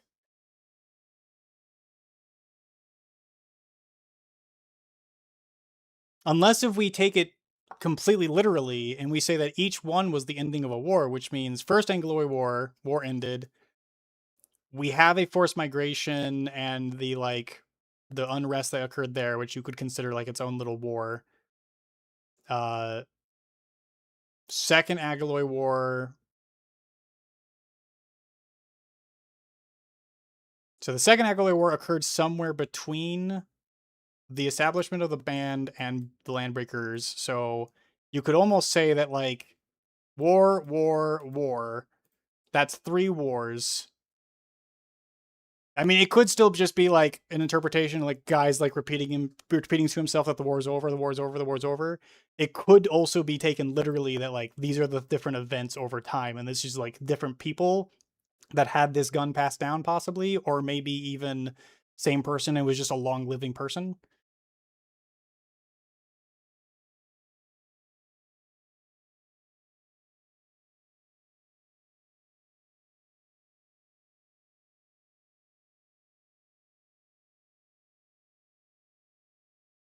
A Canon PC. I've wanted they could license out the IP. Oh, there's plenty of game ideas I've considered already for Arknights. I still think if any of you have played Frostpunk, I've mentioned this before on stream, but I'll repeat it here. If any of you have played Frostpunk, I think it would be really dope to have a city simulator strategy game in the style of Frostpunk, but you're managing a mobile city on Terra, and you have to account for, like, you have to move away from catastrophes. You have to train catastrophe messengers to go and, like, look out for incoming threats so that you can respond before they actually happen. Like, just a city manager game like that, and like unrest can occur. You can have like terrorists who rise up and you have to like handle that. I think a Frostpunk style city management like Arknights game would be dope as shit. I think that would be so cool.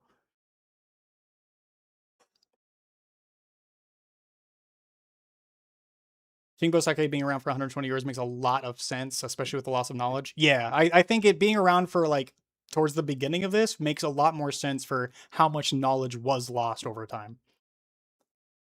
If you read the chivalric virtues, but there's the term returnus and terranus mentioned legit nowhere else. This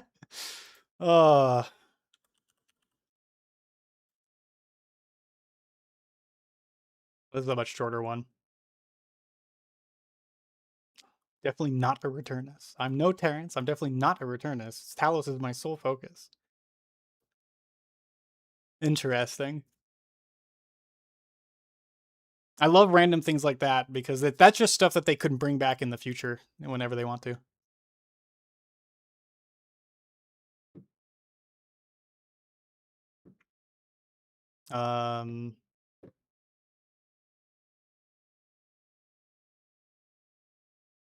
Ooh, Wandering Village. Ooh, yeah. Yeah, Frostpunk plus Wandering Village. That would be... That's actually kind of like a perfect mix of what I'm thinking of.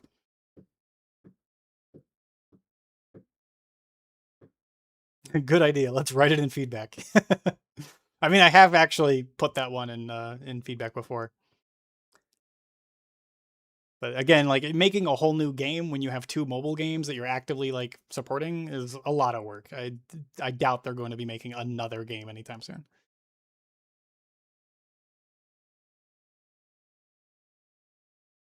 Passing policies for how to manage the infected. Yeah, that. Yep.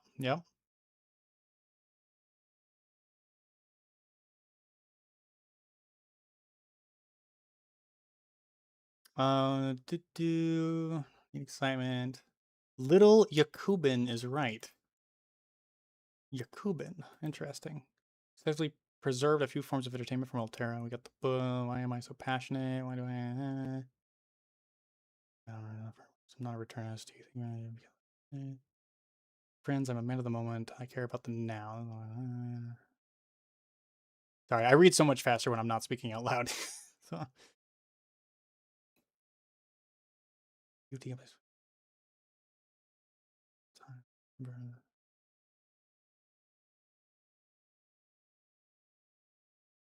Okay, yeah. Let's train mine was indeed in the great. We're not breeding barbarians or muscle. So we have like Casimiran Knights, it sounds like, who joined Casimiran Knights who joined Yakub is what I'm getting out of this.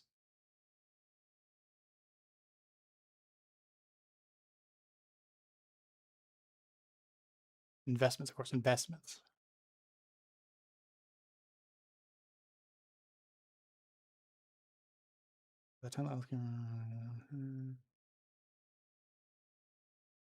Since this only fitting on the Hennick League. Interesting. So yeah, I'm what I'm getting out of this is that it sounds like you have like a league who separated from like the TGCC or like the Casimiran roots. Some like ex-knights of the Casimiran League, and they tried to like join Yakub as Landbreakers is kind of what I'm getting out of this.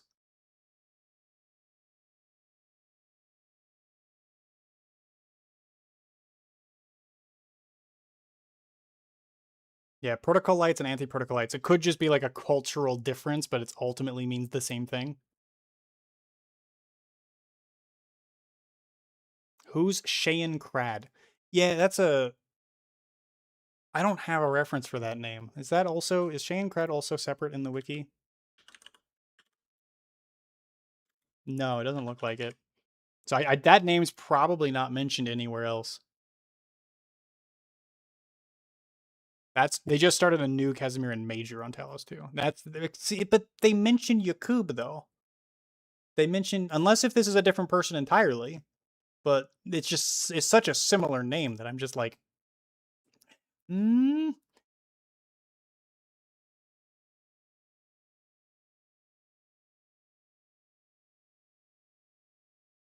know if it's related to the asphalt roundabout. Maybe.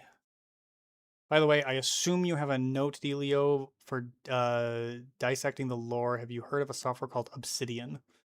I have not.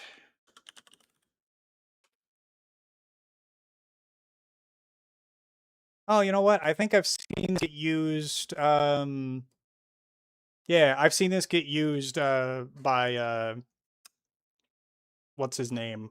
There's a YouTuber I've been watching recently who's been playing through Warframe, and he uses this. I might have to try this out. Yeah, I'll look into that after the stream here.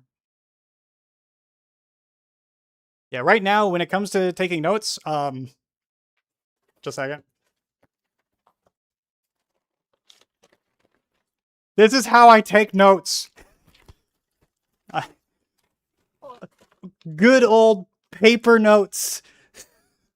I got coffee stains on some of this.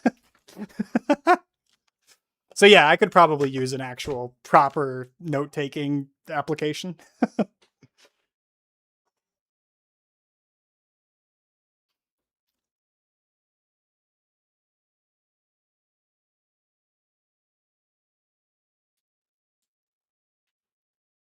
The desire is for the new Casimiran to be Mad Max style vehicle combat. I mean, we know that there's like racing that Perlica partakes in, so maybe.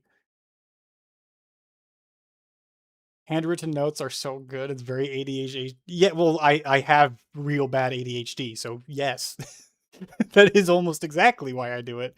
I'm used to taking notes all the time, just like for work, for life. My Google Calendar is filled to the brim with every single thing I gotta do every single day. Like that's how I keep track of everything. Because I'm super anal about keeping track of everything because I will forget it otherwise. I'm too easily distracted. It is canon that the Casimir's Maiden has side events. Yep. If you don't read it later more than one time. I should have physical notes because the paper notes do get hard to like. It's not. It would be nice. Like at work, I have a OneNote. At work, I have a OneNote, and I keep all of my notes in a OneNote because it's also easily searchable. I can just type in a keyword and then go find the note that I wrote like 19 months ago on this one particular subject. Super, super helpful. So Obsidian probably can do the same thing.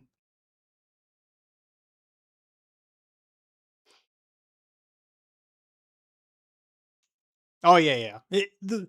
There's a reason why I remember so much about Arknights, and it's because I remember what I read quite well already, but I'm writing things down so often, and I also take breaks from reading to go research things I don't fully understand. That helps me remember a ton. There's a reason I feel like I'm often like I have a Wikipedia in my own head for a lot of things. And a lot of the time it's because I physically wrote stuff down, or I went out of my way to like do extra research on individual topics as I was reading the actual story.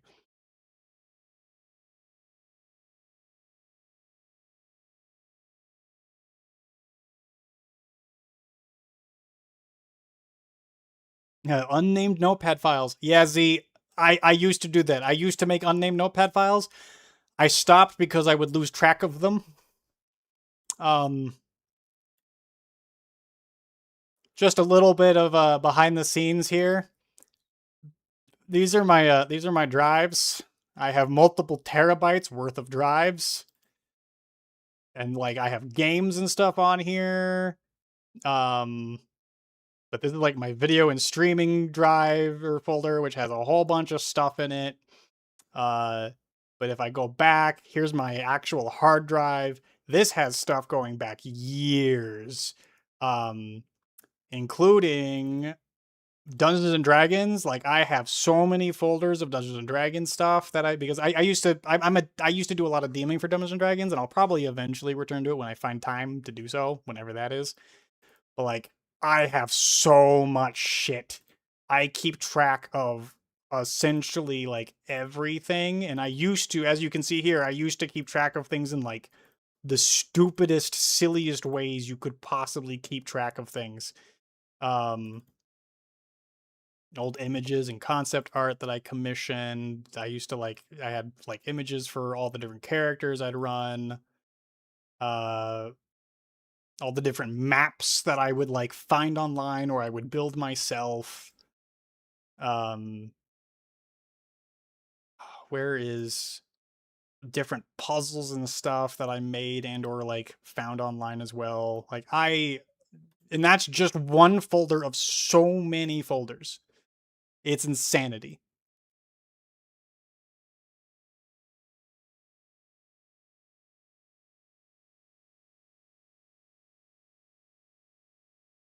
Unnamed, unsaved notepad plus tabs. Yeah. See, I don't think I ever got that bad. I was usually at least still naming my notepads. I was just also losing them.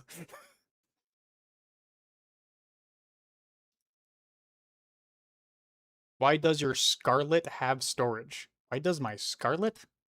I don't know what you mean by Scarlet.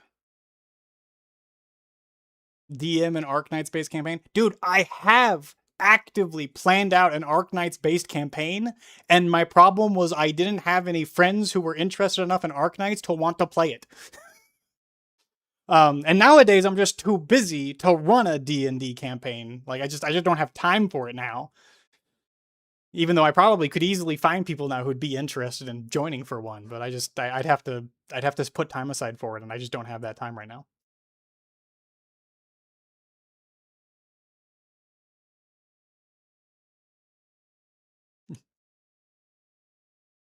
My notes, yeah, like searching through my notes can be like searching through archive files left behind. It's true. I have stuff in there from like back when I was in high school. I've carried some of my information forward for so long. I don't remember everything that's even in there, but I just keep carrying it forward. Roll a d20, Chad. If you get a 20, you're not infected.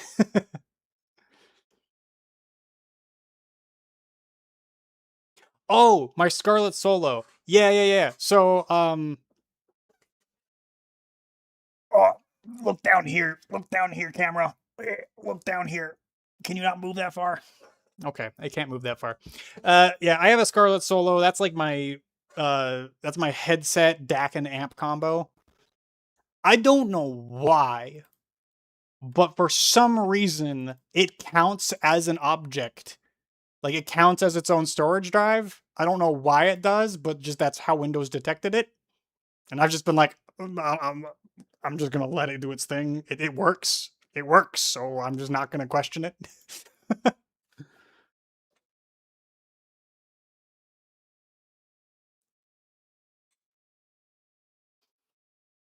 Yeah, I used to run for DAC. So I'm a little bit of an audiophile, just a bit.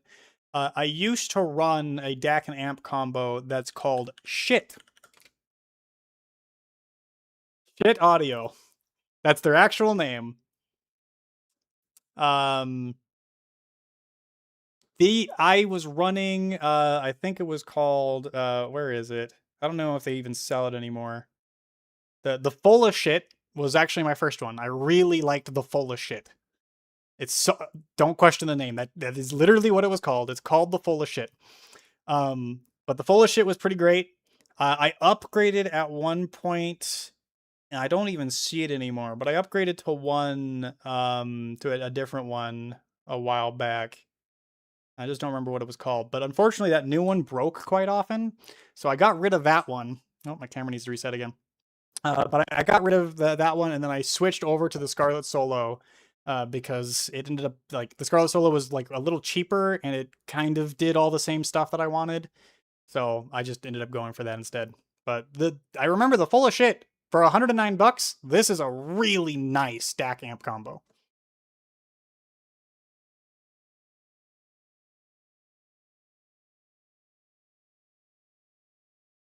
The name is clearly a shit post. Yes.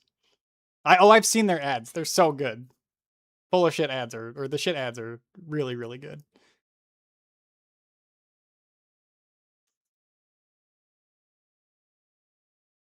Yeah, yeah, and when I said, like, I'm an audiophile, just a little bit, I would probably be a much larger audiophile if I had the money to afford more, to be completely frank. This headset here, so this is the Focal Alir, which is, like, I think I bought it used and it was like $800 used. New, it was like $1,200. The Focal Alir, and like, I've had this thing for, let's see, when did I buy it? So I bought it off of a friend in 2018. So it's been 8 years. I've had this thing for 8 years, and it's actually broken. I don't know if you can see it. Yeah, so notice that, like, crease there, that bend. The metal that actually holds the top part together has a big crack in it, which has made this side completely loose. It no longer clings to my head properly, so if I shake my head too much, it will come off. And I've been wanting to buy a new one, but it's just so expensive that I don't want to. It's a lot of money to spend right now, and I'm already paying my editor a fair bit of money for all the videos he helps me make. And the actual drivers within the headset are working just fine, so I'm kind of like not in a rush to like replace it yet, but it's something I should do. That's money Highmouth could use to develop more Arknights. Oh, fuck, you're not wrong. I'm kidding. I already give Arknights so much money, dude. I am not shy to say that I am absolutely a whale in these games. Admittedly, I don't spend as much as I used to. When I played Fate Grand Order was my first ever gacha game. I spent so much money that I got in debt. I was addicted, and I had to stop myself. Arknights actively saved me from Fate Grand Order, because I spent so much goddamn money on Fate Grand Order, it was not even funny. Arknights has such a nice gacha system in comparison that it felt like I was cheating. Because I was like, oh my god, I don't have to spend $1,000 to max out a character? What is this? That's insane! And furthermore, you didn't have to max out a character. Maxing out a character in Fate Grand Order felt like you had to, because it affected your damage so much. In Arknights, it doesn't feel like you have to at all. And so I just kind of like, I'm not afraid to say I'm a whale, but like I'm a whale who is still spending like 1/10, 1/100th even of what I used to spend on Fate Grand Order. So I really like, I am a whale, but I don't feel like I'm a whale.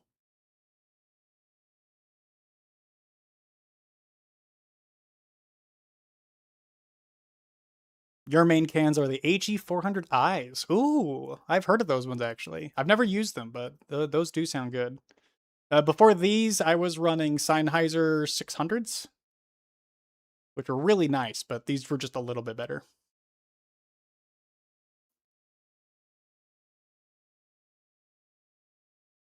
Idolmaster Cinderella Girls Starlight Stage was my I'm in debt gotcha game. Avoided the same problems in Fate Grand Order and then got bored and turned to Arknights. Yeah. Well, and ultimately, what made me leave Fate Grand Order was a combination of I was bored with the gameplay. I found it so goddamn boring after a while. And then I also, again, found Arknights, and Arknights was like, oh, wait, this is a game with a story that's as good, if not better, than Fate Grand Order. And I like the gameplay so much more. And it's also got a better gotcha system. So I was like, okay. So much easier to drop Fate Grand Order when I have a replacement for it that's that much better. I've actually started playing Fate Grand Order again recently, just playing the story mainly.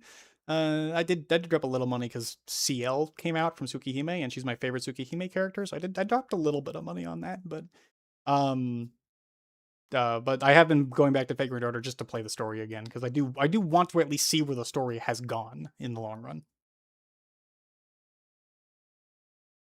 I can't not have planar magnetics. Oh god, yes. They're so nice, dude.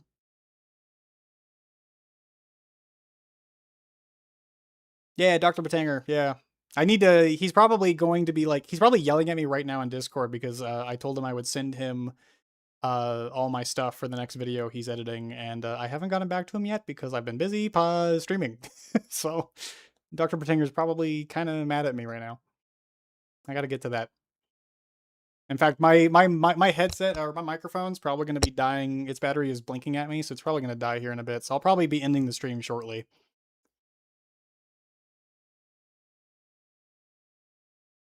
Enfield is feeling more expensive than Arknights if you want to collect all the weapons. Yeah, the weapon system in Enfield's definitely hurting a bit more. It doesn't feel necessary, I should note. I definitely don't feel like I'm driven to actually max them out. But I'm doing it because I like the look. I like the unique effects of a weapon in Enfield being like lit up and having the special effects. That's the main reason I end up going for them. And yeah, that's definitely where the gotcha definitely gets a little worse. But even still, even with because I have maxed out a couple, but even with those, I'm still spending so much less money than I ever did on Fate. It's not even funny. I came at a controversial time. Yeah, in comparison to Fate Grand Order, everything is good. Yes, 100%. Yeah, to note also, budgeting for max characters. So, again, I make a certain amount of money in my real job. There's a reason I can't quit my real job. I put aside a budget for recreational just stuff, and I put money into a special savings account specifically for recreation, and I'll just stack up some funds, and then when like a new game comes out or a movie I want to go watch comes out, or like a gotcha game has an update and I really want to like spend some money on it, I just pull from those funds. So that's how I don't get in debt like I used to with Fate Grand Order. I learned from Fate Grand Order. I learned how to budget. I learned how to do all that specifically so that it wouldn't happen to me again. I'm going to switch to camera only because I'm just talking at this point.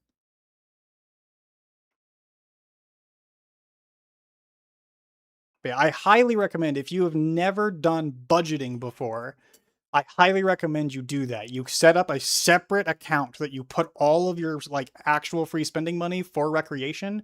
Figure out how much you can afford to put there. Put that money there. Let it stack up until something you want actually releases or like happens. And then you can go and look at that and go, oh, hey, I have like $1,000 in here from like the last several months that I've saved up money. That's my budget that I can actually spend on this. It gives you more money to actually, like, it gives you a better idea of how much money you truly have that you can spend freely. And it also means that you're not pulling money from a, like, unknowable pool that you know you can't necessarily afford. It gives you that actual, like, control over your spending without feeling like you're suddenly, like, just taking money from the bank in general.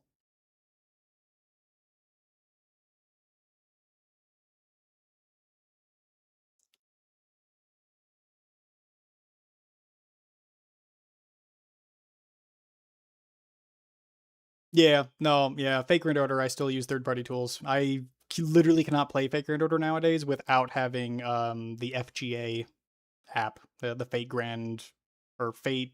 I don't remember what that's actually called, but the FGA automation app is a fantastic little tool that lets you automate Fate Grand Order stuff, and it's the only way to play that game nowadays, in my opinion. As an adult, you don't have time to do that much goddamn manual farming.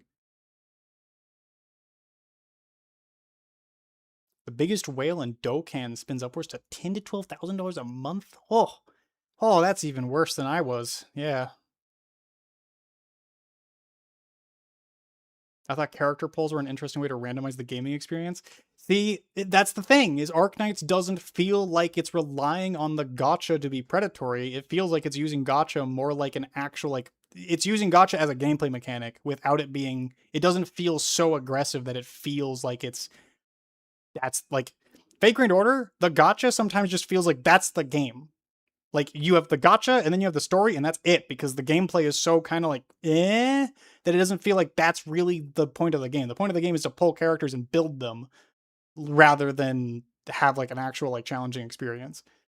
That's kind of been my experience with Fate throughout the time I've played it. Where Arknights feels like the gacha is actually, like, an interesting randomization mechanic that gives you access to, like, units to use throughout your gameplay experience without it feeling like aggressive. Check this for I will in one moment.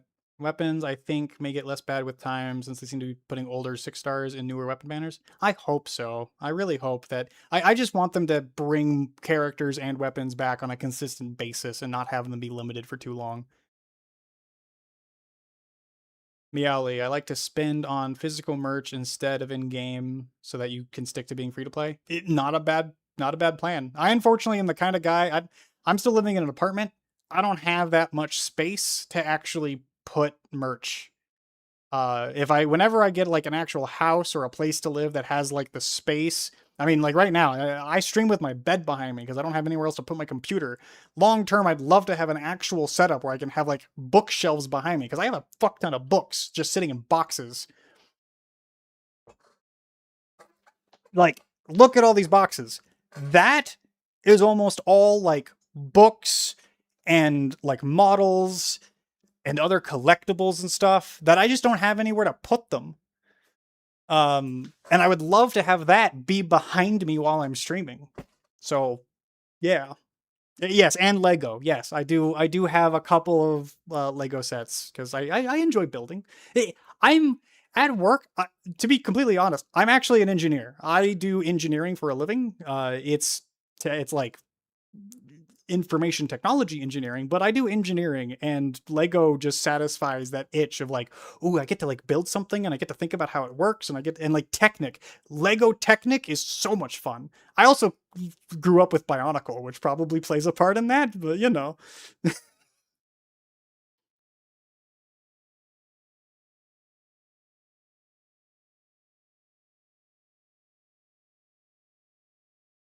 Yeah, Genshin, unfortunately, like, I've tried every single Hoyo game. I've tried to get into all of them. The one I stuck with the longest was ZZZ, and that was just because, like, ZZZ felt kind of interesting. They had some interesting, like, new stuff that I hadn't seen before in terms of gameplay, and their story was kind of interesting, though I fell off pretty quick. Honkai Star Rail, I tried a little bit, and I fell off before I even finished the first patch, unfortunately. And in a lot of cases, it's because, yeah, I got to the gacha and was like, oh, these characters are cool. Oh, I have to get, like, 4 copies in order to actually unlock their full kit? Like, they have mechanics that you just can't even interact with without having multiple copies? And that's when I was like, I'm feeling the Fate Grand Order vibes from this. I don't know if I want to interact with that. Plus, the stories like weren't pulling me in like Fate Grand Order or Arknights did. The stories just didn't catch my interest as much. The gameplay is like, for the most part though, the gameplay was fun in all of them. I can't say anything bad about the gameplay itself. It was just the gotcha plus the story didn't keep me in any of the Hoyo games.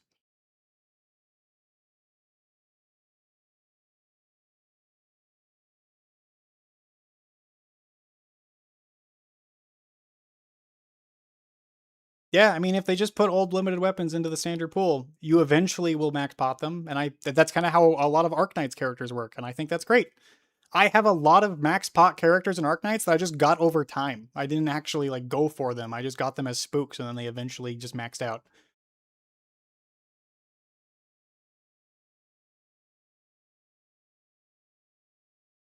Yeah, I've basically been living in like the equivalent of a student dorm for years now. It's what I can afford. America, I make a pretty good amount of money, but the places of America where you make good money is also where the cost of living is absurd right now. So it's hard. Like I could take a lot of my spending money and put into savings, and I actually have been doing that slowly. I've paid off all of my debt. I had a lot of debt that's all paid off now. All of my debt money goes into a savings account specifically to buy like have a down payment for a mortgage for a house that I'm looking to get in the near future. So that's kind of like my long-term plan is to get my own place, and my debt, what I was spending on debt is now going to that. But I don't know if that's going to be in the near future or later. Like, if I can, I'd like to move this year and find a place.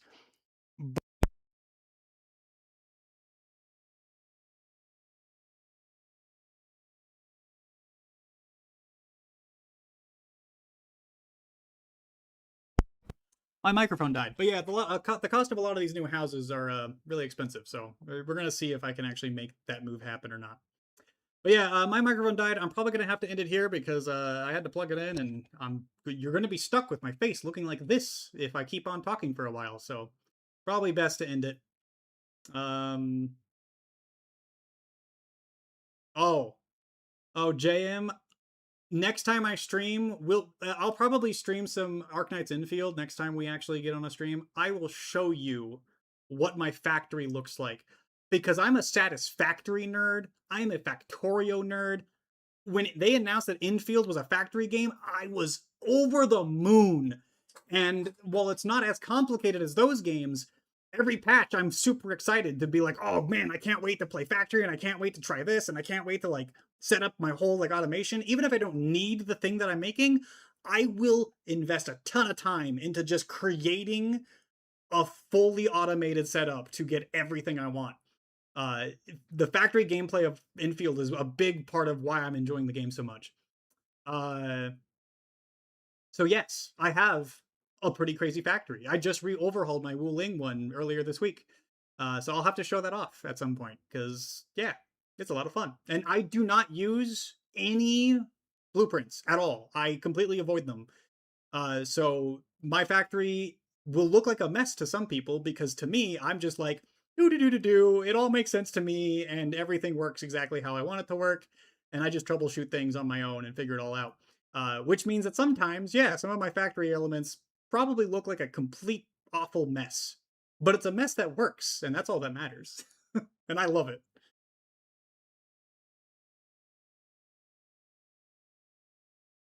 All right. And we did see that rerun of Levitain with some of the other early characters, so hopefully they just keep doing more of those, and or just add them to the normal pool over time.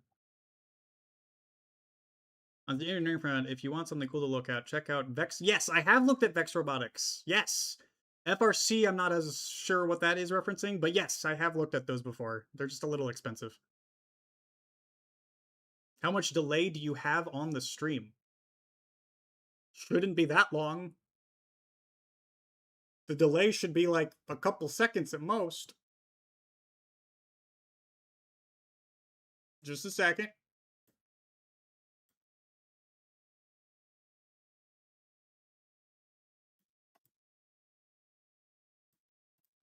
All right.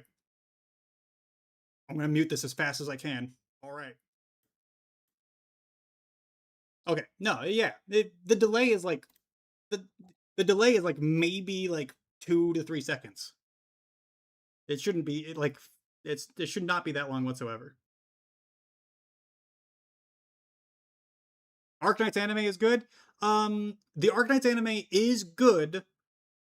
Don't expect the most high, like the highest quality animation or anything. They were working with a budget, and they definitely took shortcuts in some places. Um, but for the most part, it's a pretty good view if you just want like and it only covers, I should note, the anime only covers the first 8 chapters of the main story of Arknights and none of the side content. Well, it covers one side story, but that side story is also told in the worst possible way in the anime. They literally used one episode to try and cover an entire side story, and it's so rushed and awful. It's the worst episode in the entire 3 seasons of the anime. But it covers chapters 0 through 8. I think it's a great way to get through those chapters if you would like to do that. But that's all the content they have right now. But it is a good watch. Just don't expect the most insane animation or anything like that.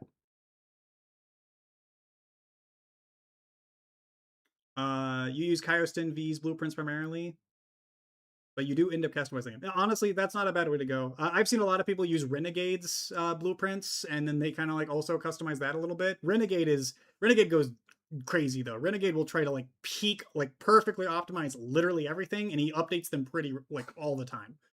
Kaiostin V, from my understanding, it takes it a little bit more relaxed than that. But again, I just prefer figuring it all out myself, and that's a big part of the game for me. I sent you evidence. That's right. You told me to look at that. Yes. Sorry. Thank you for the reminder, JM. Let me take a look. Here we go. So this is what you meant with the Angelina thing. Just a second.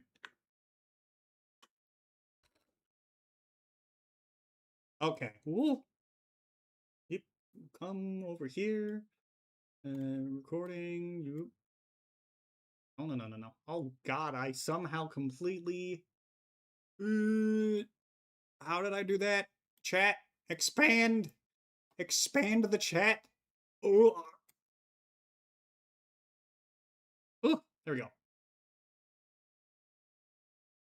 Perfect.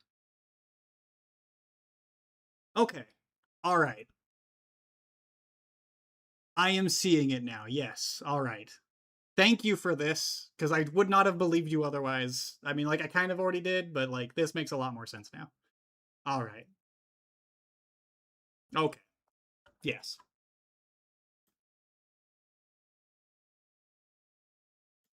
I'm definitely seeing it now. All right.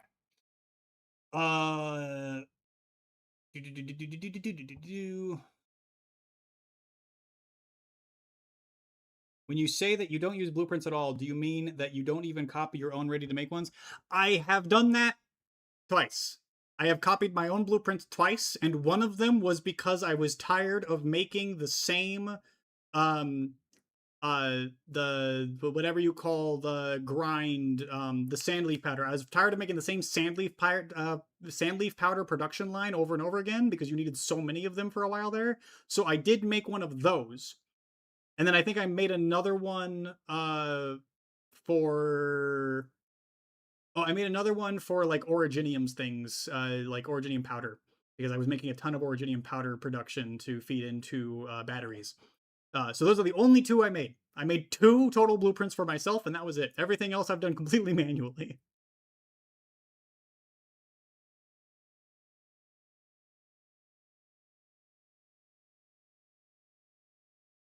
Yeah, technically you do use blueprints anytime you move an AIC piece, but like I don't consider that. Like it's using the blueprint system technically, but like I don't consider that to be the same thing.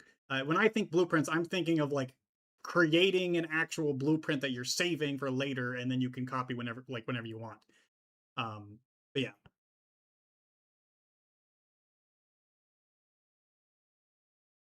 Yeah, it saves it as a temp blueprint, then deletes it when you place it. So yes, you're technically right, but no, I don't consider it to be the same thing, really. Have I played Ex Astris?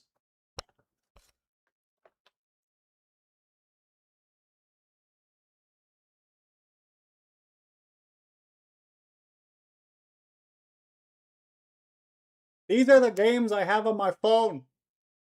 You can see X Asterisk right there. So yes, I can't say I've completed it, but I have it, and I've been playing it here and there.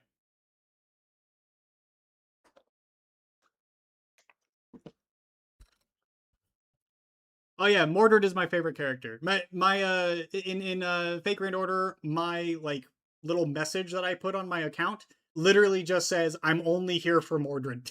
Because that's the only character I care about. I mean, I care about other characters, but she's the character I care about the most, and probably is the only reason I'm still playing the game, honestly.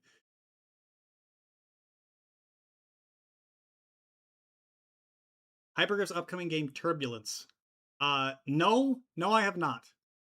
Feel free to send me some screenshots on Discord. But again, my microphone's dying. I don't want to like be leaning over my desk for the next several hours, and I do need to get work done on my next video so I can send that over to Dr. P. So I think I'm going to call it here, guys. I've caught up to chat. Feel free to send me messages in that Discord now. And I will work with Molly to Meowly to hopefully get the Discord a bit more cleaned up and functional and actually have like roles and stuff so it's a bit more usable. But feel free to use that to like message me and send me stuff, and I will get to it when I get the chance. But for now, I'm going to end the stream here. Thank you all for joining. And yeah, this was fun. The podcast earlier was fun, but I'm glad I got the chance to actually sit down and talk to you guys more directly as well. So appreciate it. So yeah. Have a good day, all, and eat well, drink some water, and rest up. See ya.